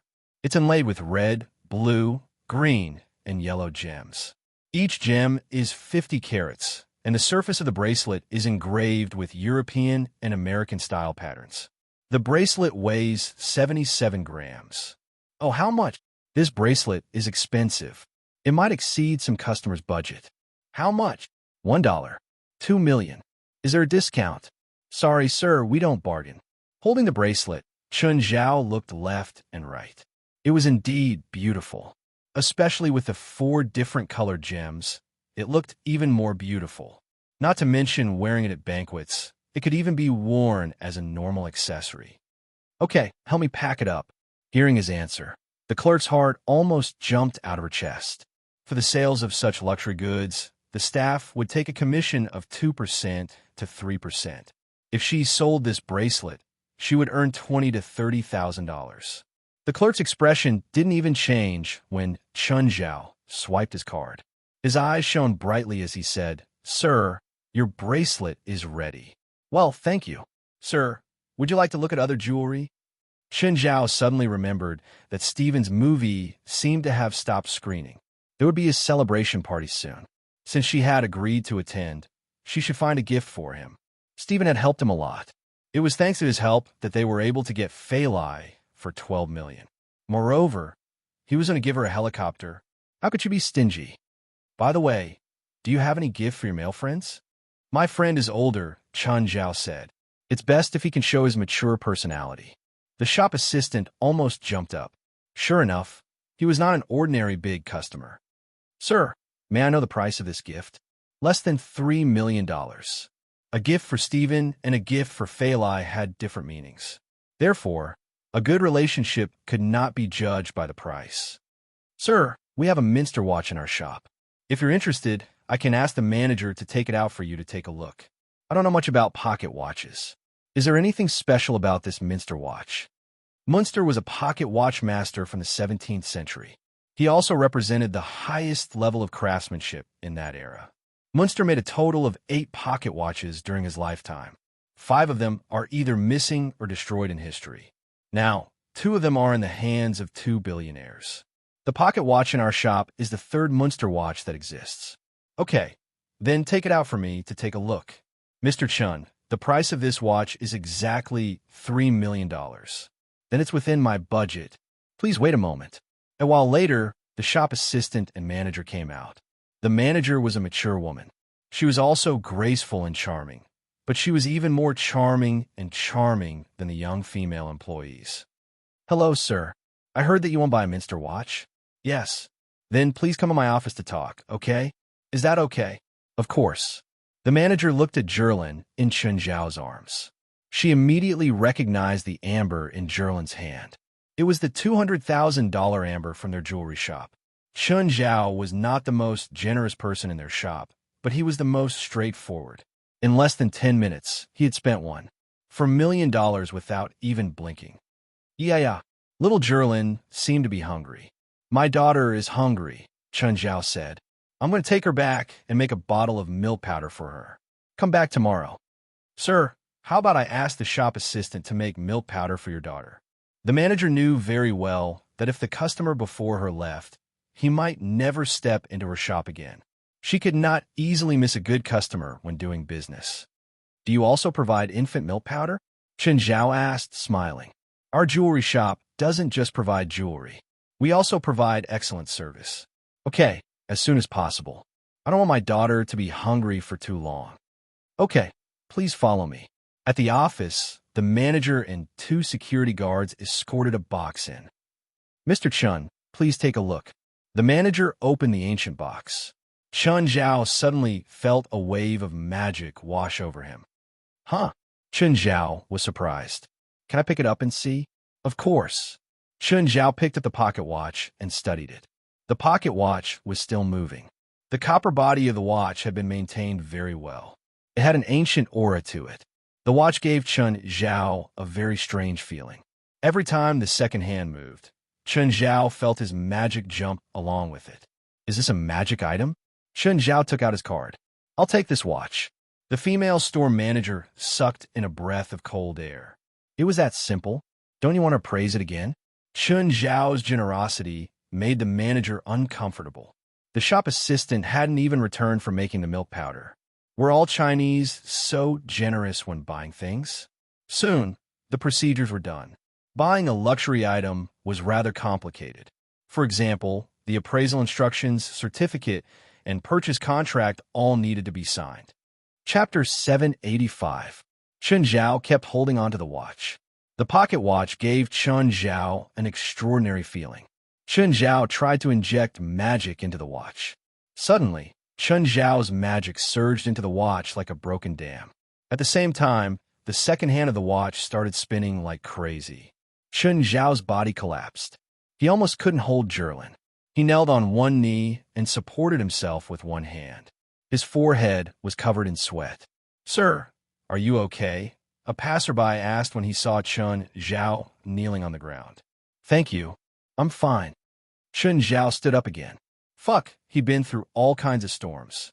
Today, he'd almost died because of this small watch. The watch was really weird. But if it was a magical item, what was its use? Or was it a demon badge?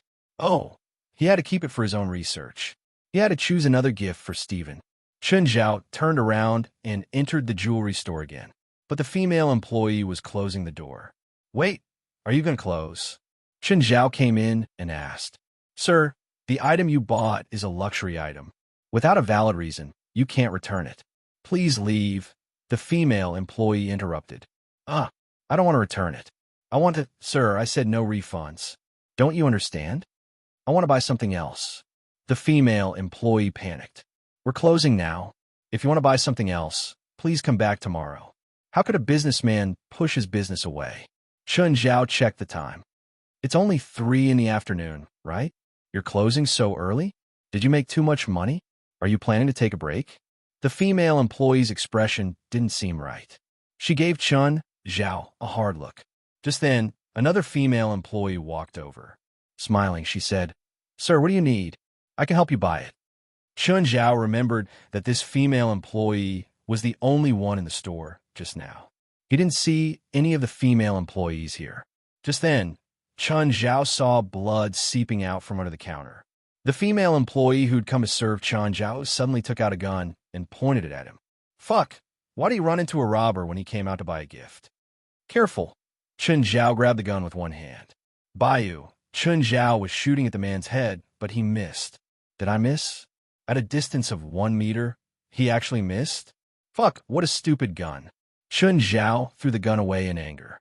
Seeing that Chen Zhao had not only missed, but also dropped the gun, the female robber was overjoyed. She pulled out a dagger and tried to stab Chen Zhao. Chen Zhao did the same thing again. He snatched the dagger and stabbed it at her neck. She clutched her neck and stared at Chen Zhao in disbelief. Then, she slowly fell down. The salesgirl screamed in fear. Chen Zhao hugged her shoulders. Don't be scared. It's fine now. The shop assistant was terrified. She pointed at the store and said, There are robbers inside. As soon as he said that, 2 people came out. When they saw Chen Zhao and his partner on the ground, they immediately raised their guns. Chen Zhao kicked the robber's corpse over. At the same time, he pulled the female employee and ran out. After running out of the store, Chen Zhao immediately pulled down the sliding door and locked the robbers inside. The sliding door of a jewelry store was even sturdier than a security door. There were also no other passages inside. "Call the police," Chun Zhao said. Call the police." Oh. The female employee was still in shock, but she suppressed her uneasiness. The robbers inside wanted to open the door, but Chun Zhao's foot pressed down on the sliding door. They couldn't open it. The robbers fired a few shots at the door, but it was unscathed. A large group of police came. Chun Zhao and the female employee cooperated with the police and answered a few questions. At the same time, they told them about the situation inside. There had been 5 robbers inside, but Chun Zhao had killed one. The remaining 4 had relatively high firepower. Of course, they didn't even have a hostage in such an encirclement. It was impossible for the robbers to break out, even if they wanted to. Then, the robbers were captured. They didn't resist at all. They just surrendered. This was normal. The robbers had high firepower, but they couldn't handle the police's numbers. They also used heavy firepower to suppress them. This guy's really strong. A few police officers gathered together and watched the surveillance video. He killed the robbers with one hand while carrying a child. That's China Kung Fu, right? His shooting skills are a bit bad. He can't even hit at such a close distance. These robbers aren't normal people. They've been bodyguards and mercenaries before. They're all extremely vicious. Just then, Chun Zhao and the female employee walked out of the lounge. After the two were questioned, Chun Zhao told them the whole story. He had the female employee's testimony and the surveillance video. Plus, Chun Zhao's job and identity as a university professor allowed him to receive respect wherever he went. Thus, he was treated quite well in the police station. He was treated like a hero. After all, he'd only used one hand to stop this vicious crime. "Sir, thank you for saving me." The female employee looked at Chun Zhao lovingly. "You're welcome. I just happened to help." Chun Zhao smiled. Jerlin was still holding the milk bottle. He got it from the female employee. "Can I treat you to a meal?" Chun, are you okay?" Just then, Alex walked in and interrupted his conversation with the female employee. The female employee thought that Alex was Chun Zhao's girlfriend. She secretly gave Chun Zhao a note. "Call me when you're free. Bye." "Chun, what's the situation now?" "Nothing. I just ran into robbers," Chun Zhao said casually. "If you participate in any dangerous things next time, can you not bring Jerlin? I know you're strong, but Jerlin can't protect herself at all." Alex looked at Chun Zhao angrily. "I didn't want to participate," Chun Zhao argued. "Trouble came to me. I think I should take care of Jerlin." Alex brought up the past again. "That's impossible. If you want, go have your own baby. Don't steal my daughter.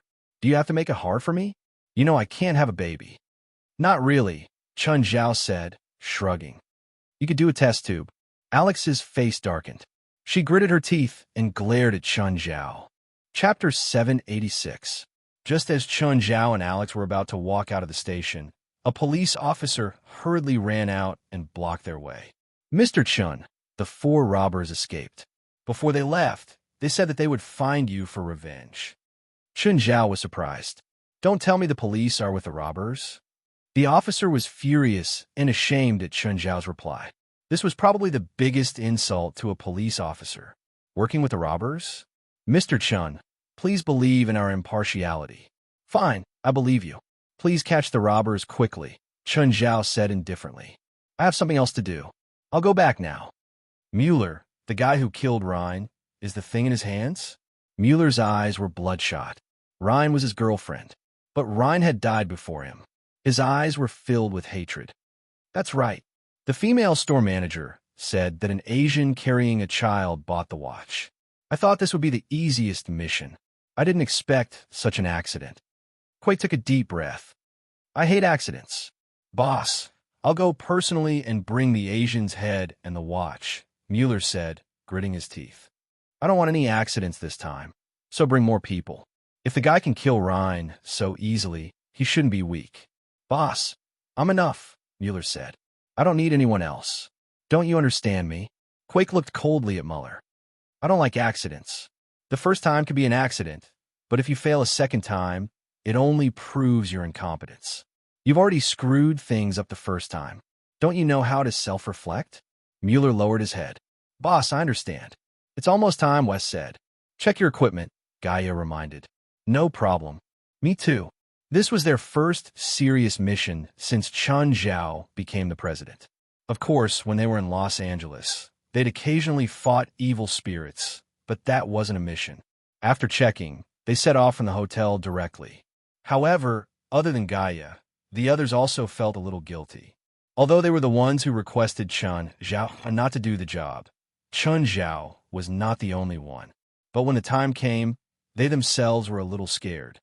West, are you sure we can handle this? Jalag asked. Have confidence in yourself. The enemy this time is a group of evil cultists. If we can't even handle a few evil cultists, what else can we do? We can't stay under the guild leader's protection forever, right? Actually, there's nothing wrong with staying under the guild leader's protection forever, Mord muttered. Everyone fell silent. All right. What Mord said seemed to make some sense. All right. No matter what, we have to complete the mission on our own this time, and we have to do it beautifully, West encouraged. When the car drove out of the city, Gaia suddenly said, There's a car following us. What? Have we been discovered? Could this be a trap? Everyone tensed up. Patya was even more frightened. Let's call the guild leader and ask him to save us, she said. Be quiet, Gaia said, frowning. Jalag, stop the car. The car stopped by the roadside, and so did the other car. Gaia walked directly toward the car. The person following behind the people from the association was none other than Benjamin. Hi, how did you discover me? Benjamin looked awkwardly at Gaia, who had walked to the window. What do you think? Benjamin's car was parked a dozen meters behind them.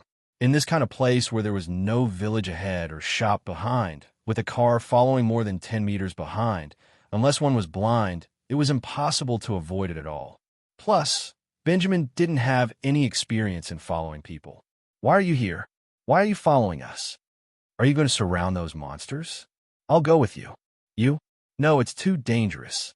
It's not something normal people can participate in. You better go back to where you came from. No, look, I prepared a lot of weapons. Benjamin opened the bag on the passenger seat. There were all sorts of things inside. Stun batons, stun guns, fiber nets, and even animal traps. Your tools are useless against those monsters. To them, they're like toys. Don't underestimate me, Benjamin said indignantly. I'm not as strong as you, but I can protect myself. He felt that he was being underestimated, so he had to prove himself. Benjamin was a man with a strong sense of pride. Otherwise, he wouldn't have chosen to investigate alone because of his captain's suspicions. Gaia suddenly went to the car, grabbed her sword, and slammed it down on the hood of Benjamin's car.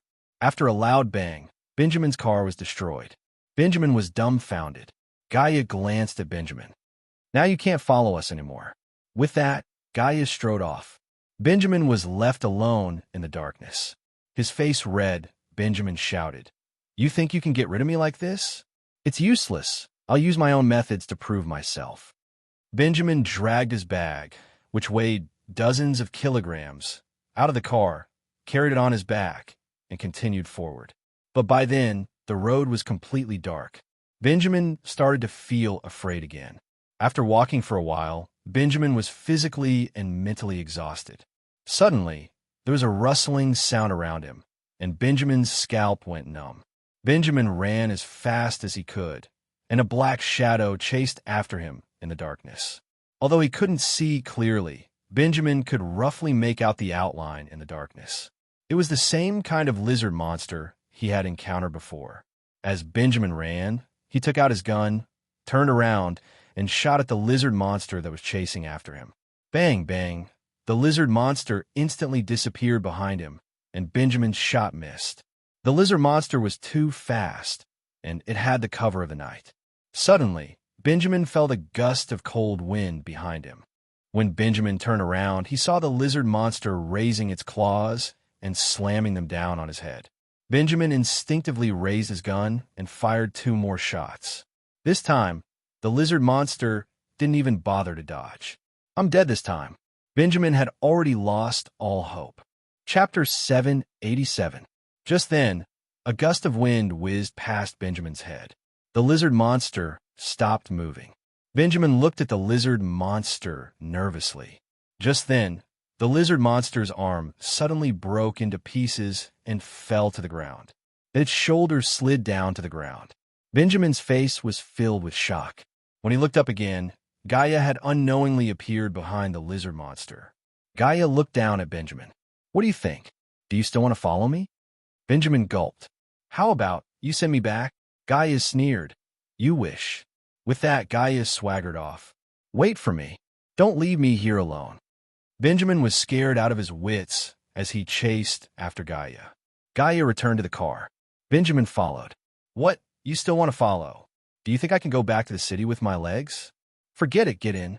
Benjamin looked at the people in the car with an awkward expression. "Hi, everyone." Everyone looked at Benjamin.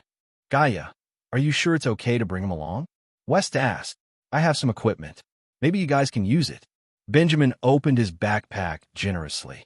"This is a military stun baton. It has 2 million volts and an instant output of 30,000 volts. Even a tiger can be electrocuted." Jalik took out a similar stun baton. 10 million volts and an instant pulse of 100,000 volts. Benjamin's face flushed. He was about to take out the stun gun. Jalik took out another stun gun. A short-distance stun pulse gun. There's no ejection device. It attacks with electric arcs and an instant output of 100,000 volts. Benjamin was speechless. Many of the equipment he'd brought weren't available on the market. Some of them were bought from the internet, and some were modified by him. He'd thought that he could at least fight the monsters with these weapons. But compared to Jalik's weapons, his were like children's toys. "Put this on." Gaia tossed a bulletproof vest to Benjamin. "I have a bulletproof vest." "This isn't a normal bulletproof vest," Gaia said. "I'm afraid that bulletproof vest of yours can't even block a single hit from those monsters." The car slowly stopped outside the church. Even under the night sky, the dilapidated church could still be seen.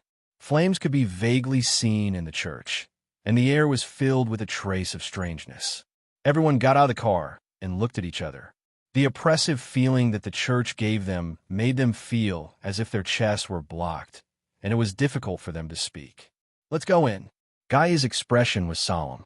Wes made up his mind and said to Benjamin behind him, "Follow behind." Everyone pushed open the church's door and saw a few dozen black-robed men standing in front of a magic array in the center of the church. "In the name of the supernatural organization, I'm giving you an ultimatum. Surrender immediately," West announced loudly. All the black-robed men turned to look at the people from the association. Being stared at by so many pairs of eyes made them feel a little creeped out. The pairs of eyes hidden under the black robes were all emitting a strange light. "Wah!" With a cry, the black-robed man in the center of the magic array raised a naked baby high in the air. The black-robed man was still chanting a magic prayer. "Put the baby down," Gaia yelled. The black-robed man slammed the baby onto the ground. Then there was no more sound. Everyone's heart felt like it had been yanked hard. It was an indescribable pain and an erupting fury like a volcano. Just then, another cultist handed a child to the black-robed man in the center. Gaia finally couldn't hold it in anymore. "Stop!" Waving her burning sword, Gaia rushed to the center like a wild beast. But at that moment, the black-robed cultists tore off their clothes. They revealed the appearance of lizards and made lizard-like noises. "Kill all of you monsters! Kill, kill, kill!" Gaia rushed over without a care, but she still couldn't stop them. She couldn't stop the second child from being smashed onto the ground. Gaia wasn't the only one angry. The others were just as furious.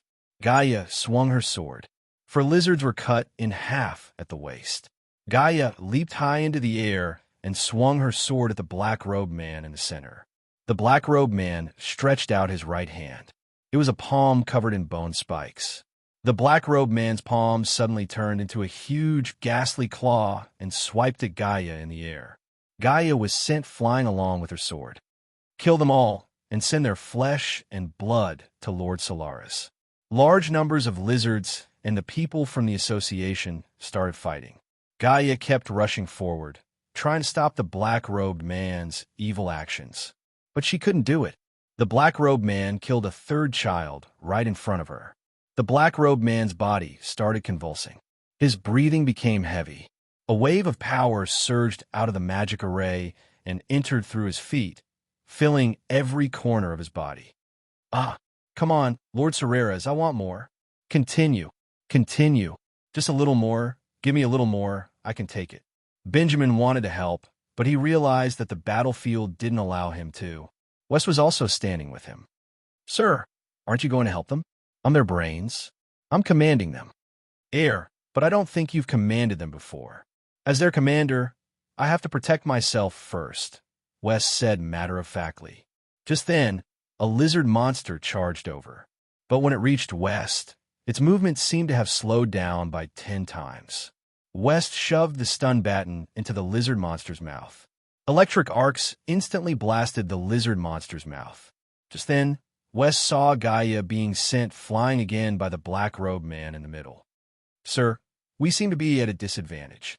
Miss Gaia doesn't seem to be able to defeat the man in the middle, Benjamin said worriedly. We're doomed. West's face was full of bitterness. Are we going to die? Benjamin's face was full of fear. West looked at the battlefield and hesitated for a moment. What a headache. Benjamin watched as West picked up his phone and put it down again and again. He seemed to be in a dilemma. Mr. West, what are you doing? Is this phone some secret weapon? Chapter 788. If it's a secret weapon, why don't you use it? Nehayman asked, confused. Smiling bitterly, West stared at his phone for a long time. Then he looked at the bitter struggle of the association members. Is there some restriction on the secret weapon? Nehayman couldn't understand. Wasn't the current situation dangerous enough? Why not use the secret weapon now? West looked at his companions. Guys, should we send a distress signal? Bang! Gaia was sent flying again. West shrugged. Okay, it's time to call for help. Nehayman heaved a sigh of relief. So there was a rescue team. Wah! Qinzhao suddenly woke up. He'd forgotten to set his phone to vibrate. He hurriedly picked up Jerlin. At the same time, he picked up the phone in annoyance. Hey, why? Are you done? No, West answered awkwardly. No. Why are you calling me when the problem isn't solved? Do you know you've woken up my daughter? Do you know how much effort I had to put her to sleep? You know she's going to torture me again in the next 2 hours. Qinzhao's hand suddenly became wet. It also smelled bad. President, we're in big trouble now. This cult is stronger than we thought. Even Gaia can't beat their boss. Okay, send me the location. I'll go after changing Jerlin's diaper, Qinzhao said, annoyed. President, Jerlin seems hungry again. I'll make her another bottle of milk powder. Qinzhao quickly changed Jerlin's diaper and made the milk powder. Then he carried Jerlin out of the guest room. Just then, the door next door opened. Alex walked out of the room. Qinzhao was stunned. Why are you here? Why can't I be here? This is a hotel. Okay. How did you know I was going out? I heard Jerlin crying and the sound of you opening the door. Is the soundproofing of this hotel that bad? Qinzhao asked, confused. Suddenly, he looked at Alex. Did you plant a bug in my room? Where are you going? Alex asked. Going out. I know you're going out. I'm just asking where you're going. By the way, lend me your car. Is it in the garage? I'm asking where you went. Alex stared at him with a dark expression. Little Jerlin can't sleep every time she wakes up, so I'm taking her out for a walk. Where did he go? Didn't I tell you? Let's go to the park or the 24-hour supermarket. Is there something wrong with your brain? Whatever, I'll just get a cab myself. Qinzhao didn't want to waste time with Alex. Are you going to kill someone? No. Don't let your imagination run wild. Qinzhao carried little Jerlin into the elevator. Alex chased after him. I'll take you there. No. I want to have father-daughter time with little Jerlin. Ding. They arrived at the underground parking lot. Alex clearly didn't believe him. If you go out adventuring, leave little Jerlin with me. Qinzhao rolled his eyes. I'm worried. Why? You don't trust me? Did you forget that there was a group of criminals looking for revenge at the police station during the day? I think you should stay away from me, Qinzhao said. By the way, which car is yours? The one over there. Alex tossed the keys to Qinzhao. Qinzhao handed the child to Alex and went to start the car himself. But before he could take a few steps, an SUV started up without warning and rammed into him. Boom!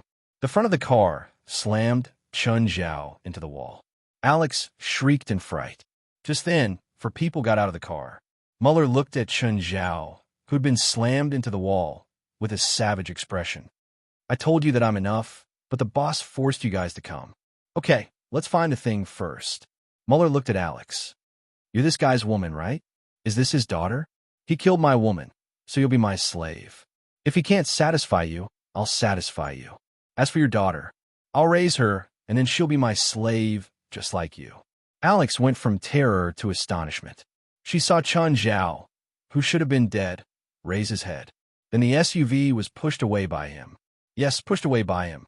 The three criminals who'd wanted to search Chun Zhao realized something was wrong, but it was too late. Chun Zhao walked toward Muller. Sensing danger, Muller turned his head abruptly. But Chun Zhao wasn't behind him. Muller saw the three corpses on the ground. Chun Zhao, who should have been pressed against the wall, was nowhere to be seen. Alex stared at Chun Zhao in disbelief. Chun Zhao had been right under her nose the whole time. Muller turned his head nervously and saw Chun Zhao's murderous gaze. What did you just say? Can I trouble you to say it again? Muller raised his gun, but the next moment, Chun Zhao bent his wrist that was holding the gun. Enduring the pain, Muller raised his leg to kick Chun Zhao.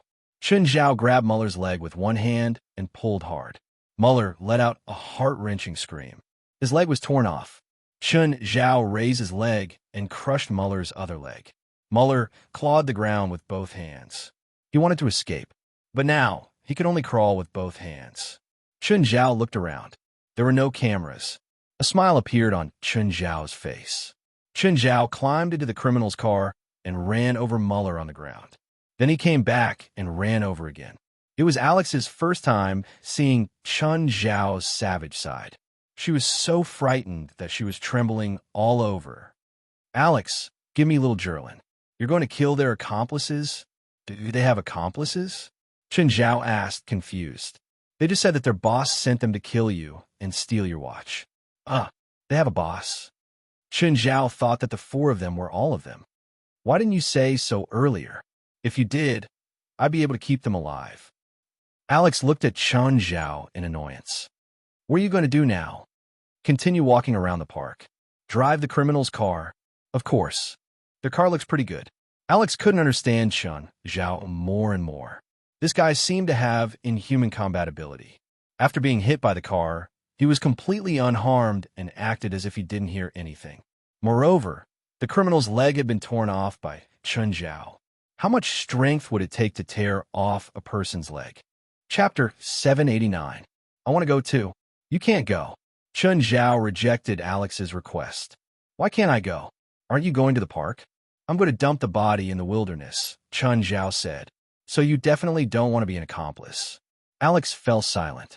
Indeed, she and Chun Zhao were from two different worlds. From the first day she met Chun Zhao, he seemed to be accompanied by trouble.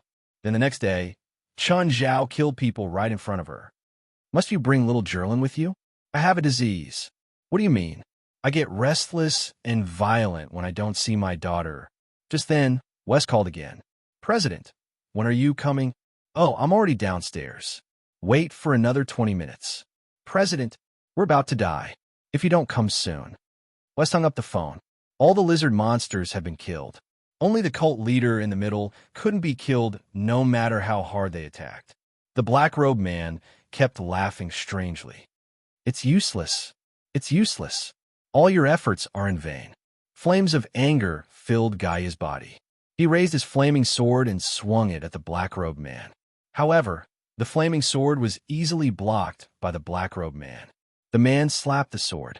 Instantly, a strong electric current surged toward Gaia. Gaia screamed and took a few steps back. He couldn't even grab the sword. Gaia, move.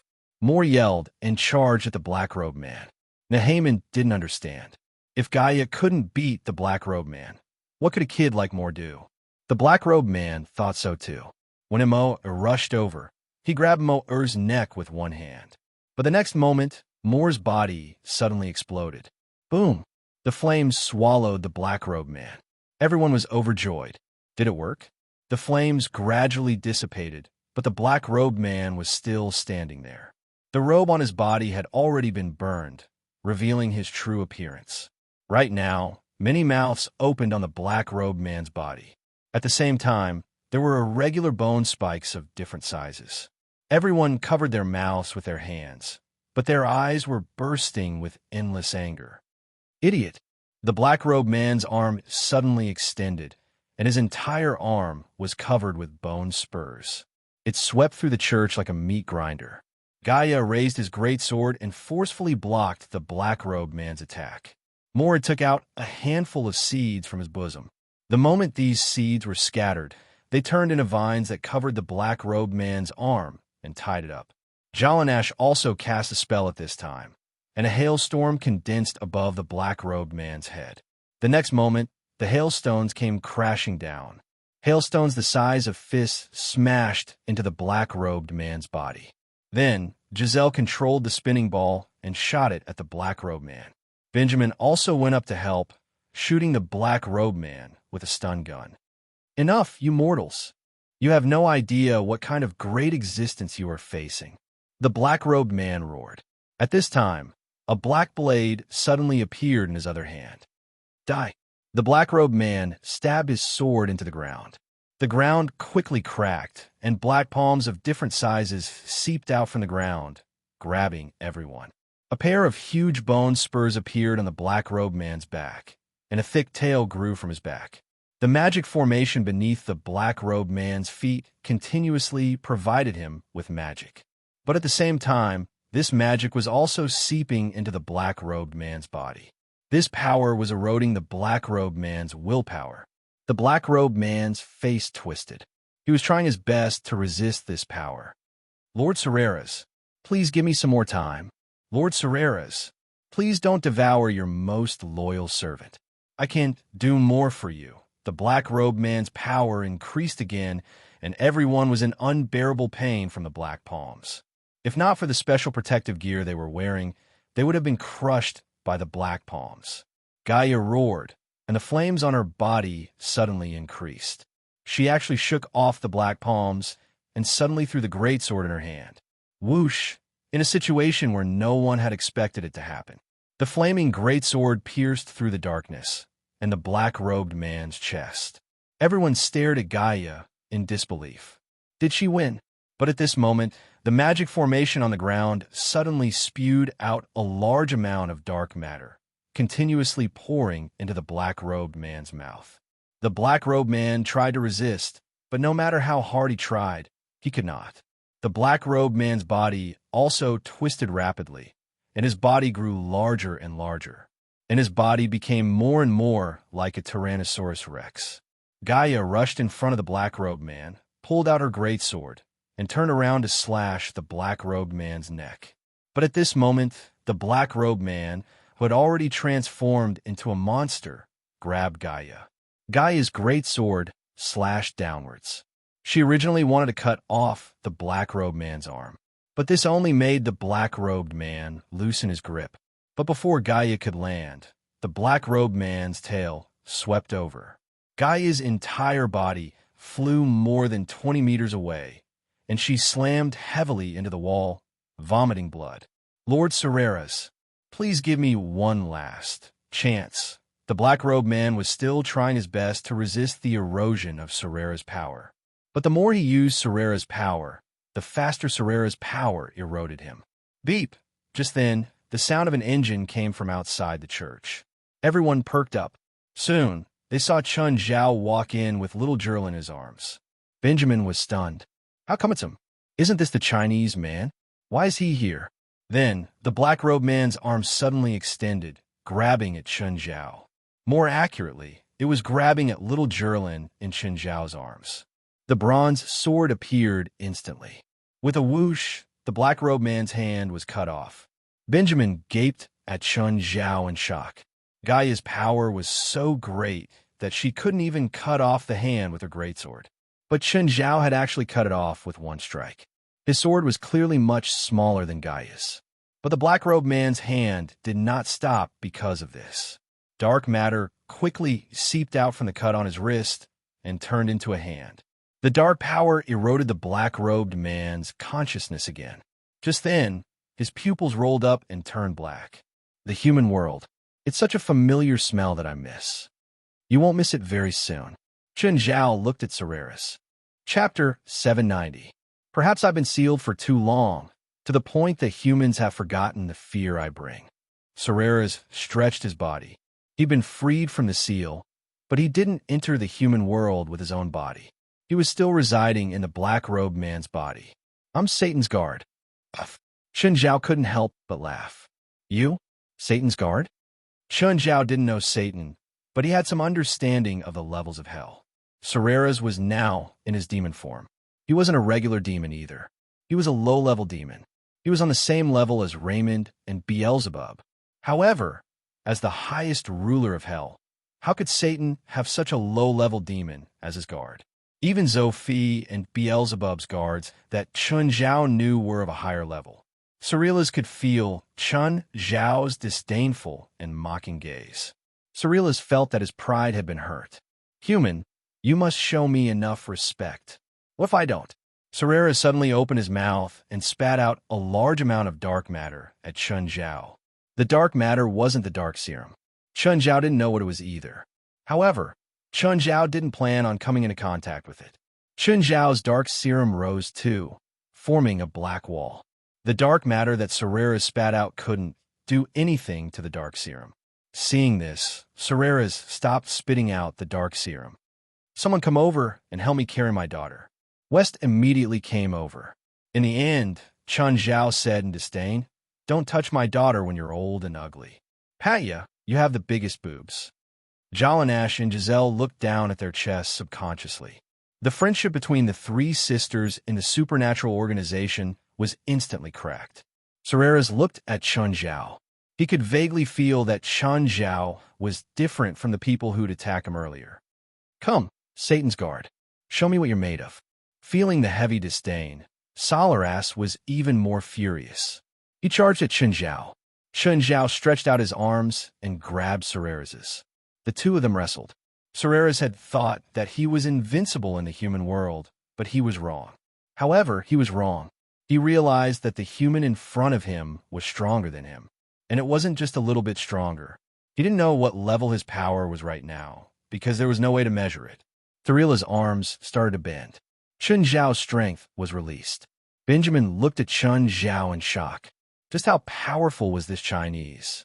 Even that monster was no match for him. Chun Zhao's expression was relaxed. Is that all you can do? He didn't even open the eye of power and the mouth of gluttony. Solilaz suddenly turned around and swept his tail at Chun Zhao. Bang! Chun Zhao was swept by the tail and moved a few steps to the left. You're playing dirty, right?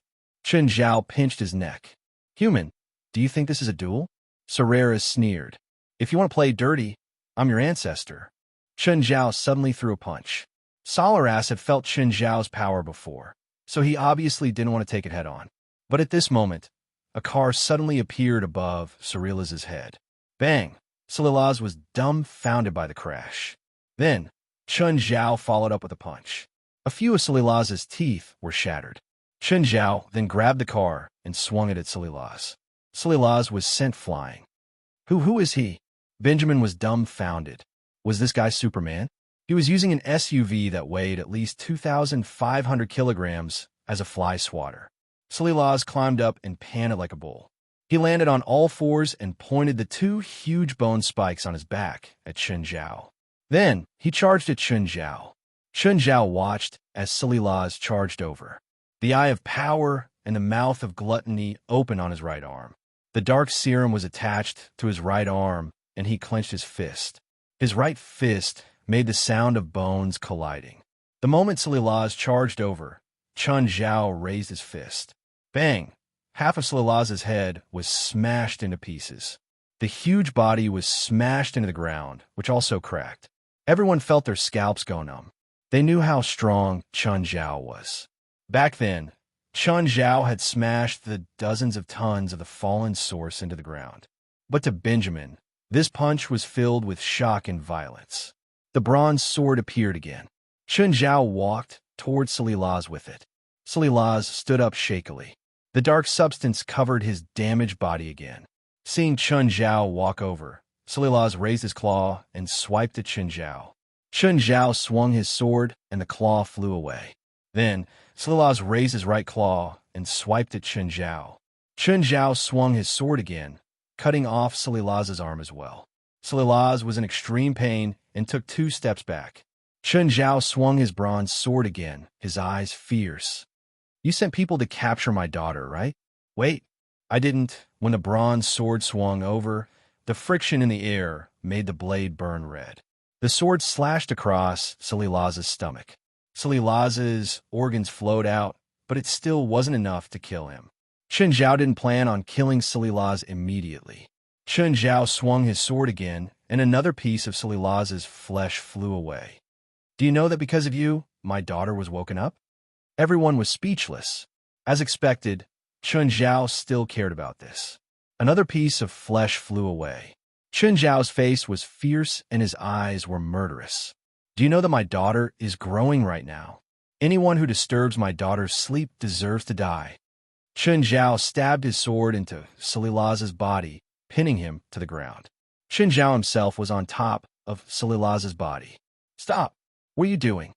Chun Zhao grinned at Salilaz. Pull out his tendons and skin him. Chun Zhao reached out and grabbed Salilaz's flesh and pulled hard. Everyone heard the sound of flesh tearing and Salilaz's pained cries. Who asked you to capture my daughter? Who asked you to disturb my daughter? The flesh on Solara's body was torn off piece by piece. Everyone's hair stood on end. They knew that Chun Zhao had always been brutal in battle. But this was the first time they'd seen Chun Zhao so cruel. West, Giselle said. The call just now was from you. It has nothing to do with me. It has nothing to do with me. Morse said. I never asked you to call the president. All of them wanted to draw a clear line between themselves and West. Looking at Salilaz being tortured by Chun Zhao, West couldn't help but shiver. Chapter 791. The blood, flesh, and bones behind him like a mountain. Everyone shuddered, especially Benjamin. This was especially true for Benjamin. He initially thought that Sorela's was brutal enough. But now, it seemed that Sorera's wasn't as brutal as this Chinese. He was a butcher. Sorera's was like a lamb waiting to be slaughtered. Wah!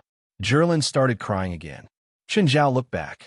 Patya was so scared that she hurriedly coaxed Jerlin. This was too scary. What if the president thought that he'd woken Jerlin up? Patya was about to cry. Chun Zhao turned to look at Sorera's on the ground. It's all your fault. My daughter is crying. Die. The dark serum poured into Sorera's bloody body. Sorera started struggling. The dark serum found Sorera's demon core and took it away. Finally, Sorera's breathed his last. Chun Zhao chopped off Sorera's head and dragged it back to the crowd. Everyone was so scared that they took 2 steps back. Although Solara's only had his head left, his face made people shudder in fear. Sorera's had died too tragically. He'd been tortured to death by Chun Zhao. West, can we bring this back? Huh. I want to hang it in my office. I'll think of a way, West said reluctantly. Also, you guys can't even deal with this trash. You need more real combat experience. Everyone was speechless. Apart from you, no one else could beat this monster no matter how hard they trained, right? But they didn't dare to say the truth. President, your daughter. Patya felt that Jerlin was a hot potato now. If Jerlin cried, the president would probably kill her. Hold me for a while longer. Look at me. I'm covered in blood. It's not convenient. Chun Zhao looked at Benjamin. What's wrong with him? Benjamin was scared of Chun Zhao. After all, he'd seen Chun Zhao's most terrifying side. He got lost, Gaia said calmly. Kill him. Benjamin was so scared that he peed his pants. Just kidding. Look, we're all good people. We're on the side of justice. Chun Zhao patted Benjamin's shoulder. Benjamin's smile was forced. He believed that they were partners of justice. But Chun Zhao seemed like an evil villain no matter how he looked at it. By the way, I remember you said that you wanted to protect me and my daughter, right? Benjamin's face immediately turned red. Protect your daughter? With a daughter-con like you around, what kind of monster would dare to harm your daughter? Suddenly, Chun Zhao turned around and looked at a shadowy corner of the church. Do you want to come out yourself? Or do you want me to pull you out? There was an old man hiding in the corner of the church. When he heard Chun Zhao's words, he jumped in fright. Don't kill me. Don't kill me. I have nothing to do with Satanism. This old man was wearing the black robe of the evil sect. Everyone found it hard to believe that this old man had nothing to do with the evil sect. Bruce was so scared that he almost peed his pants. He had seen the entire battle. This man was too terrifying. The demon from hell had been cut into pieces by this man. Speak. Be honest, and I'll give you a quick death. I really have nothing to do with Satanism. I'm the priest of this church, Bruce said, wiping his tears. Bruce wiped his tears and said, after the leader of the Satanist cult occupied this place, he forced me to become a member of the Satanist cult. I have always pretended to be obedient. I am different from those brainwashed believers. I have always believed in God. Then how did you fool them? Chun Zhao didn't believe that the evil sect didn't have any methods to control people. The leader of Satanism will use the demon's blood to control and demonize believers, including me, Bruce said. But I've been using holy water to purify myself, so I haven't fallen or been demonized. Come here. Let me smell your scent. Chun Zhao crooked his finger. Bruce's legs trembled in fear. He knew how terrifying this man was. He was scarier than a demon. As the priest of this church, Bruce was actually the guardian of the seal. In the church's documents, there was a record of this demon called Salaraz. It also recorded Salaraz's various crimes and unparalleled power. But now, Salaraz's head was in Chun Zhao's hand. The demon, who'd always been known for his cruelty and evil, had been tortured to death. Bruce now saw Chun Zhao as the scariest human in the world. If someone said that Chun Zhao was Satan now, he wouldn't doubt it at all. I told you to come here. Don't you understand? Bruce could only walk to Chun Zhao. He was really afraid that Chun Zhao would slap him to death. Chun Zhao grabbed Bruce's arm and cut it. Then he dipped his finger in the blood. Yes, he's a pure human, Chun Zhao said after confirming it. Since you've been in the cult for so long, have you never thought about escaping? Or sending a message? So many children have been killed. Don't you care at all? Gaia looked at Bruce coldly. I want to, Bruce said bitterly, but those lizard monsters have already remembered my scent. I can't escape at all. Plus, there's no communication device here. How can I send a message? Oomph. Useless. Gaia had always been upset about not being able to save those children. Those children were all less than a month old. Gaia's heart was very heavy. Chun Zhao patted Gaia. He knew that she wasn't in a good mood. Everyone was tired today, so Chun Zhao didn't continue torturing them. However, it was a happy thing to be able to hug Zhilin to sleep every night. No matter how terrible it was outside, as long as his daughter was by his side, everything would become better. At night, Chun Zhao's phone suddenly vibrated. Chun Zhao picked up the phone and glanced at Zhilin in a daze. She was still sleeping. Hello, who's this? Mr. Chun, my subordinates want to find you today, right? Chun Zhao woke up immediately. Who are you? You can call me Quick. Oh, and then? Where's my subordinates? I'm still alive, which means that they might have already seen God or Satan. Why? Are you interested in letting me send you on your way? Chapter 792. So troublesome. Why can't I just spend a day with my daughter? What a headache. Oh, you have a daughter. Huh. You have to be careful. She's so young. She could die easily. Chun Zhao caressed Zhilin's cheek. At the moment, Zhilin was sleeping soundly. Her small mouth was still moving. She was probably dreaming and drinking milk. Thanks for the reminder. I'll be careful. Chun Zhao's voice was filled with warmth. But you should be careful too. Don't let me see you. In the morning, when Chun Zhao woke up, he realized that Zhilin still woke up earlier than him. Every day, Zhilin would wake up earlier than Chun Zhao and stare at him like that every day. Chun Zhao pinched Zhilin's cheek and got up to do what he had to do every day. Changing diapers, making powdered milk. It was another refreshing day. Just then, Alex's call came. Hey, Chun, Deng Boli's party on the sea is today. Got it. Are you going to attack them?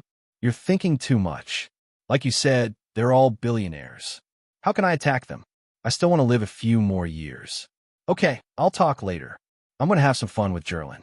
After breakfast, Chun Zhao carried Zhilin to the dock and rented a yacht. However, before Chun Zhao could board the yacht, he saw Alex standing at the dock and looking at him. Alex, why are you here? If you want to go out to the sea, you have to rent a yacht here. Why am I here? Alex looked at Chun Zhao in annoyance. You're not going out to play, are you? You're right. I'm indeed going out to play. Boss, that Chinese is so bold. He ignored your warning and even dares to go out to play. Go get a helicopter. I want to know what kind of expression that Chinese will have when he sees me. Boss, how many people should we bring? All of them. Quick said. Quick, and the others boarded a helicopter. It was a modified military helicopter. It could hold 20 people. It was originally a decommissioned helicopter of the U.S. Air Force. Some organizations bought it at a low price and used it for private purposes. Of course, with America's air traffic control, it was impossible for this helicopter to carry any weapons. It was mainly used for manned missions. Armed forces like Quake often needed to carry out multi-person transport missions. If it was an ordinary model of plane, I'm afraid it wouldn't be able to accommodate so many people from Quake. Boss, he's alone. Why did he bring so many people with him? Quake looked at his men. Mueller thought so too, but now he's dead. I'm not Mueller. Our employer put a bounty of $2 million for us to get that pocket watch. It's not a high price, but it's not low either. Originally, if everything went smoothly, we could have gotten the bounty by spending a small amount of money. But now, 5 people have died. This kind of loss has exceeded the scope of our plan. I don't want to add to the loss, and I don't want any more accidents. Chen, what's your plan? Alex was very nervous. Chun Zhao was empty-handed, and he was carrying a child. Was he going to take revenge for Zhilin with just this kind of preparation?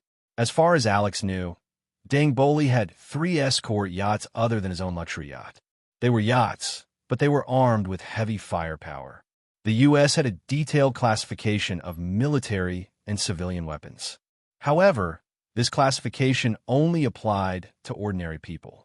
For rich people, they could even get a nuclear bomb if they wanted one. She knew that Chun Zhao was powerful, but this was the sea. He wasn't facing a group of enemies who could shoot at him with guns, but armed with heavy firepower. This wasn't a victory that could be won with one's own strength. What plan? What plan? I don't have one. I just want to go around the sea, fish, and sunbathe, Chun Zhao said matter-of-factly.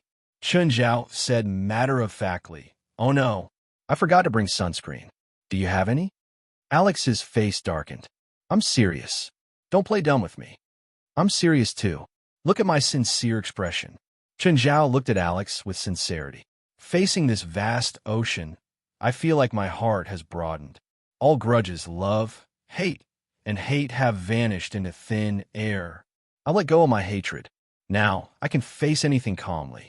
For a moment, Alex almost believed Chun Zhao's words. Chun, I don't care what plan you have, but please don't take Zhilin into danger. What danger? I already said I'm out to play, Chun Zhao said calmly. Stop nagging me.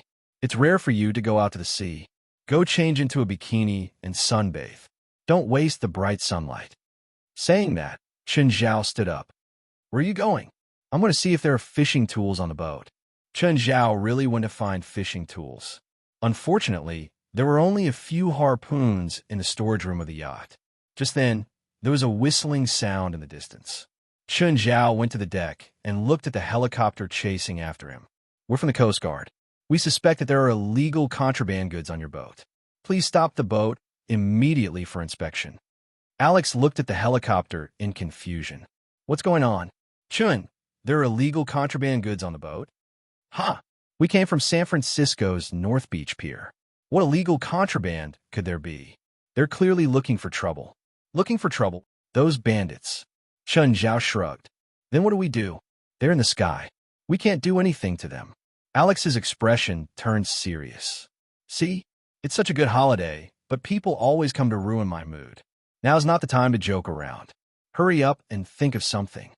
Chun Zhao stood on the roof of the yacht. Holding the harpoon, he made a throwing gesture.